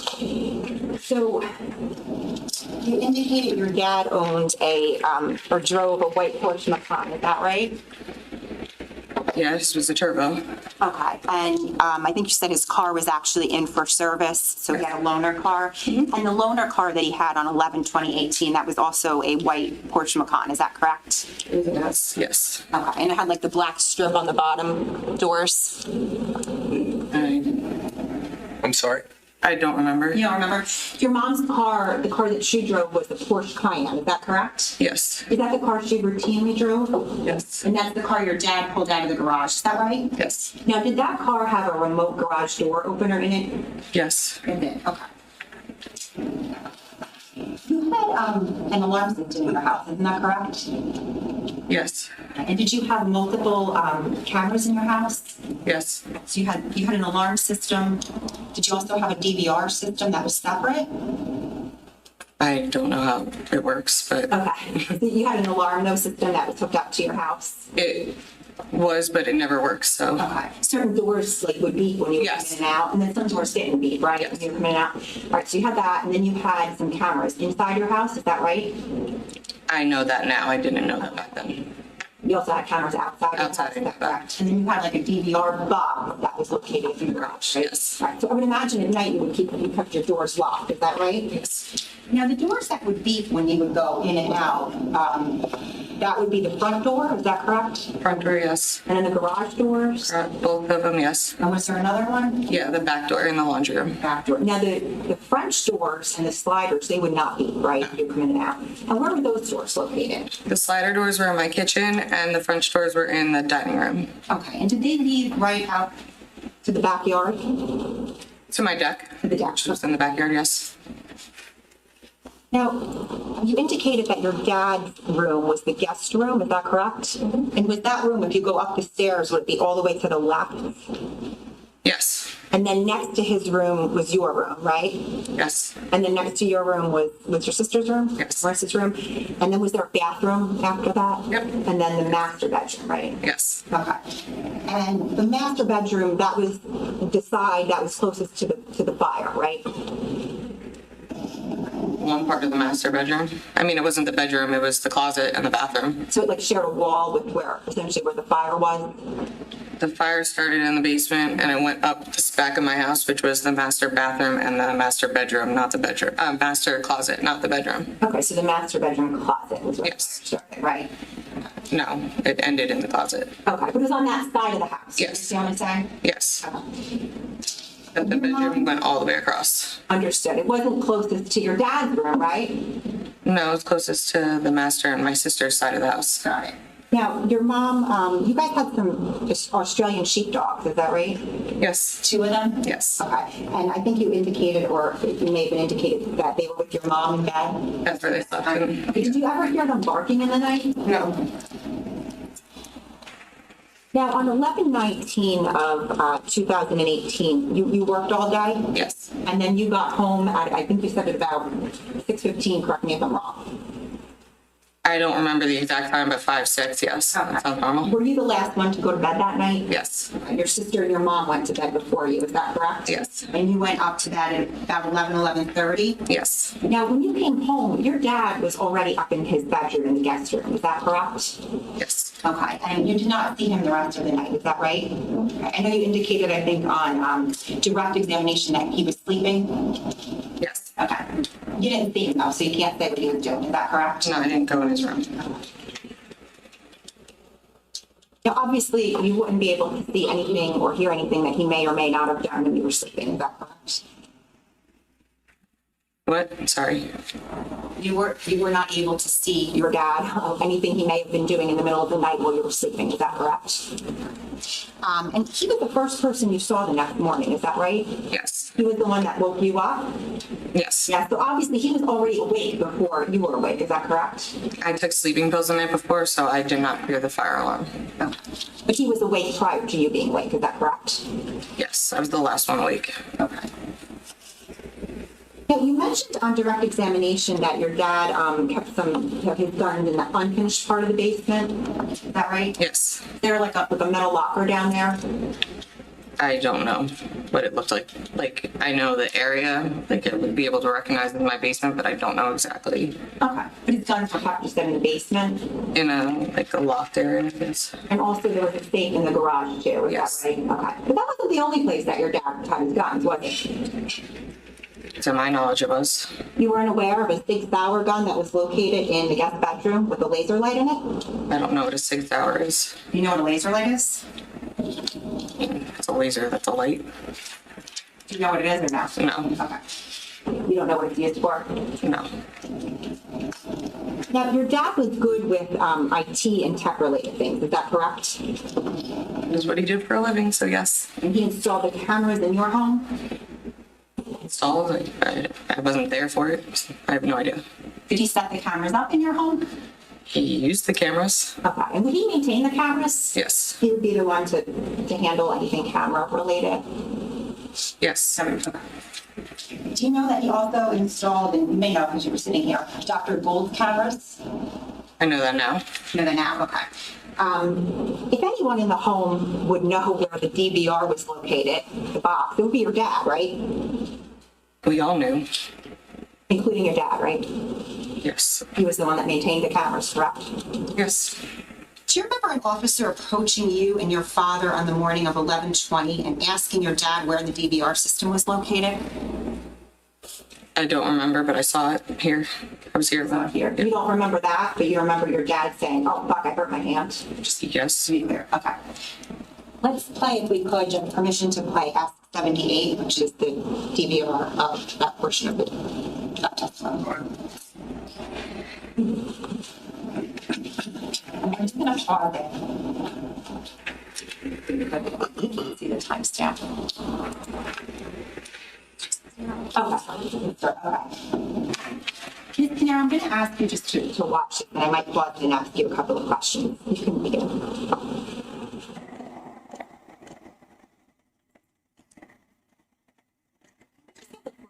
Please. Please. Do you recognize the individuals on the screen or any of them? Yes, my dad and my mom. And whose car is that in the back? My mom's. The white Porsche Cayenne? Yes. Okay.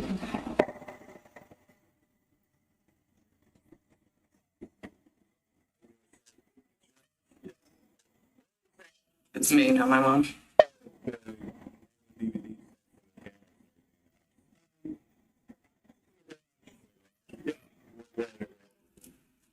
I just want to be clear. Did you see when your the officer asked you where all of the cameras were located? Did you see that part? Yes.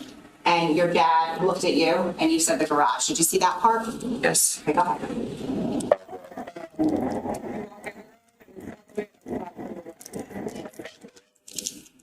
And then the officer asked specifically where in the garage, correct? Yes. And your dad looked to you and said, He was talking to both of us. Okay, my question was your dad looked at you and said, is that correct? Yes. Okay, and then you told the officer specifically where the cameras were located, is that right? Yes.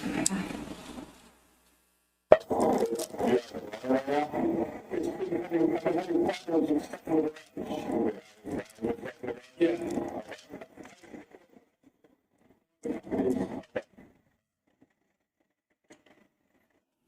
can actually take this down.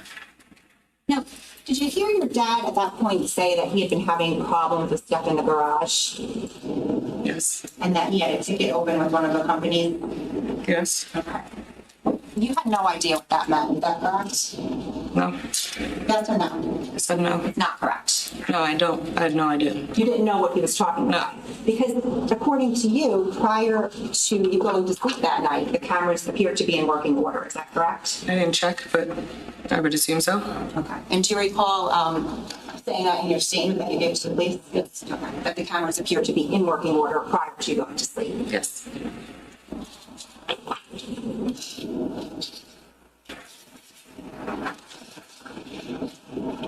Can I just see D1, 425 to 430, please? D1, 425 to 430. Photos.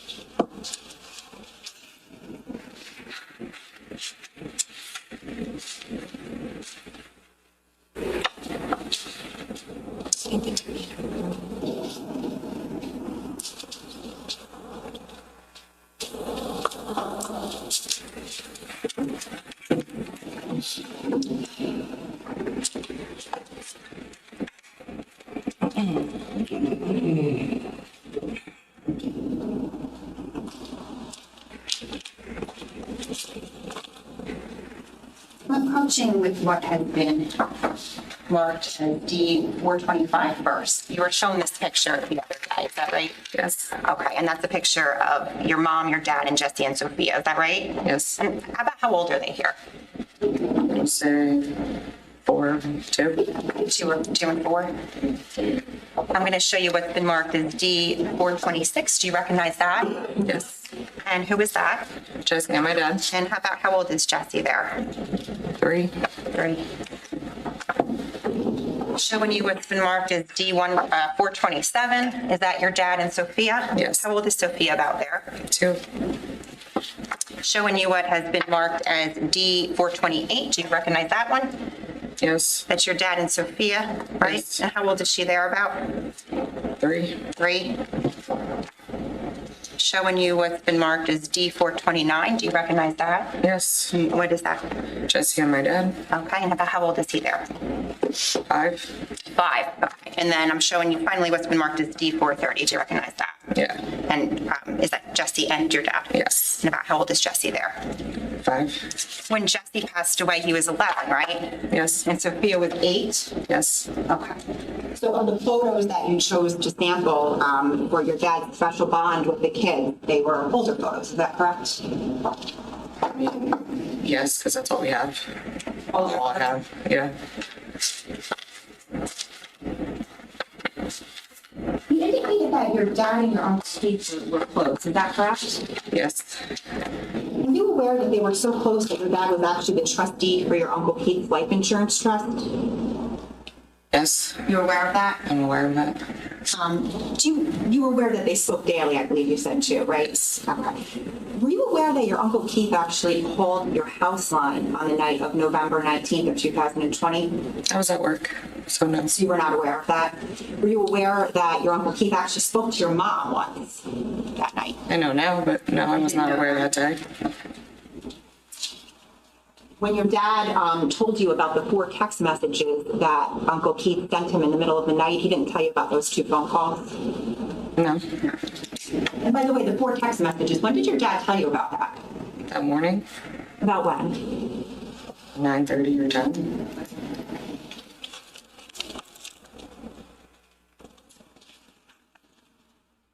Your mom, she did not work outside the home, is that correct? I don't know. Do you recall her ever working outside of the home since you were born? Yes. You do, okay. About how long did she not work outside of the home for?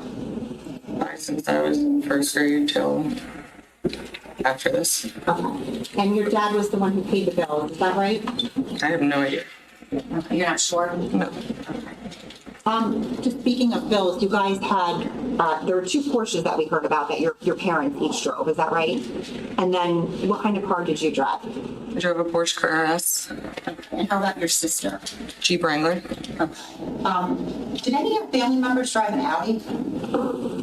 No. No? Oh, wait, Keith. Had an Audi at one time. I don't remember if he had it then, but 2018. okay, no. Did your dad pay for Keith's Audi? I have no idea. Now, you testified on direct examination that when you were about halfway down the stairs, you remember a loud bang, right? And yep, and then your dad saying, quote, "Oh fuck." Do I have that quote right? Or "Oh fuck my hand." Is that right? When in the last 7.5 years did you remember that little tidbit? The whole time. Because you didn't seem to remember it when you gave your statement back on the date that it actually happened. Right, it's not in your statement? It's not in my statement, no, because I was asking to leave and they kept telling me that my cousins were okay and they would take me after my statement, so I wanted to get through it. But 7.5 later, you come in here and you remember it today. Why would I forget that? Kind of like 7.5 years later, you decided to check the status of your Aunt Jen's text message, right? Yes. What prompted you to do that, by the way? Because we were talking about her. You hadn't checked it from the time you sent it, though, correct? Not since that day. Okay. And then I think you said you checked it a couple of days ago, right? Yes. So a couple of days before you were coming in to testify on behalf of your dad, right? Yes. With regard to your dad's hand injury, you didn't actually see him get the injury, is that correct? I didn't see him hit his hand, no. I heard You weren't it. even sure which hand it was, is that right? No.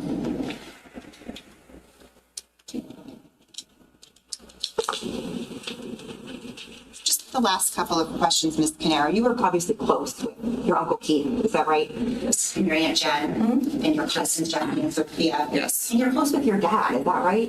Yes. You guys have always had a close relationship, Yes. and you've maintained that relationship throughout the years, is that correct? Yes. And you're here today testifying on your dad's behalf, is that correct? Yes. And you don't want to see anything bad happen to him, right? What's worse? You don't want to lose him too, is that correct? It's already been gone. There'd be nothing that would change. Any redirect? Judge, can we approach?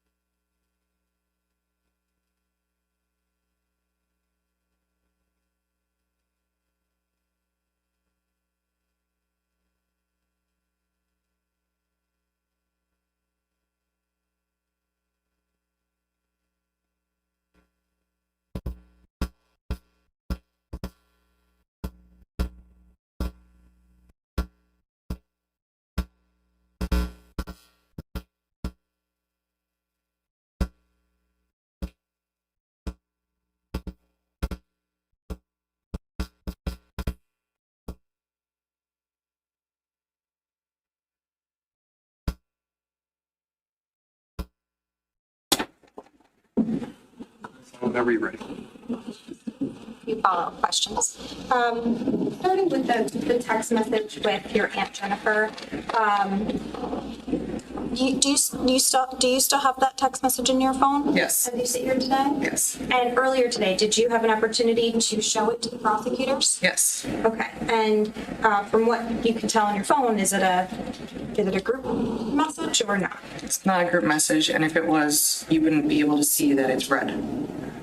Group messages don't work like that. Obviously, you didn't have access to your instruction, correct? No. Now,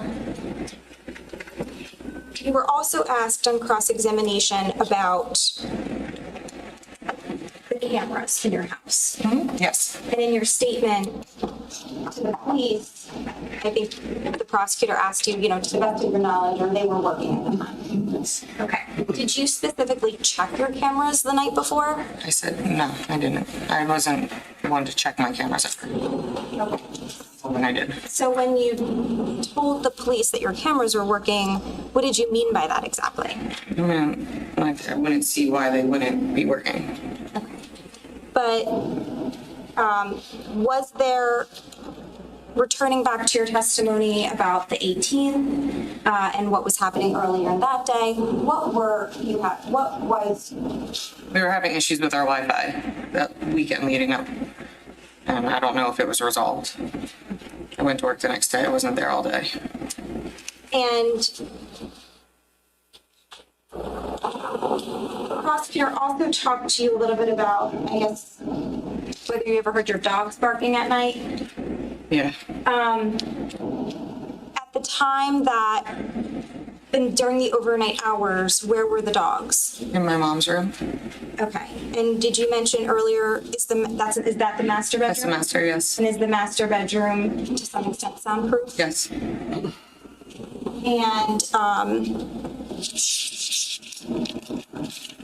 the last thing I want to ask you about is the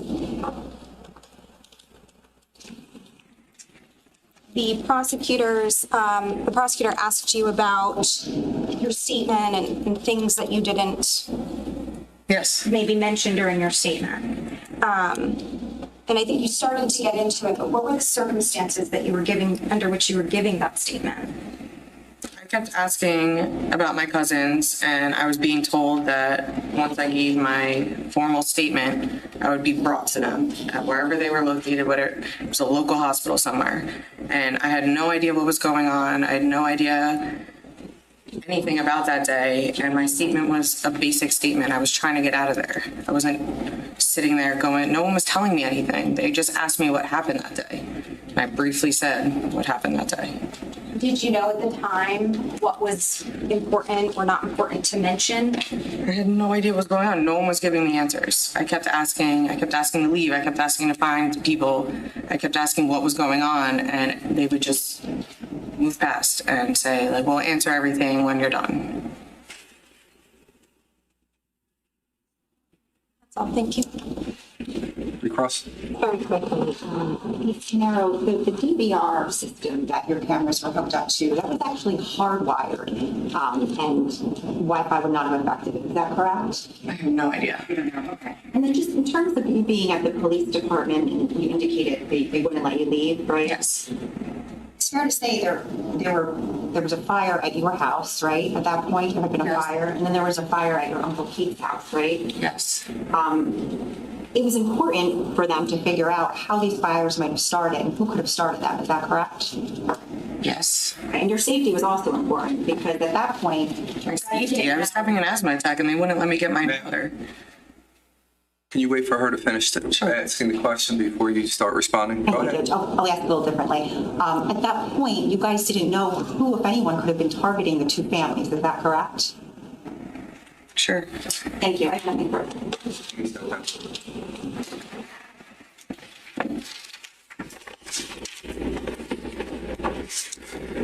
Defense, call the next witness.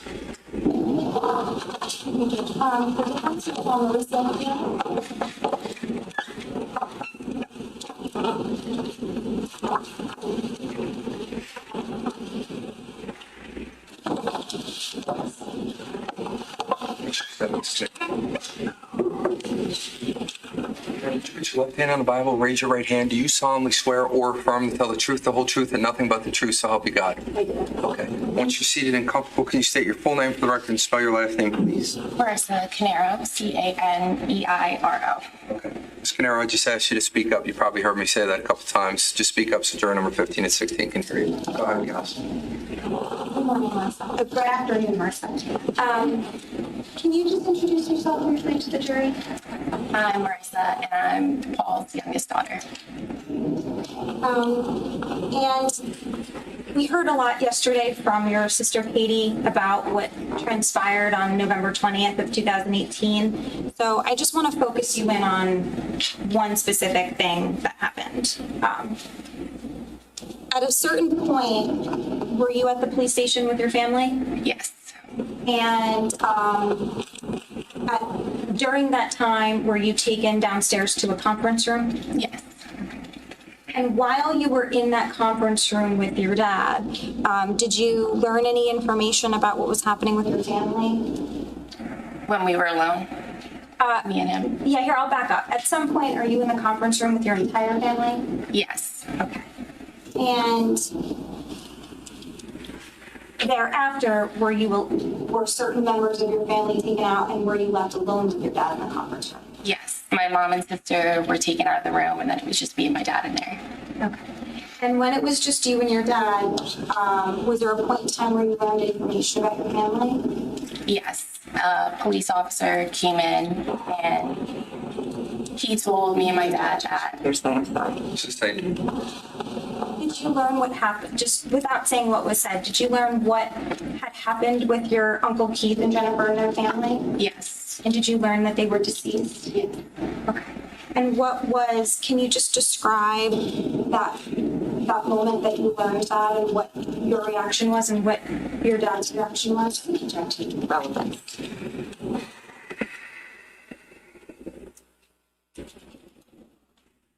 You can answer as it relates to your dad. When they told us that everyone died, my dad was really upset and crying. He fell to the floor, and I was sitting across from him at that point. So I got up and I was on the floor with him, just holding him. He was crying a lot, and my shoulder was wet. And then eventually they told me I had to leave the room as well. So I don't know what else happened. When you were in the room with your dad and he was upset and crying on your shoulder, did you say he fell? Yeah, he was sitting on the chair and then he fell to his knees. So I went over there and I was just holding him up. And about how long were you on the ground with your dad before you were taken out of the room during this time? Maybe 3 to 5 minutes. That's all I have. Ross? Just a quick question. When you were in the police department, ma'am, you were allowed to keep your cell phone on you, right? Yes. Okay, and all of your family members were allowed to keep their cell phones. Is that correct? Yes. Okay. And then eventually you ended up giving a statement. Is that right? Yes. Okay, and then you left that night, correct? Yes. And nothing further. Sit down. Can I ask a follow-up? Sure. Did you have cell phone service when you were? No. Nothing, Judge. You can sit down, thank you.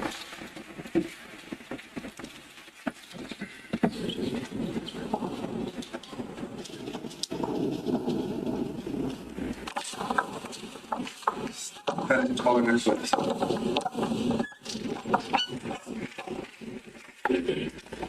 Can we approach? Ken?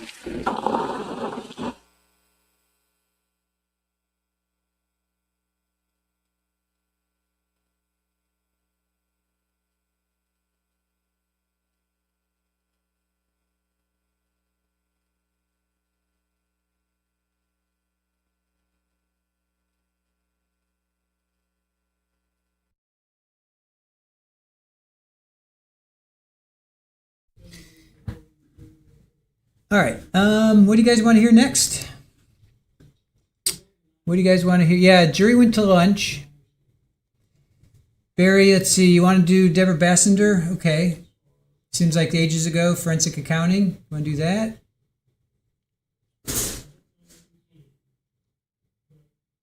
Fire investigator, video.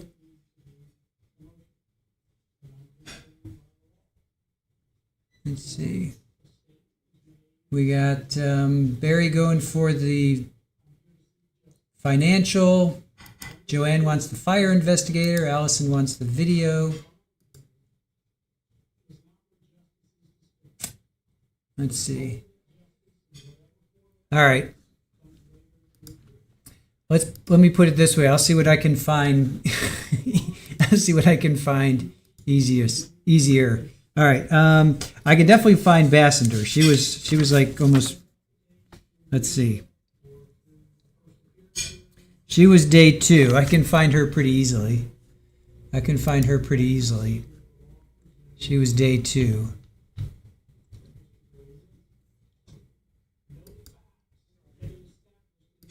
All right, I'm going to go with who I can find the easiest right now. I'll go with who I can find the easiest. That's what we'll go with. Let's see.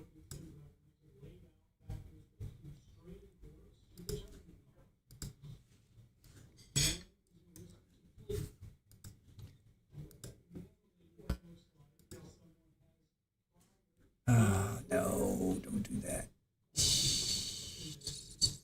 Dang it. I hate when that happens.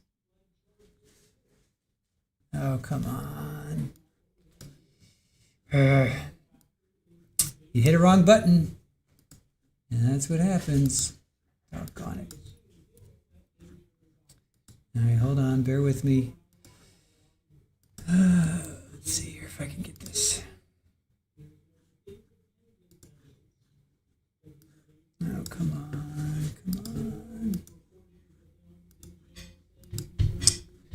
All right. I thought that would be easy to find. Apparently.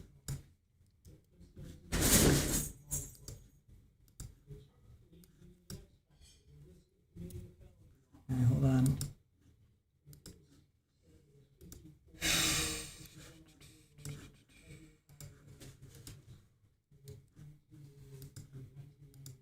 All right.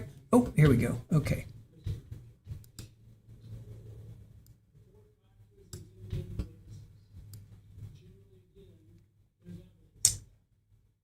All right. Miss Bassender.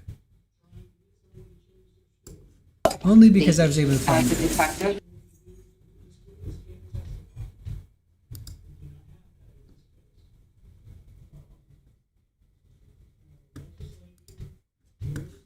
All right.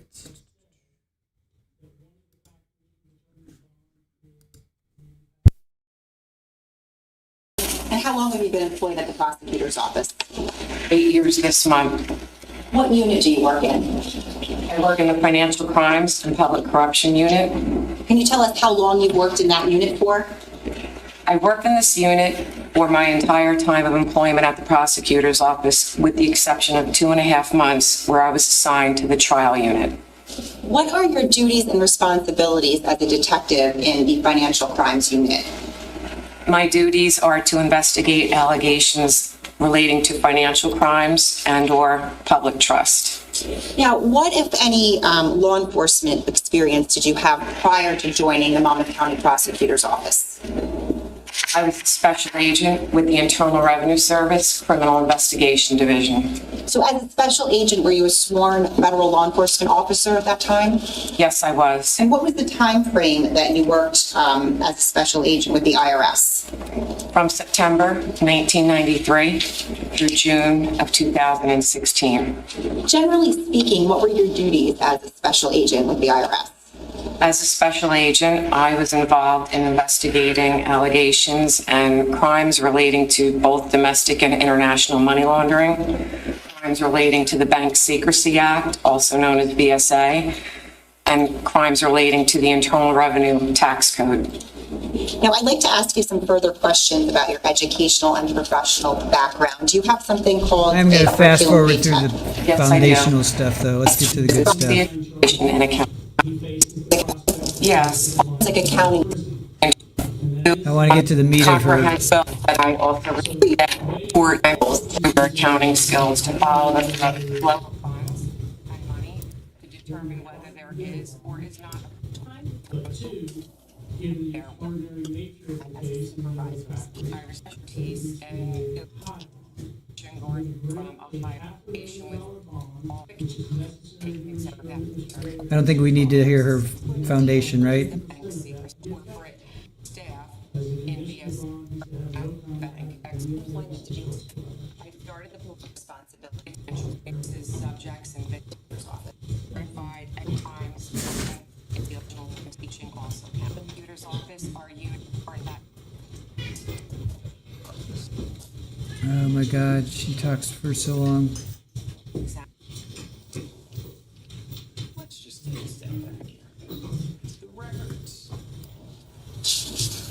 they're helpful to you as an investigator because they show you a path that money takes from point to point. Is that fair to say? The bank records do.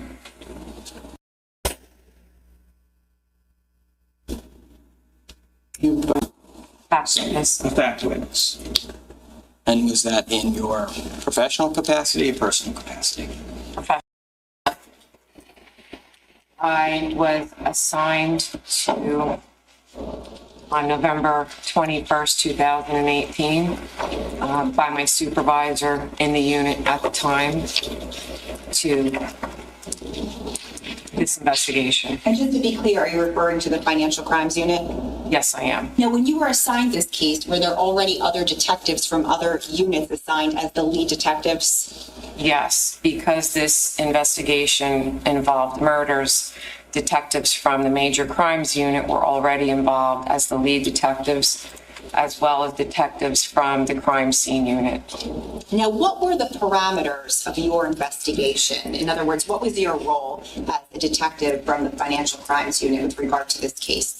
My role was to determine if there was or was not a financial motive. Can you tell us about the investigative steps that you took? Yes. Through legal process, serving a grand jury subpoena, through legal process, I obtained statements from the bank for the trust account, the bank that held the trust account. I also, through legal process, obtained statements for the defendant's bank accounts. I also received, through legal process, bank account information on both businesses, EcoStar and Square One, the operating accounts and the payroll accounts.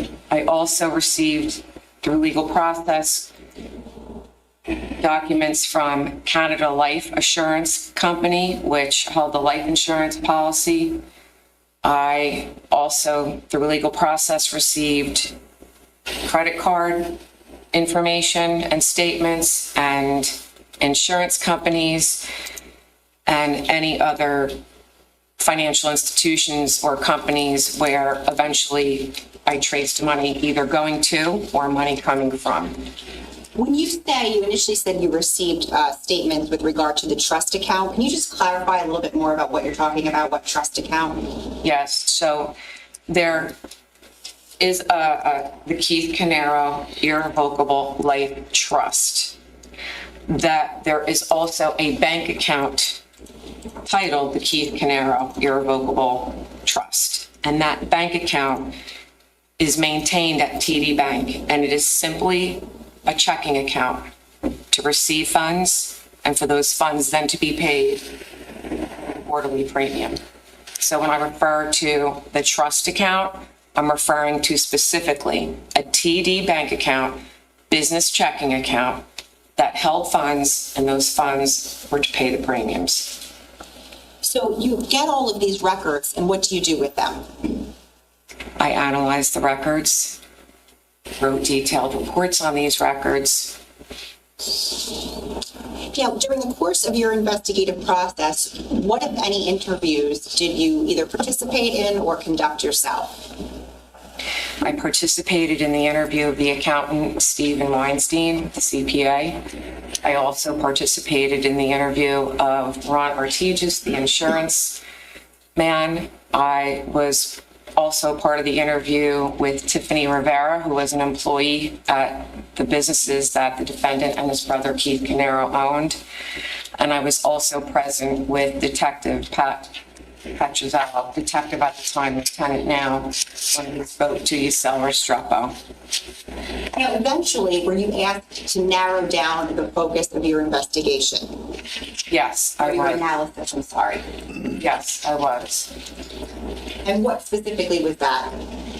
I was asked to narrow down the analysis to the years 2017 and 2018, and essentially do a review of the defendant's finances. So essentially following all the monies going into his accounts and all the money is leaving his accounts. Some of these were fixed deposits and fixed expenses. And in these years, there were also one-off deposits and one-off expenses. When we're talking about bank accounts, how many personal bank accounts do the defendant have? 4. Right, and with regard to that TD Trust account, how many accounts was that? There was 1. Okay, and then in terms of the businesses, how many bank accounts were there? A total of 4, because there were 2 businesses. Each had an operating account, each had a payroll account. And just very briefly, the difference between an operating and a payroll account? The payroll account is going to pay the salaries of your employees for the businesses, and the operating account is paying your fixed expenses and other expenses. Okay, so right there, what we discussed, that's a total of 9 bank accounts? Yes.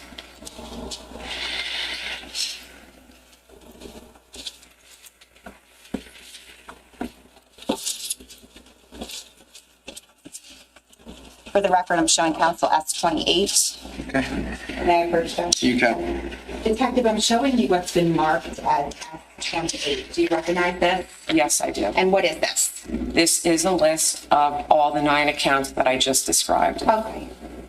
And does this have the bank names of the checking accounts on here? Yes, this lists the name of the bank. It lists the type of account. It lists the account holders, and it lists the account number. Judge, permission to publish? Any objection? Okay, you can publish.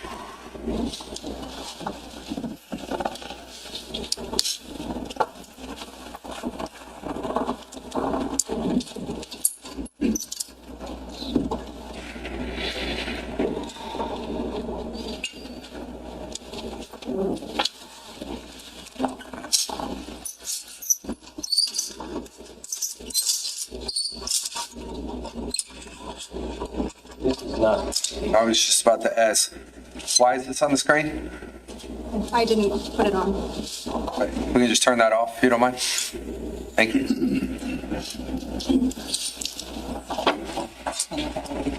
It's a little lopsided.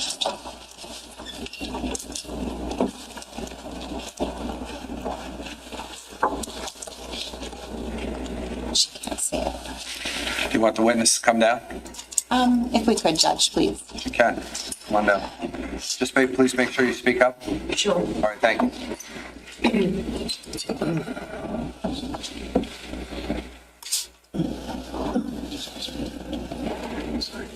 Detective Bassender, if you could, can you just take us through each of these and explain what we're looking at here? So, for example, I'm going to draw your attention to where it says number 1. What is that?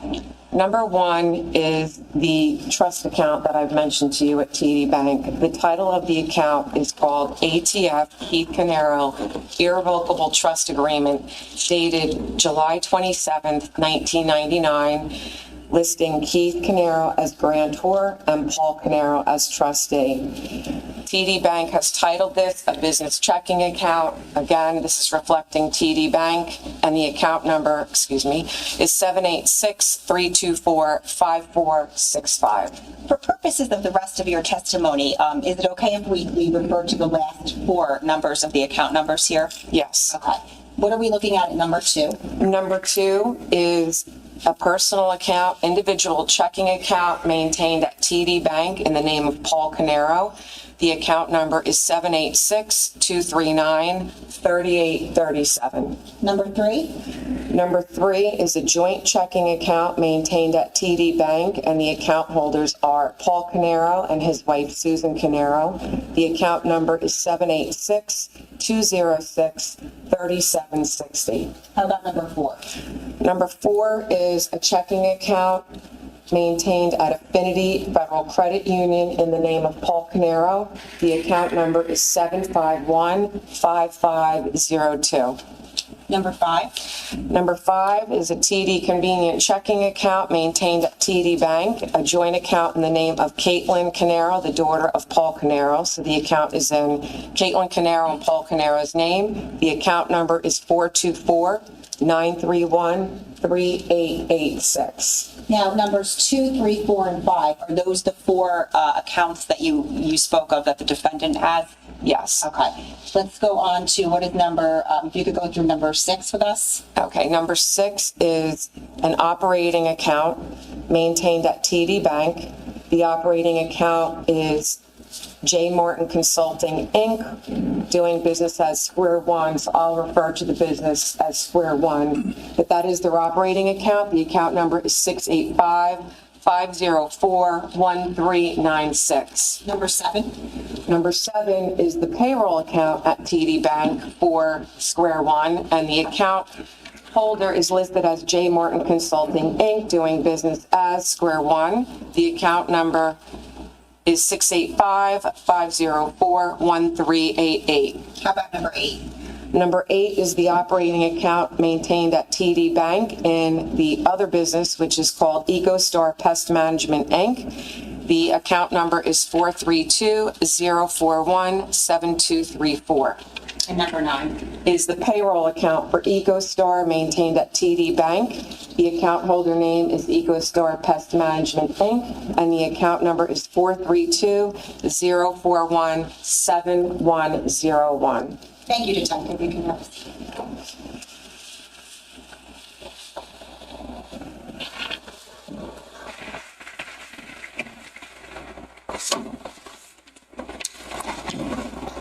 Bank accounts that are listed up on this board right here, which is S28. Did you review the bank statements for each of those accounts? Yes, I did. For what years for each?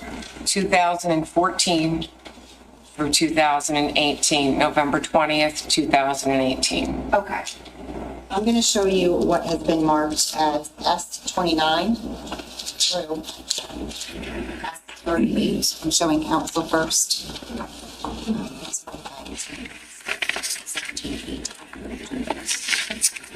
May I approach, Your Honor? Yeah, can you just tell me the numbers one more time?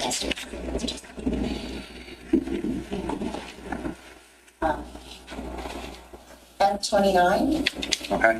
through, it would be S38, and then I will take them for each. Great, thank you.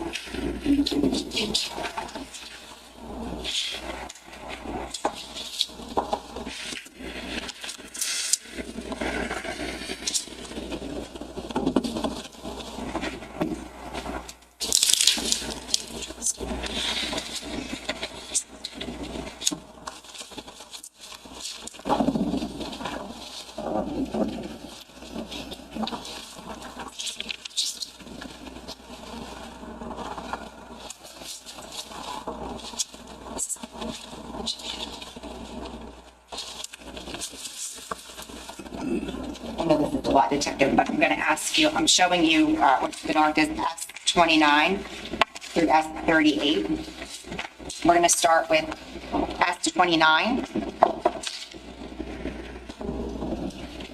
Do you recognize that? Yes, I do. What is that? This is the bank statements from TD Bank in the name of Paul Caneiro. The account number, can I just say the last 4 digits Yes. for these? The account number ends in 3837, and the statement period is from December 24th, 2016, and it ends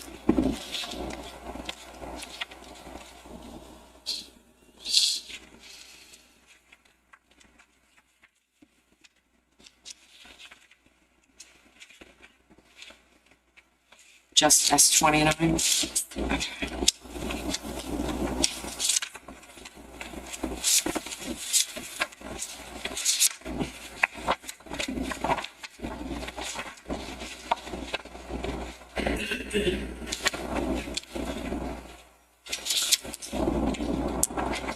Detective, if I could, are these the bank statements for 2017 for 3837? Yes, and it ends January 23rd, 2018. Okay, and are there also the deposit slips attached to those bank statements? Yes, there are. Okay, and does this correspond to number 2 on the board over there?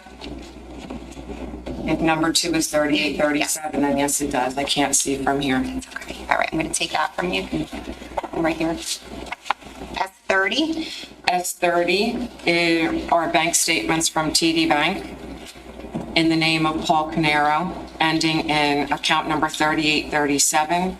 These statements are dated December 24th, 2017, and they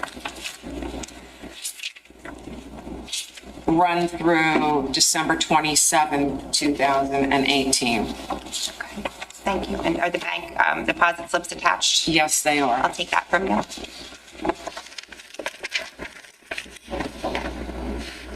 S31.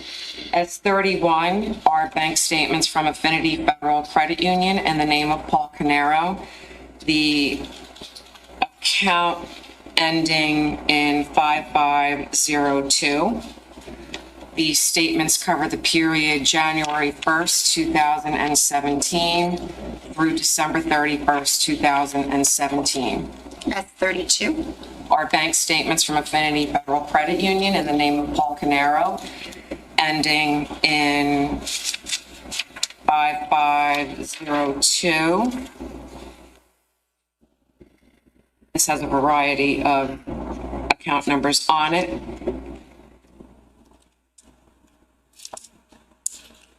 They are dated January 1st, 2018, and through December 31st, 2018. Okay, do you see S33?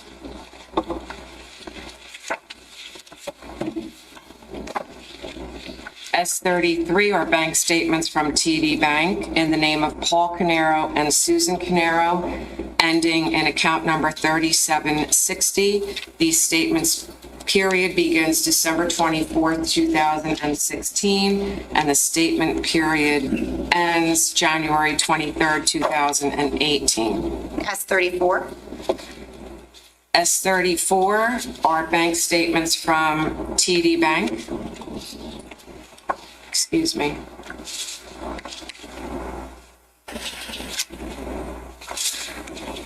In the name of Paul and Susan Caneiro, ending in account number 3760.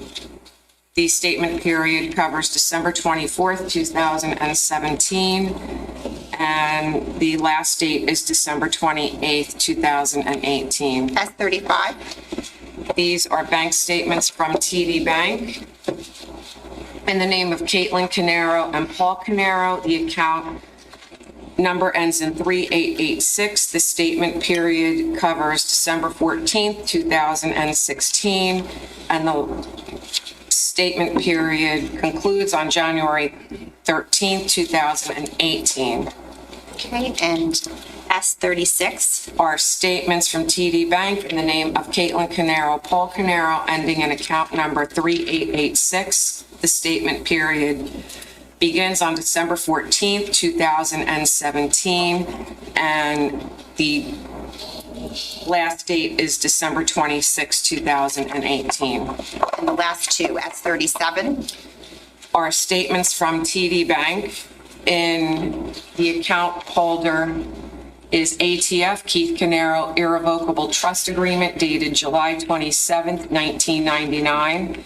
Keith Caneiro grantor, Paul Caneiro trustee. The ending account number is 5465. The statement period begins January 1st, 2017 through December 31st, 2017. Did you mean 2018? Are you? 17, I'm sorry. And finally, S38. Are statements from TD Bank.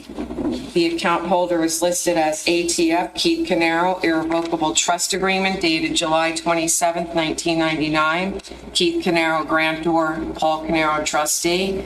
The account number ends in 5465. The statement period begins January 1st, 2018 through December 31st, 2018. Thank you, Detective. Did you obtain each of these bank statements through legal process? Yes, I did. Meaning you obtained them directly from the bank?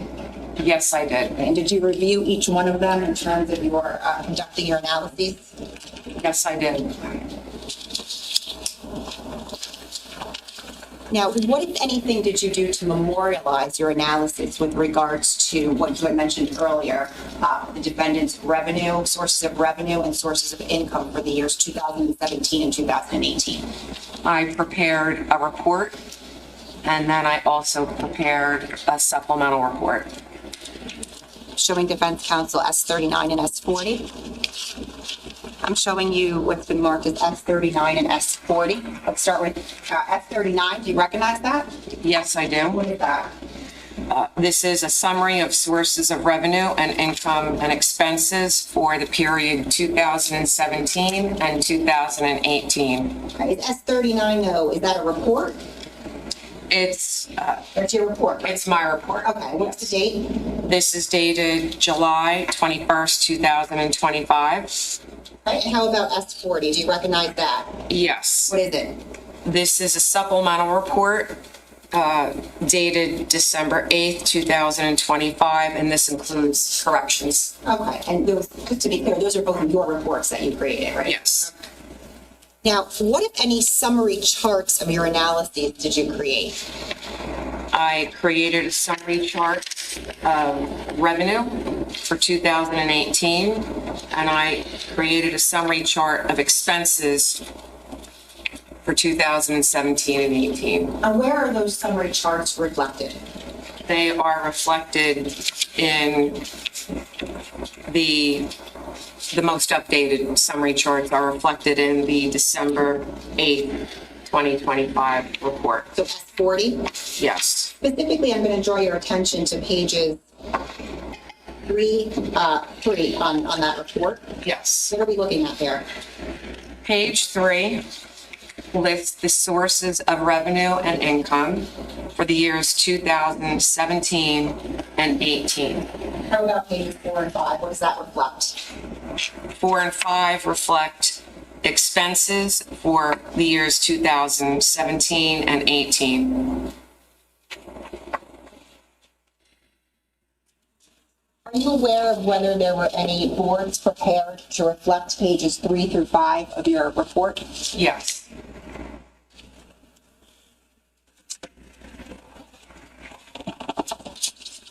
Showing counsel what's been marked as S40A and S40B.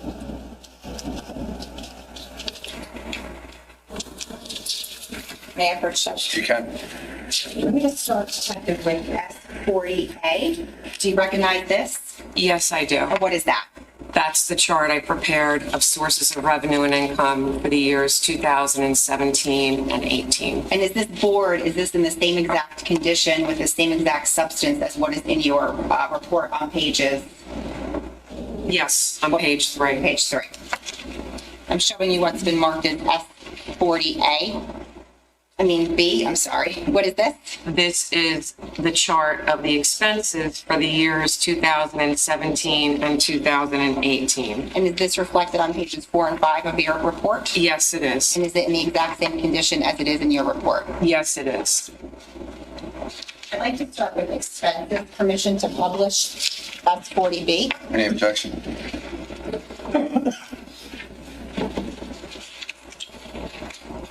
No, Judge. You can.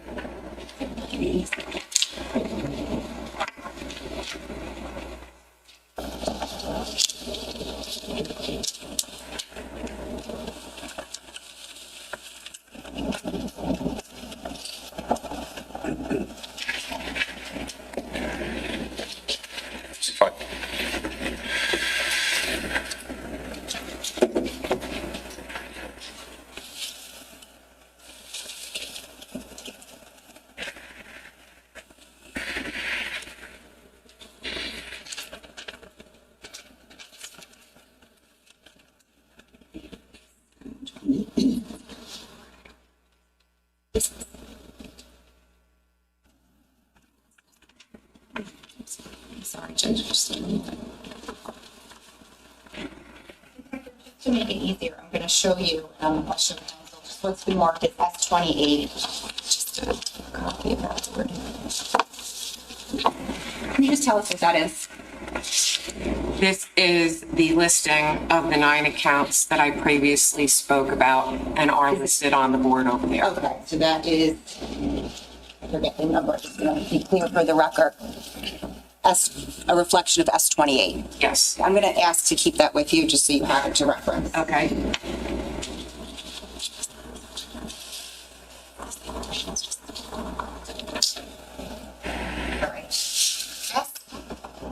30B, which is reflected on pages 4 and 5 of your expert report. Do you see that? Yes, I do. Okay. Can you just generally explain what we're looking at? Yes, this is the list of expenses for the years 2017 and 18. It covers categories to include tax debt, mortgage payments, auto loan and lease payments, credit card payments, insurance payments, utility payments,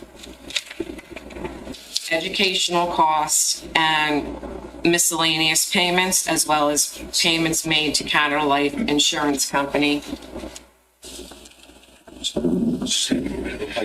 I think, if you don't mind, I think it would be better if you put it right in the middle, so then everyone can see it. It's kind of in the middle for everyone.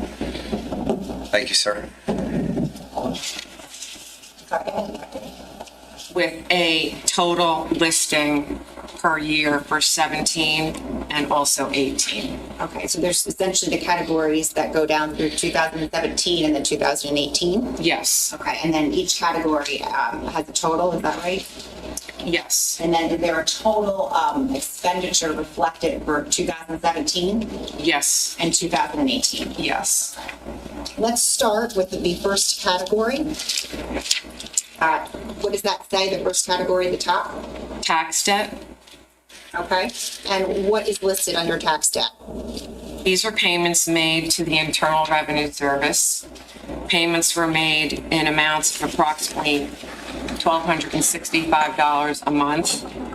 In the year 2017, there was a larger payment within that year. So for 2017, the total payments made to the IRS is $40,523. And in 2018, total payments made to the IRS were $15,107. And just to be clear, these payments came from which of the 4 accounts of the defendants? You could just say the last 4 numbers. It came from number 2, the account ending in 3837, the defendant's personal account. Okay. Do you know what kind of payments they were? Electronic? Electronic. checks? Electronic?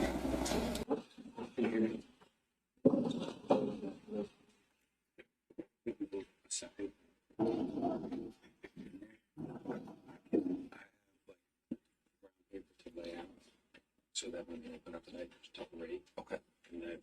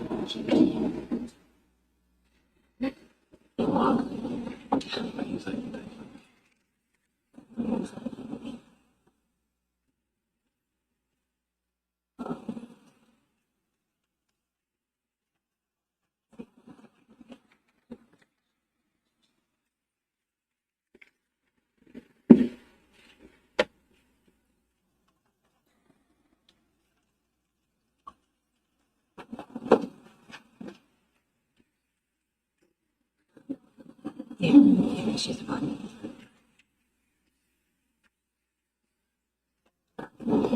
Married. Okay. Single.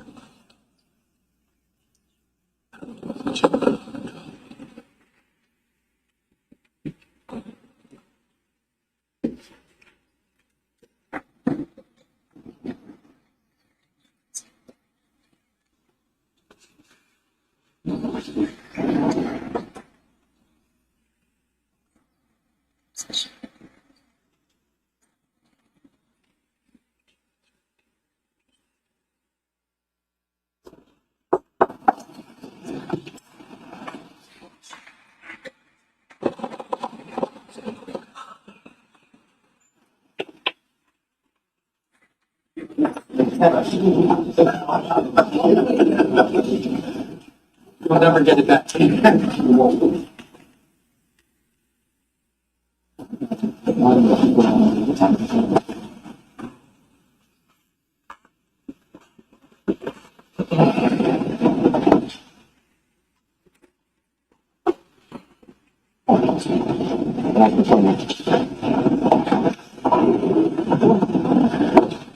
Hey, ladies and gentlemen, we're back on the record.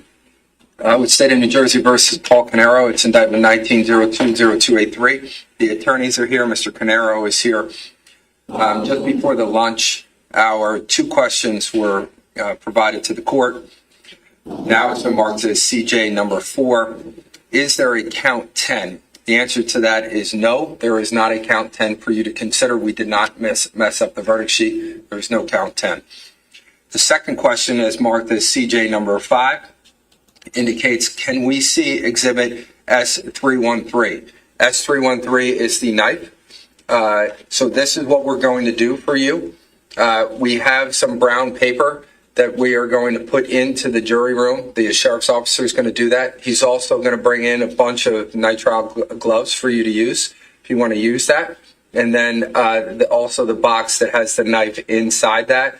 We put the paper out because you saw what the knife looked like, to make sure that you had the opportunity to take a look at the knife. You have plenty of gloves. If you need anything else, all you have to do is let us know. Okay? The last thing I'll say is, I saw as you guys were walking out, some may be a little cold. Are you guys okay? Are you cold? Anyone? You guys all right? All right. Maybe I just read that wrong. It's a little cold? She wants. What was that? Like, kind of like nod over there. You gotta take care of him. You just give him one of these. All right. All right. So we'll go back. Just, you know what? Why don't you hang out for 1 second? Sheriff's officer, if you want to take that, put that in there, please. Do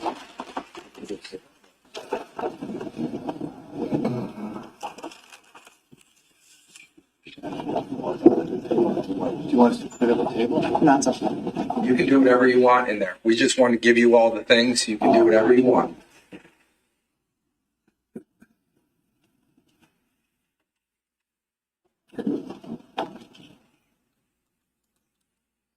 Okay, great. Our jurors that are deliberating can go back in the room. Our alternates can stay here, please.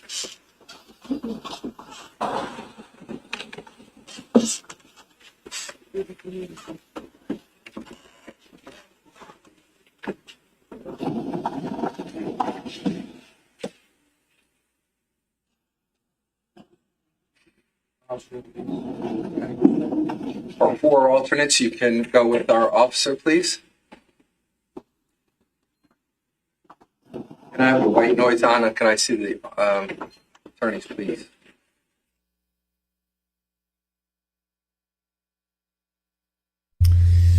All right, so 2 more questions. Is there a count 10? And remember, I said that yesterday when I'm like, wait a minute, count 10. When I was going over the jury instructions, I said that to you guys. I'm like, wait a minute, did I miss count 10? What's count 10? So no, there is no count 10.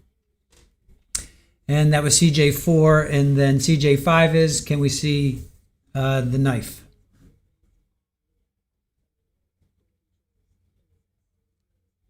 So they asked to see the knife, and they asked about count 10. So that means does that mean they're through 9 counts?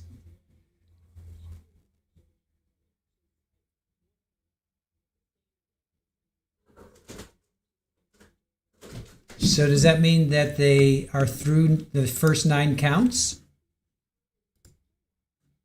Right? Let me take a look at... All right. Thank you all.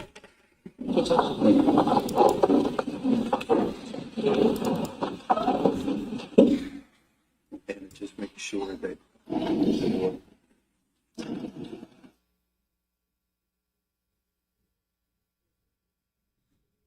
All right, so counts 1 through 4 were Keith, Jennifer, Jesse, and Sophia.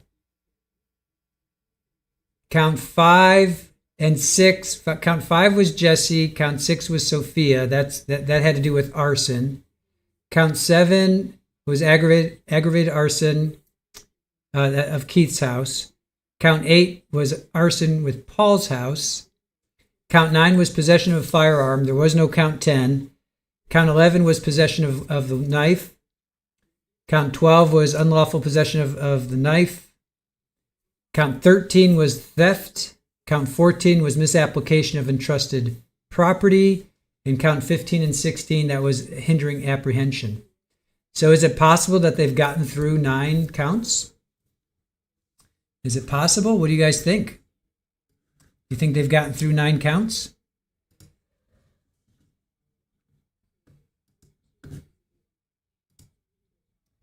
Have they gotten through 9 counts? What do you guys think?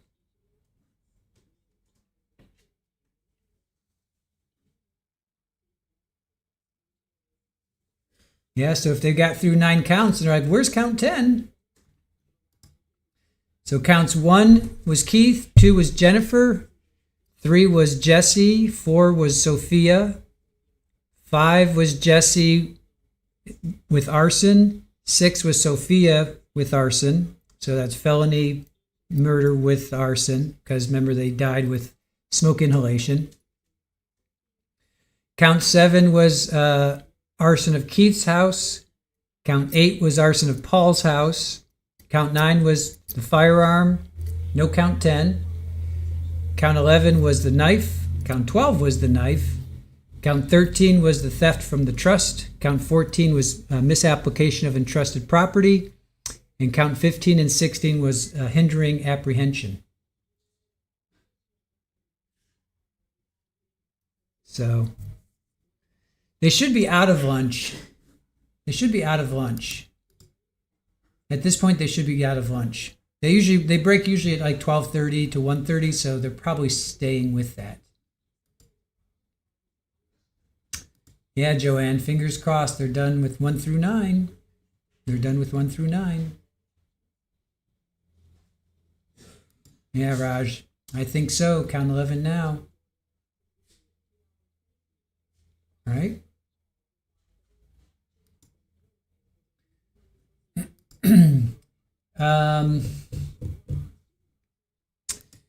Yeah, what was count 10? Let me see if I can find out what was count 10.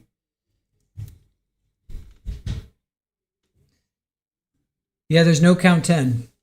I have that in my other notes when they were going through their before. Yeah, there's no count 10.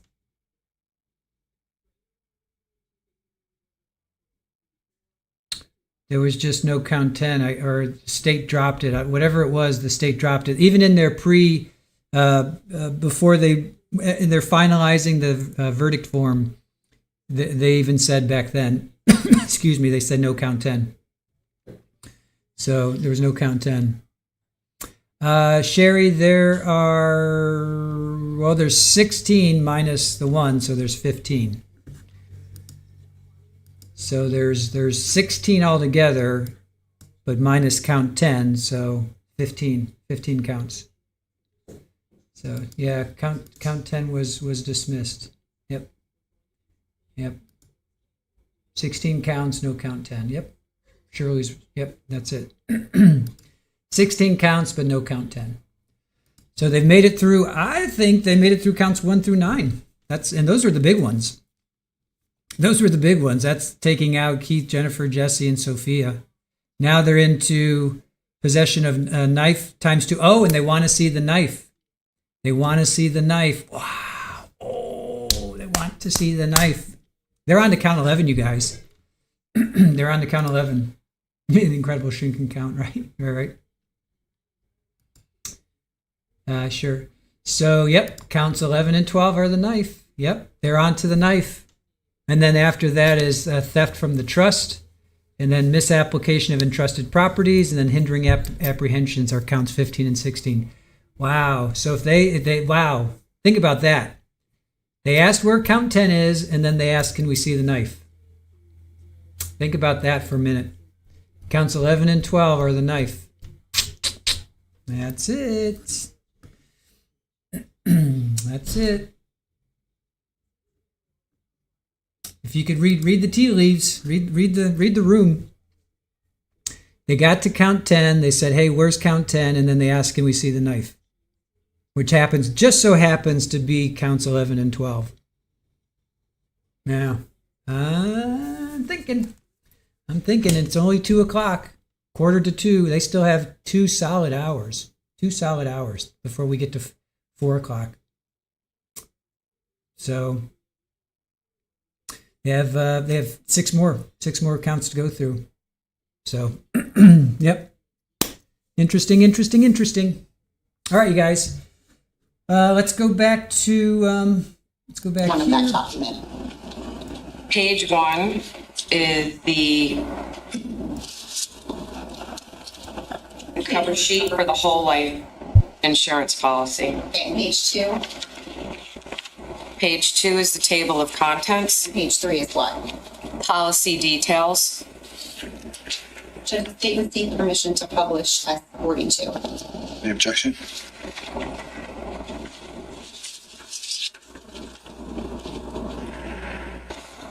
Could we just go to sidebar? You can.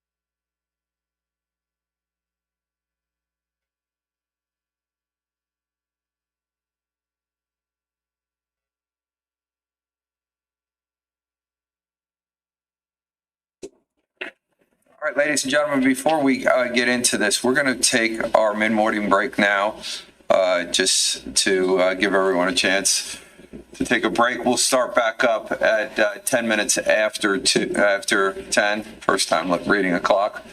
So you guys want to just take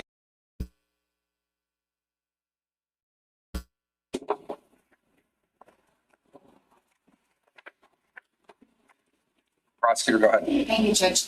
Detective, we left off looking at S42, the Keith Caneiro whole life insurance policy. Do you have that in front of you? Yes, I do. And Judge, I asked for permission to publish, and I believe I gave the court. I do have a copy of that. There was no objection to it, so go ahead. Detective, I believe you indicated, how many pages is this? 17. We can copy. Do you see what's on the screen? I do. That's page 1. Yes. Is that essentially just the cover page of the policy? Yes. Okay, and then we could scroll, just go through to page 2, please. Is that the table of contents? Yes. Right, finally, I want to get to page 3. Do you see page 3, Detective? Yes. Okay, is there a policy number listed? Yes. What is that? 2661587. Who is the insured listed as? Keith M. Caneiro, And is there an age? 31, And what is the face value amount listed? $3 million. And what is the policy date listed? July 28th, 1999. We could go to page 13, please. Detective, do you see in the middle of the page where it says beneficiary? Yes. The only thing I'm going to ask you to do is, but if you could, can you please read that for us? Because the print is small up here. Sure. While the insured is living, you may appoint one or more beneficiaries and may revoke an appointment unless you made it irrevocable. If you have reserved the right to change the beneficiary, you may do so by written request. You must revoke any previous appointments and designate the new person or persons to be beneficiary or beneficiaries. Continue? Yes, please, just No appointment or change in appointment will take effect unless we receive the request. When received, the request will take effect as of the date it was signed, subject to payment or other action taken by us before it was received. The beneficiaries of this policy shall be as stated in the application unless later changed. We will pay the amount due at the death of the insured under the beneficiary appointment in effect at the date of death. If more than one beneficiary has been appointed and one or more of them dies, the proceeds will be paid to the surviving beneficiaries equally unless otherwise designated. If no other beneficiary is alive at the date of the insured, or if none has been appointed, we will pay the proceeds to you or to your estate. Detective, who, to your knowledge, if you know, based upon your review of these documents, who was the beneficiary of this life insurance policy contract? The Keith Caneiro Irrevocable Life Trust And where is that listed specifically? on the application. Can I take that back from you? I'm going to ask you to take a look at S43 now.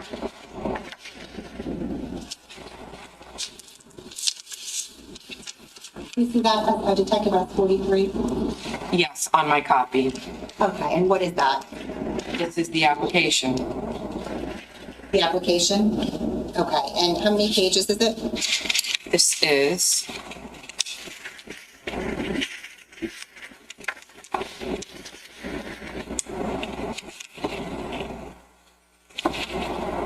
And I'm sorry, they're not numbered, so if you don't mind. 9, How many? I believe 9. Okay.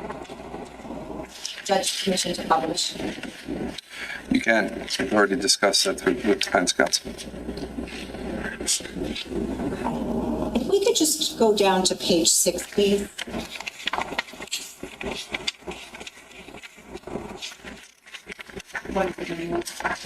Detective, do you see this page in front of you? Yes, Okay. Are there signatures on there? yes, Okay, and then is there a date? yes. What is the date that this is signed? August 9th, 1999. Okay, if we could just go to section 1 on page 1, please. Detective, I'm going to refer your attention to that section, section 1, page 1. And is there some information in section 1, page 1? Yes, Okay, and specifically, is there a name up there? the primary insured information Yes. is Keith M. Caneiro. Okay, and the address is listed as New York? Yes, Okay, and then the employer is listed as what? J. Morton Consulting, Inc., which is Square One. If we could scroll down now, we're still on page 1, section 4.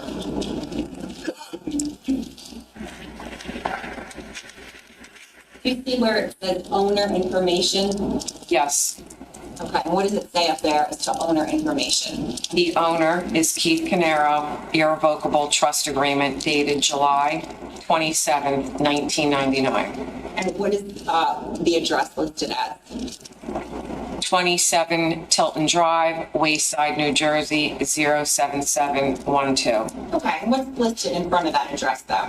Paul Caneiro as trustee, in parentheses, settler. If we can now look at, it's still page 1, but section 5 right there where it says beneficiaries, do you see that? Yes. What is listed as the beneficiary? Under primary, it's listed Paul Caneiro, trustee of the Keith Caneiro Irrevocable Trust Agreement dated July 27th, 1999, and the address as 27 Tilton Drive, Wayside, New Jersey, 07712. All right, still on page 1, if I'm going to direct your attention to section 6 where it says premium payment, do you see that? Yes, Do you see section A, mode? yes, Okay, and what does that list? an annual premium payment. Did that later change at some point? Yes, What did it change to in terms of the frequency of the premium payments? to quarterly. Okay, and do you see section B where it says send premium notice to owners? Yes, Okay, and what is listed there? the box residence is checked off and the address for that residence is 20. All right, we're going to go listen to that. We're going to go listen to those counts because I need to know as well. Let's see if we can find those. County of Monmouth did commit the crime of hindering oneself by, with purpose to hinder or the mind, and it has to be determined based upon only those purposes for which it has been admitted. If during your deliberations you have a question or you feel that you need further assistance or instructions from me or wish to have certain testimony read or played back, which is either audio or video or some type of exhibit that you needed to see that maybe you don't have, write your question or request on a sheet of paper and give it to the sheriff's. I don't think I have to read every one. You'll have S8, S10, S11, S12. These are all records, so you'll physically have all of them.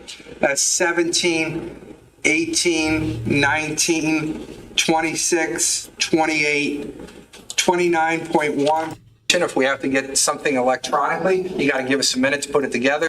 Category is exceeds 200 but less than 500. You would. That is, if you answer that he's guilty of that charge, answer 1A. If you find him not, that's the only thing that we're using it for. It will also help you and guide you to make sure you answer any and all questions that are being asked of you. We've talked about questions 1 through 4, but you'll see with each question, underneath there will be a bold, for example, to tell you, do I have to go on to a subsection or do I go on? All right, hold on, let me find this. Let's see.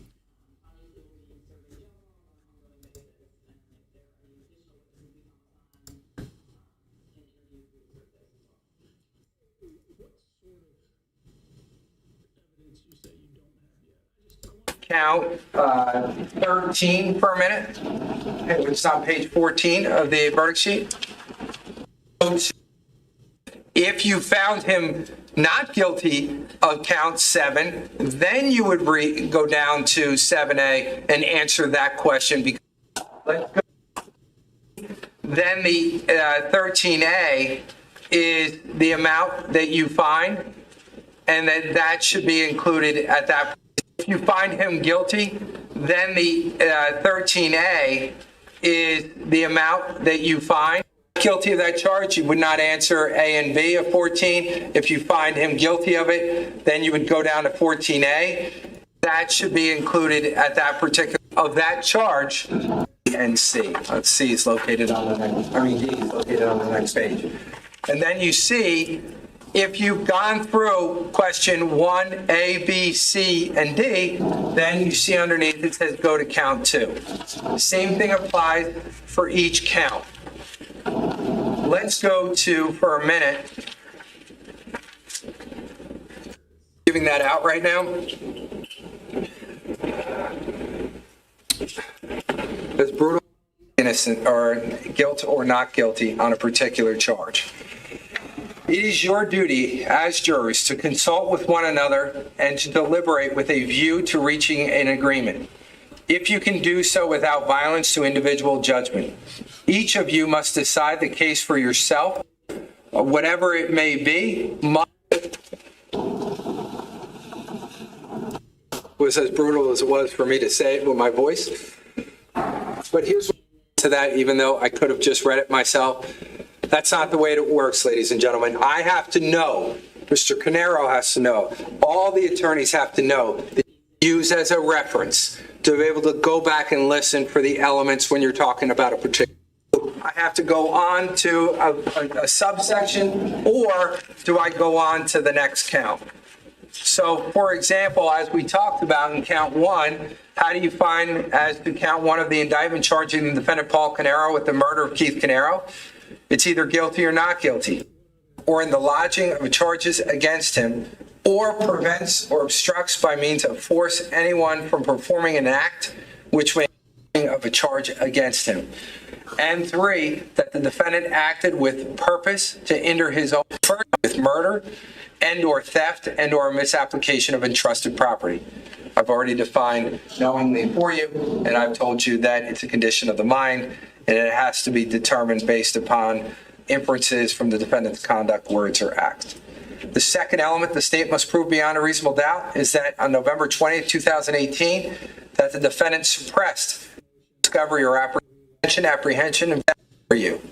If after considering all of the evidence, you conclude that the state has proven each of these elements beyond a reasonable doubt, then property. I've defined any evidence of the by means of force anyone from performing an act, property, prevented or punishment for the crime of theft and or misapplication of entrusted is this a lost property, cause? I'm prevented floundering or here. What do you guys obstructed want by me to means do? of force anyone from thought performing it an was- act which may aid in his discovery. What should I do? You want me to keep going or no? Apprehension or in the lodging of a charge against him. The indictment reads as follows. Paul Caneiro, on or about November 20th, 2018, in or about the township of Colts Neck, county of Monmouth, did commit the crime of hindering oneself by, with purpose to hinder his own detention, apprehension, investigation, prosecution, conviction, or punishment for the crime of theft and or misapplication of entrusted property, prevented or obstructed by means upon, let me say that again. There is nothing different in the way a jury is to consider the proof in a criminal case from that in which all reasonable persons treat any questions depending upon evidence presented to them. You are expected, for example, as we talked about in count one, how do you find as to count one of the indictment charging the defendant Paul Caneiro with the murder of Keith Caneiro? It's either guilty or not guilty. And then you see underneath, if you find him guilty, I can't find any of the charges. He's jumping all over the place. If you find him not guilty, then you would just go to count two. 1A deals with doing it by his own conduct, as we talked about before. If you answer yes to 1A, then you go to B and C.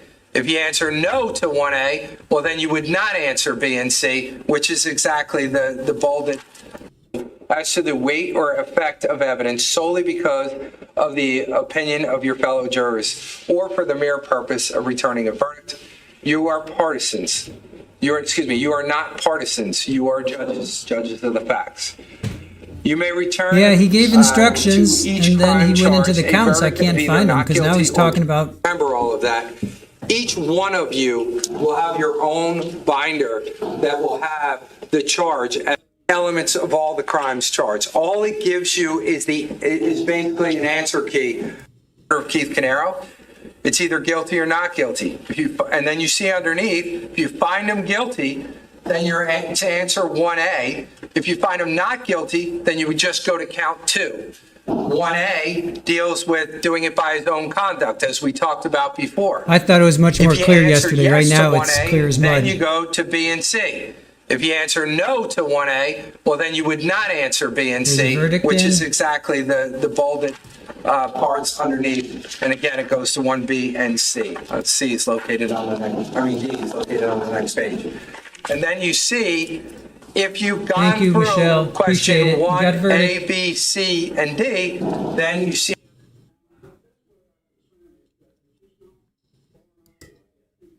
All right, verdict has been reached. Let me stop our clock.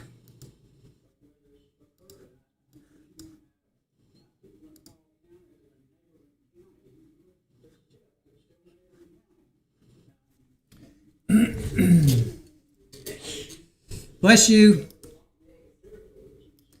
All right, verdict has been reached, guys, in Paul Caneiro. There's a verdict. Verdict has been reached.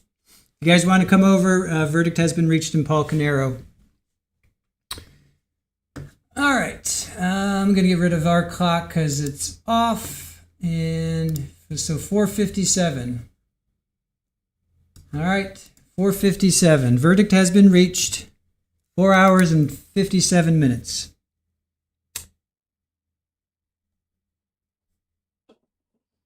So verdict has been reached. If you guys want to join us over at Paul Caneiro, I'm going to continue playing this, but a verdict has been reached.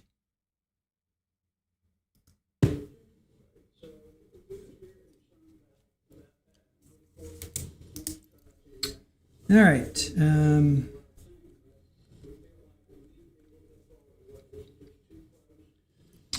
The verdict has been reached.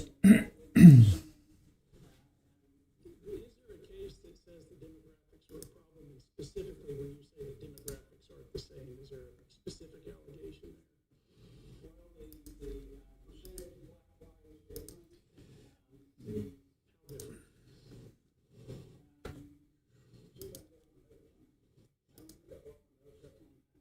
think the percentage of at least white is A knock at the door. This is going to be marked as CJ number 6, and it indicated that we have reached the verdict.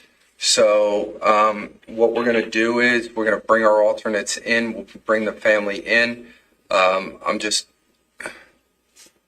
know what? That's what I want to do. I want to bring everyone in because I want to be able to talk to them first about, I don't want to hear any emotions during the course of the verdict being read before I bring the alternates in. So if the Sheriff's Department, if you don't mind, as soon as you're ready, if you can allow people in, and then we'll go from there.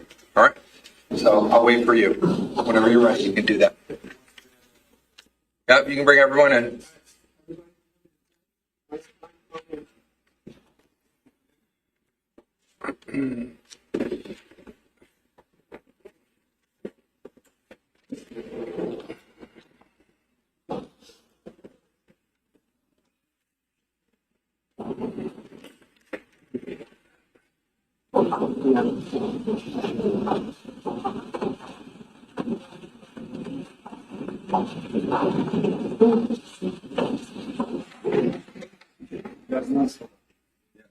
Is that what I said? Yes.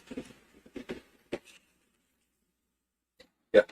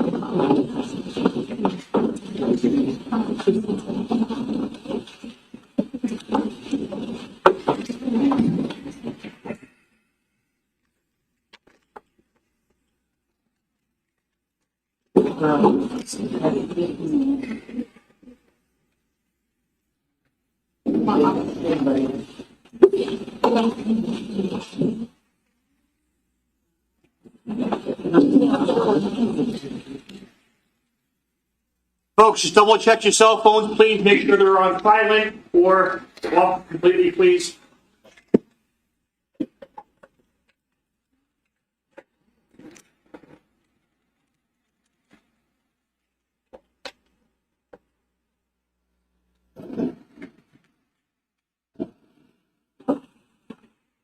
Okay, ladies and gentlemen, the jury has indicated that they have reached a verdict. In saying that, I just wanted to remind everyone that while reading the verdict, I'm going to ask, no matter what the verdict may be, I'm going to ask for everyone, you need to keep your emotions in check the best as you possibly can. Obviously, everyone in this room understands the emotion behind this case on both sides of the aisle. We respect that. However, for purposes of the courtroom and trying to get through the verdict, I'm asking you to do your best to control that. And then once the verdict is done being read, you'll have the opportunity outside the courtroom to be able to do whatever you feel, and I respect that also. So can everyone follow that? We good? Yes, Your Honor. All right, thank you all. I very much appreciate it. Again, I understand. With that being said, I'm going to ask for the alternates to be brought.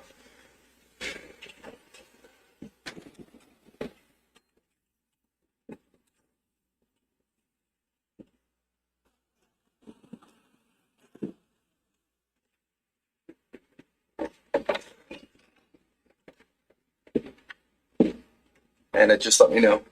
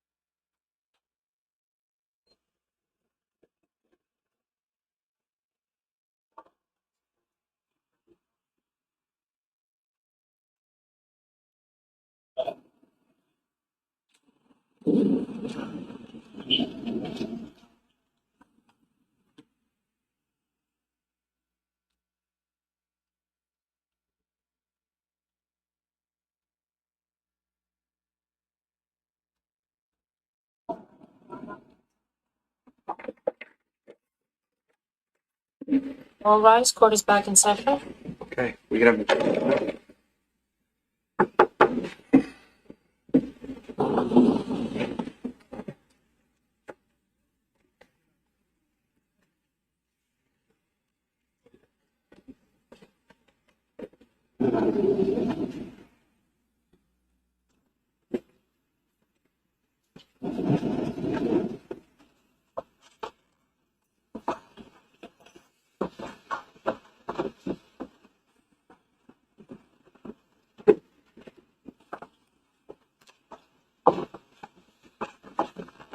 Hey, everyone can be seated. Thank you. Foreman, I received a note at 1:54 p.m. It indicated that we have reached a verdict. Is that accurate? Yes, sir. Okay, and that includes all counts? All counts. Okay. All right, so we've marked that as CJ-6, the communication between the court and the jury.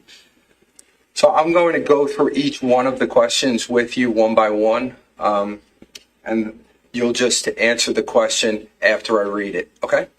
All right. If you don't mind, can you stand for me? Unless you're uncomfortable. Do you have your verdict sheet? No. Okay, do you want to get that? Yes. All right.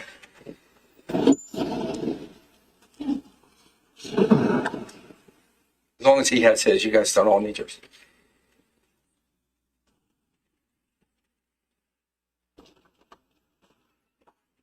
Okay, sir, we'll start from the top. All right. How do you find as to count one of the indictment charging the defendant, Paul Caneiro, with the murder of Keith Caneiro? Guilty. Did the defendant, Paul Caneiro, commit the homicidal act by his own conduct, meaning the defendant actively and directly participated in the homicidal act? Yes. Did the defendant, Paul Caneiro, commit the murder in expectation of the receipt of anything of pecuniary value? Yes. Did the defendant, Paul Caneiro, commit the murder for the purpose of escaping detection, apprehension, trial, punishment, or confinement from another offense or offenses committed by him, the defendant? Yes. Did the defendant, Paul Caneiro, commit the murder while he was engaged in the commission of or an attempt to commit the crimes of murder? Yes. Count 2. How do you find as to count 2 of the indictment charging the defendant, Paul Caneiro, with the murder of Jennifer Caneiro? Guilty. Did the defendant, Paul Caneiro, commit the homicidal act by his own conduct, meaning the defendant actively and directly participated in the homicidal act? Yes. Did the defendant, Paul Caneiro, commit the murder in expectation of the receipt of anything of pecuniary value? No. Did the defendant, Paul Caneiro, commit the murder for the purpose of escaping detection, apprehension, trial, punishment, or confinement for another offense or offenses committed by him, the defendant? Yes. Did the defendant, Paul Caneiro, commit the murder while he was engaged in the commission of or an attempt to commit the crimes of murder? Yes. 3. How do you find as to count 3 of the indictment charging the defendant, Paul Caneiro, with the murder of Jesse Caneiro? Guilty. Did the defendant, Paul Caneiro, commit the homicidal act by his own conduct, meaning that defendant actively or directly participated in the homicidal act? Yes. Did the defendant, Paul Caneiro, commit the murder in expectation of the receipt of anything of pecuniary value? No. Did the defendant, Paul Caneiro, commit the murder for the purpose of escaping detection, apprehension, trial, punishment, or confinement for another offense or offenses committed by him, the defendant? Yes. Did the defendant, Paul Caneiro, commit the murder while he was engaged in the commission of or an attempt to commit the crime or crimes of murder? Yes. Did the defendant, Paul Caneiro, commit the murder while Jesse Caneiro was less than 14 years old? Yes. Count 4. How do you find as to count 4 of the indictment charging the defendant, Paul Caneiro, with the murder of Sophia Caneiro? Guilty. Did the defendant, Paul Caneiro, commit the homicidal act by his own conduct, meaning the defendant actively and directly participated in the homicidal act? Yes. Did the defendant, Paul Caneiro, commit the murder in expectation of the receipt of anything of pecuniary value? No. Did the defendant, Paul Caneiro, commit the murder for the purpose of escaping detection, apprehension, trial, punishment, or confinement for another offense or offenses committed by him, the defendant? Yes. Did the defendant, Paul Caneiro, commit the murder while he was engaged in the commission of or an attempt to commit the crime or crimes of murder? Yes. Did the defendant, Paul Caneiro, commit the murder while Sophia Caneiro was less than 14 years old? Yes. Count 5. How do you find as to count 5 of the indictment charging the defendant, Paul Caneiro, with the felony murder of Jesse Caneiro? Guilty. How do you find as to count 6 of the indictment charging the defendant, Paul Caneiro, with the felony murder of Sophia Caneiro? Guilty. How do you find as to count 7 of the indictment charging the defendant, Paul Caneiro, with aggravated arson as to the structure of 15 Willowbrook Road, Colts Neck? Guilty. How do you find as to count 8 of the indictment charging the defendant, Paul Caneiro, with aggravated arson as to the structure of 27 Tilton Drive, Ocean Township? Guilty. Count 9. How do you find as to count 9 of the indictment charging the defendant, Paul Caneiro, with possession of a firearm for unlawful purpose? Guilty. Count 11. How do you find as to count 11 of the indictment charging the defendant, Paul Caneiro, with possession of a knife for an unlawful purpose? Guilty. How do you find as to count 12 of the indictment charging the defendant, Paul Caneiro, with the unlawful possession of a knife? Guilty. How do you find as to count 13 of the indictment charging the defendant, Paul Caneiro, with theft? Guilty. Indicate the value of the pecuniary benefit the defendant received from the misapplication. Check number 1. All right. So it's $75,000 or more. Yes. Okay. How do you find as to count 14 of the indictment charging the defendant Paul Caneiro with misapplication of entrusted property? Guilty. Did the defendant Paul Caneiro derive a pecuniary benefit from the misapplication? Yes. Indicate the value of the pecuniary benefit the defendant received from the misapplication. 75,000 or more. Okay, thank you. Count 15. How do you find as to count 15 of the indictment charging the defendant Paul Caneiro with hindering one's own apprehension or prosecution? Guilty. Count 16. How do you find as to count 16 of the indictment charging the defendant Paul Caneiro with hindering one's own apprehension or prosecution? Guilty. Okay. Thank you, sir. You can be seated. Ladies and gentlemen, you just heard the foreman go through each one of the charges and indicated the verdict as to all of you. At this point in time, I'm going to ask the deliberating jurors. I'm just going to go by your seat number. That's it. And I'm just going to ask, do you agree with the entire verdict as was read by your foreman, juror number 1? Okay? Juror number 2. Agreed. Juror number 3. Agreed. Juror number 4. Agreed. Juror number 5. Agreed. Juror number 6. Agreed. Juror number 7. Agreed. Juror number 9. Agreed. Juror number 10. Agreed. Juror number 12. Agreed. Juror number 13. Agreed. And juror number 14. Agreed. Okay. Our jury has been polled. Is there any reason for the attorneys to approach the bench? No, Judge. Okay. All right, ladies and gentlemen, I'm going to ask you to do me a favor at this point in time. I'm just going to ask for you to go into the jury room for a minute.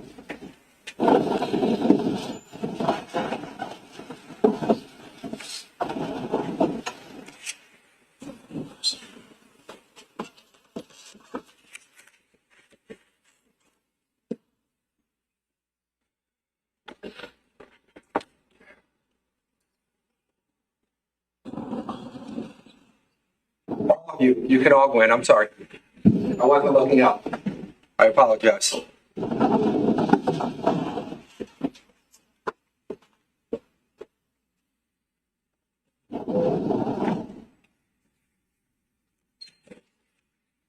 Okay. Mr. Caneiro, at this point in time, you no longer are presumed to be innocent. You have been convicted by a jury of your peers under 3:21-4A. You will now be detained and committed to the custody of the Commissioner of MCCI pending sentence. Your sentence will be scheduled for May the 12th, 2026, which is a Tuesday, and that is at 8:30 a.m. I will also, as a part of this, just so that the record is clear, as it relates to any motion for a new trial under 3:20-2, that there are 10 days from today's date for a motion for a new trial, which would be February 23rd. If the defense decides to file a motion for a new trial, the defendant's brief, I want everyone to have it now, will be due on March 16th by 4:30 p.m. The state's response would be due by April the 6th, 2026 by 4:30 p.m. And the hearing date would be scheduled for April 20th, 2026 at 8:30 a.m. So again, if a motion is filed, those are the dates so that we do not have to come back for a briefing schedule. I'm giving it to you now so that we're all on the same page. At this point in time, what I'm going to do is I'm going to excuse the jury, and then I will excuse everyone from the back. All right, so I just ask everyone to stay put for a minute, but I wanted to at least get that finished and put on the record.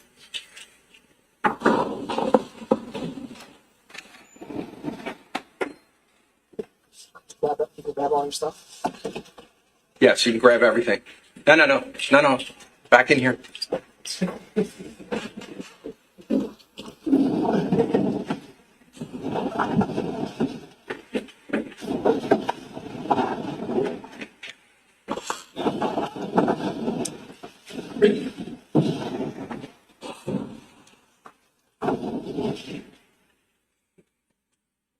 Okay. Everybody can be seated. Sorry, there was just something I had to handle before I excused you. So first and foremost, obviously, let me thank you. I've tried to do that a few times during the course of this, but at this point in time, now I lose control of you. You lose control of me, which is probably good for you. You don't listen to me anymore. But I want to say thank you. I want to say thank you for the time that you have put into this from the week of January the 5th. Some people on this jury were here on that first day and have been here throughout the entire time. Our system of justice, if you remember what I said in the beginning, fails without people like yourselves for taking the time to sacrifice your time so that our system of justice can have jurors to come in and to render decisions on cases just like this. So the fact that you did that, and you did it, all of you did it with such professionalism, with dedication. I watched you each and every day. I told you before that you all paid attention. You very much were focused on the task at hand. And I commend all of you for what you've accomplished here, which is to render a decision as to this difficult case. That's number one. Number two, I said this to you before. I do my best to try to keep matters calm and here with some humor here and there. There's no humor in any of this, and everyone knows that. And I think I've said that before, but I say it again now so that you understand. I only do it because I understand the impacts that it has, and I wanted to make sure that you understood, that I understood where you were coming from, and I tried to do that by keeping things calm. The third thing that I want to say is that at this point in time, I now lose control. And when I say that, as you leave here, the courthouse today, obviously, you weren't allowed to know anything about what was going on in the real world as it related to this case for an extended period of time. I want to remind you, everything that happens in that jury room, that's the sanctity of that jury room. That should be left there. I can't force you to not say anything, but I have to make sure that you understand. If for some reason you decided to either to speak out to the media or speak out to anyone else, if you say something there that has an impact on what happened here, then I'm going to have to bring you back, and I'm going to have to question you as it relates to whatever that you may or may not have said. I don't say that to threaten you or in any way. I just need you to understand the truth, that would be something that I would need to do to make sure that that process, that whatever went on in there, only you control what happened in there, and that's it. So I suggest you not to do that. Obviously, you'll be talking to your family and friends, and you can do that at this point. That's no problem at all. But I just remind you of that issue that could come up if you decide to speak to the media. It's publicized, and then ultimately there may be a question that I may have to ask you about that. So other than that, again, you'll now be leaving. I want to say thank you. I appreciate all of your time. If I'm the lucky one, maybe I'll see you in 3 years when I send you a new notice to come back. Otherwise, I really appreciate all your time and effort. Thank you very, very much.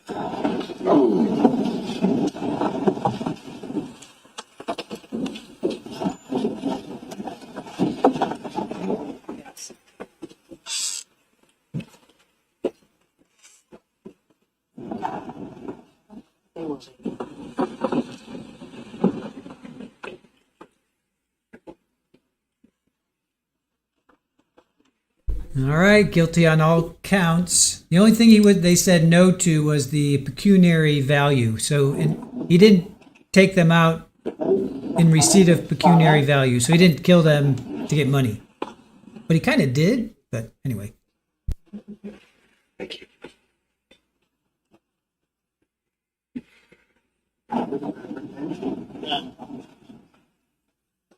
Thank you.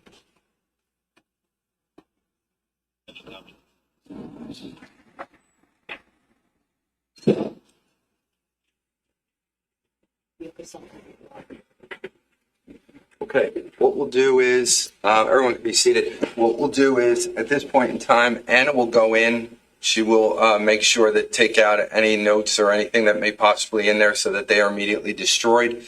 However, if both sides can just wait to get your evidence so you can take that back with you, I would appreciate it. Anybody have any questions? Okay. All right. We will see everyone back here on, as of right now, May 12th, unless there's a motion that's filed. Thank you all.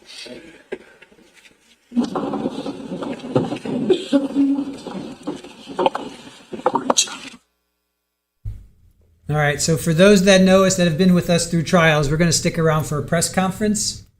Hopefully there will be one.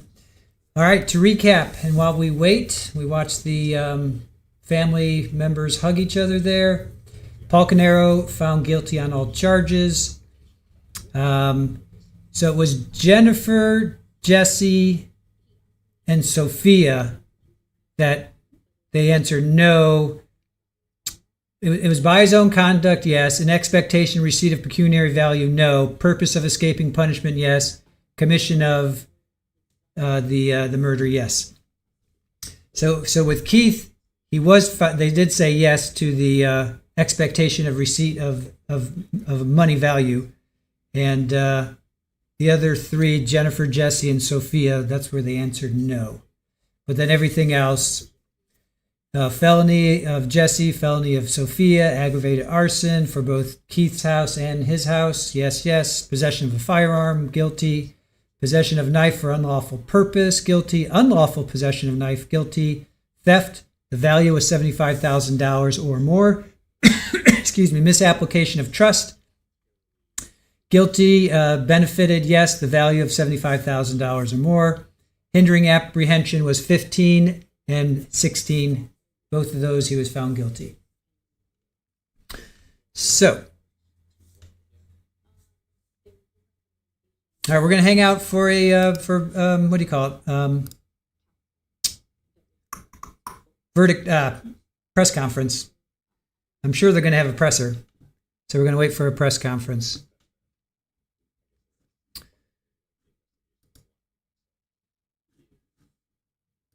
See if I can find one.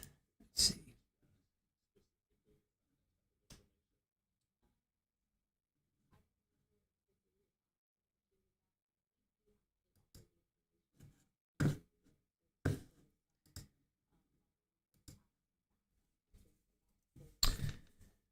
As everybody files out. Mr. Murray's looking around. You want to shake a hand, Mr. Murray?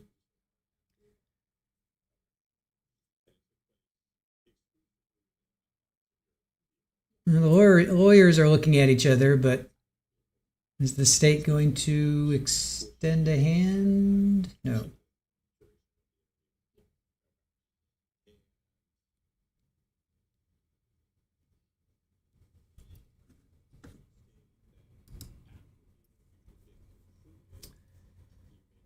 Yeah, he should be cuffed and fingerprinted. We've seen many defendants who are convicted, they get handcuffed right away. I'm surprised they haven't handcuffed him. He needs to be fingerprinted and handcuffed. Yeah, I guess there's not much to say, right? And they coordinated again. They coordinated their colors. That's so funny. They literally have coordinated their colors all trial long. Are they waiting for the gallery to clear? Maybe they're waiting for the gallery to clear? We saw Todd Mullis. He got handcuffed in like a heartbeat. They wasted no time in handcuffing that guy. As soon as they read the guilty verdict, he was like handcuffed.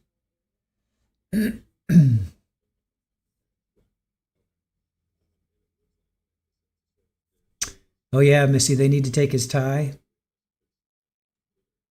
They fingerprint him again, Jenny. At least that's what we've seen. They re-fingerprinted Sarah Boone. They re-fingerprinted Donna, I think. Yeah, you get re-fingerprinted.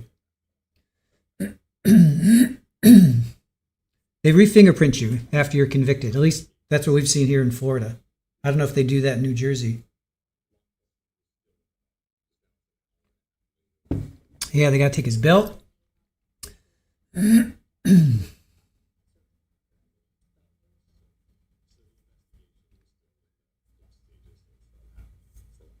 Yep, Jenny, Raj. Yeah, we stayed on Sarah the whole time, and she got re-fingerprinted. All right, let's get this guy in handcuffs. Here we go. There we go. Now they're going to fingerprint him. I'm sorry. Now they're going to handcuff him.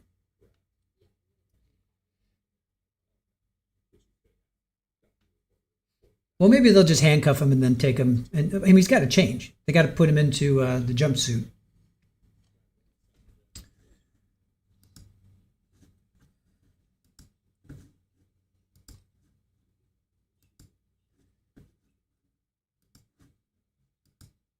All right.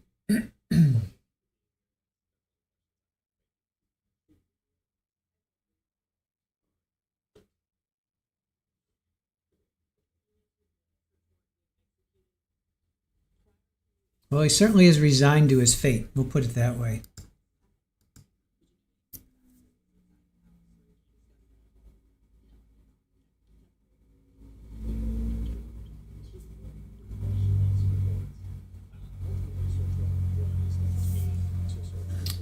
All right, they're going to do that there.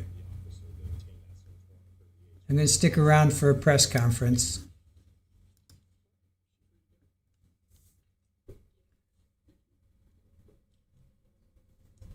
We'll stick around for a press conference. I'll try and find one for you guys.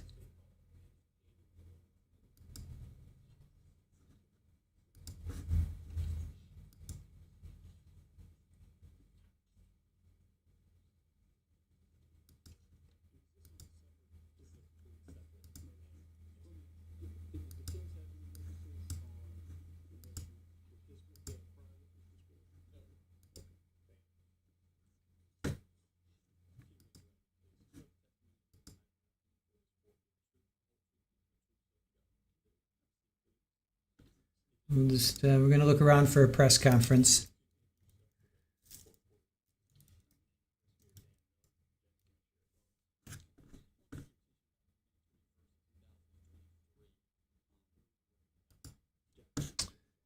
All right, hold on. Let me see if we can get ourselves a press conference here.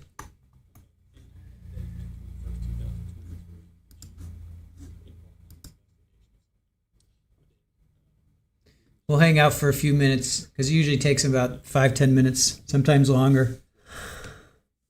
Sometimes longer to get set up for a press conference. So we'll hang out.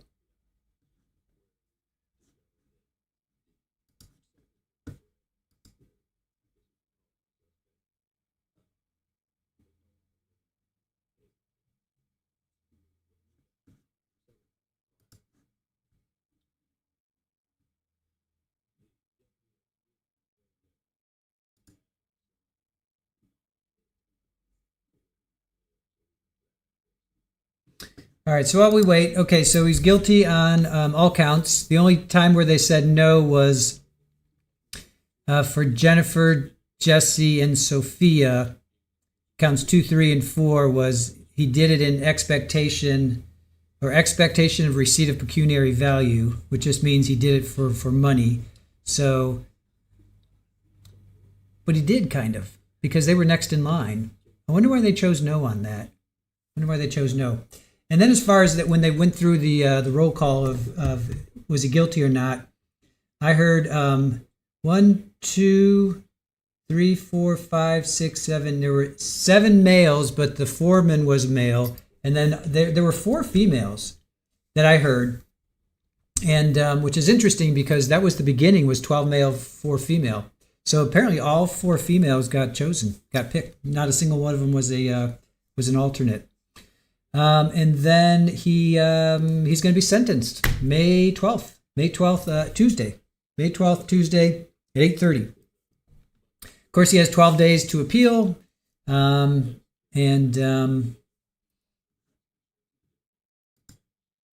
see what happens. See what happens after that. All right, so that's nothing there. All right, my best bet is going to be here. Let me see if no, let me come over here.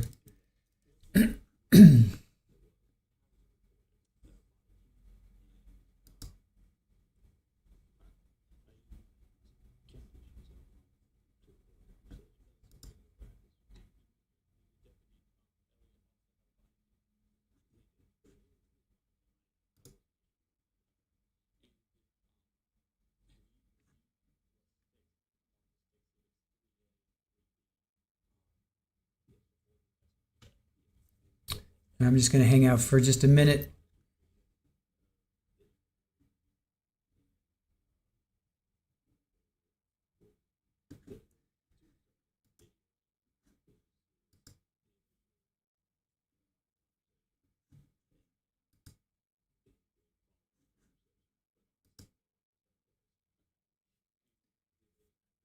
All right, we're just waiting to see if there's going to be a any kind of press conference.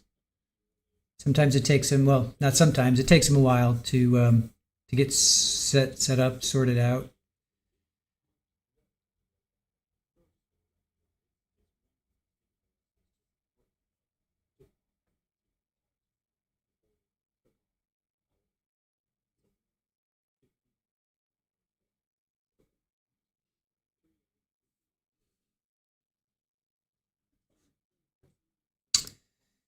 All right.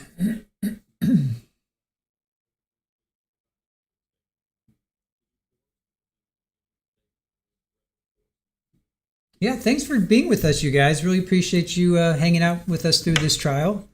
Our next one is going to be Colin Gray. And then, let's see, hold on.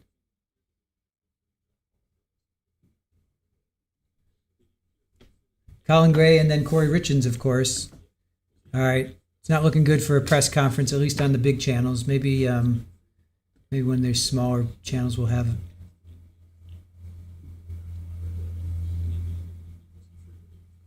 Just give it a second.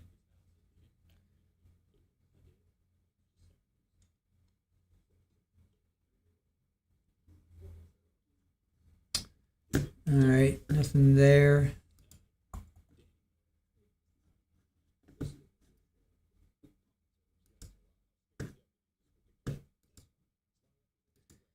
All right. Stay just a few more minutes.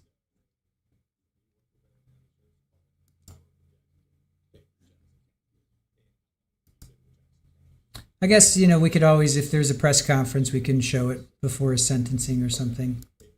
Looks like, it doesn't looks like everybody's ending their feeds. So, all right. There might be one like in the news tonight, so we can always pull it up.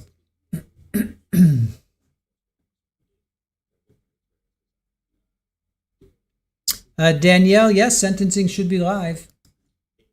Absolutely. Yeah, they'll definitely, yeah. I would say they will definitely do sentencing. Oh, that's interesting, Sharon. Yeah. Will Corey sue for defamation or slander? I think it was no pecuniary because it was more of being discovered than with money. I do see the point that that was what it was about.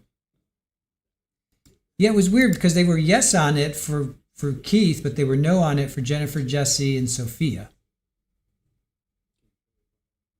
So, yeah. Hey, Mallory, sentencing is May 12th. May 12th. So a couple months from now. Actually, quite a few months from now. 3 months from now, right? Today's the 13th. Yeah, 3 months from now. Sentencing is 3 months from now. Oh, News 12? All right, let me check over there. Let's check there. Thank you for that. Let's see. Let's see here.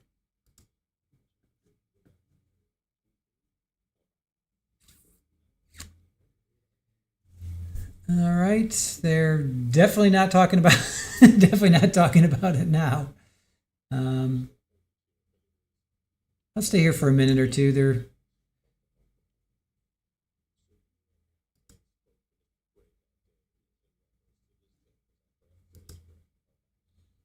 all right. I'll hang here for a minute or two.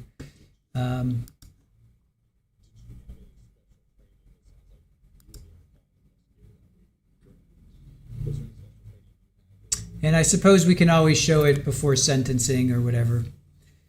If there's a press conference, I'll show it before the sentencing. We can always do that. Because I have to get back to this other feed over here. All right, you guys. Excuse me.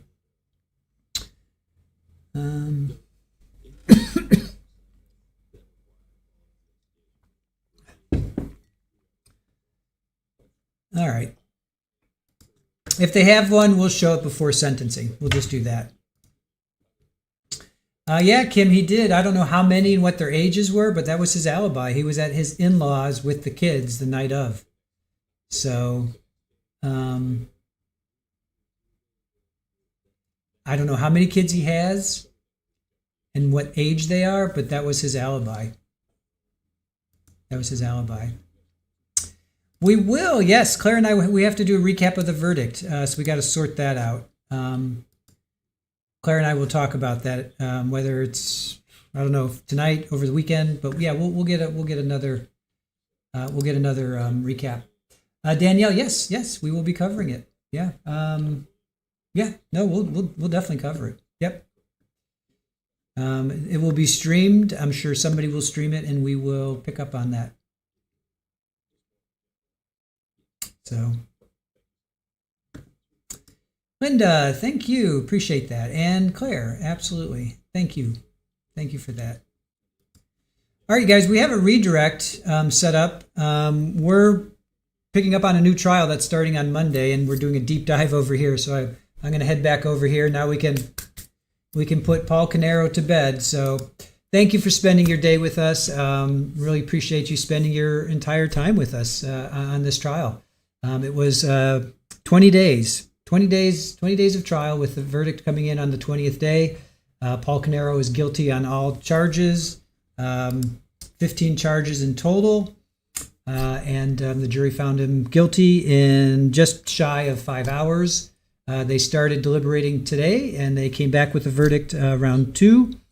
And he's guilty on all charges. So, again, with that, thank you for joining us. We have a redirect set up for the Colin Gray deep dive that we're doing. So join us over there if you want to continue talking. And if not, we will see you hopefully for a verdict recap with Claire some point in the near future. I'm not sure when just yet. Got to just get myself through today. And then we're going to pick up on Colin Gray. So join us over at Colin Gray. I'm going to jump over here. All right, guys. Thank you. Thank you to our mods. Thank you to Aaron. And this was a dual stream. We did a dual stream today. We're streaming here. I'm streaming over there. And appreciate you guys spending your day with us. And thank you to our mods for straddling. They were on both streams. I was in both streams. It's a lot. You guys, it's just a lot, and we're happy to do it for you. We're happy to bring this to you guys. We're happy to spend our day with you. But I do want to thank our mods because they know what goes into doing these dual streams. So, and I want to thank them, and of course Erin for everything that she does on the back end and continues to do. So, with that, have a fantastic night. Thank you for joining us, and we will see you hopefully over at the other stream, and if not, then next week for Colin Gray, and if not, then down the road for Paul Caneiro's sentencing. With that, take care, guys. And let me see. Oh, I got to play this. All right. Have a good one. Bye.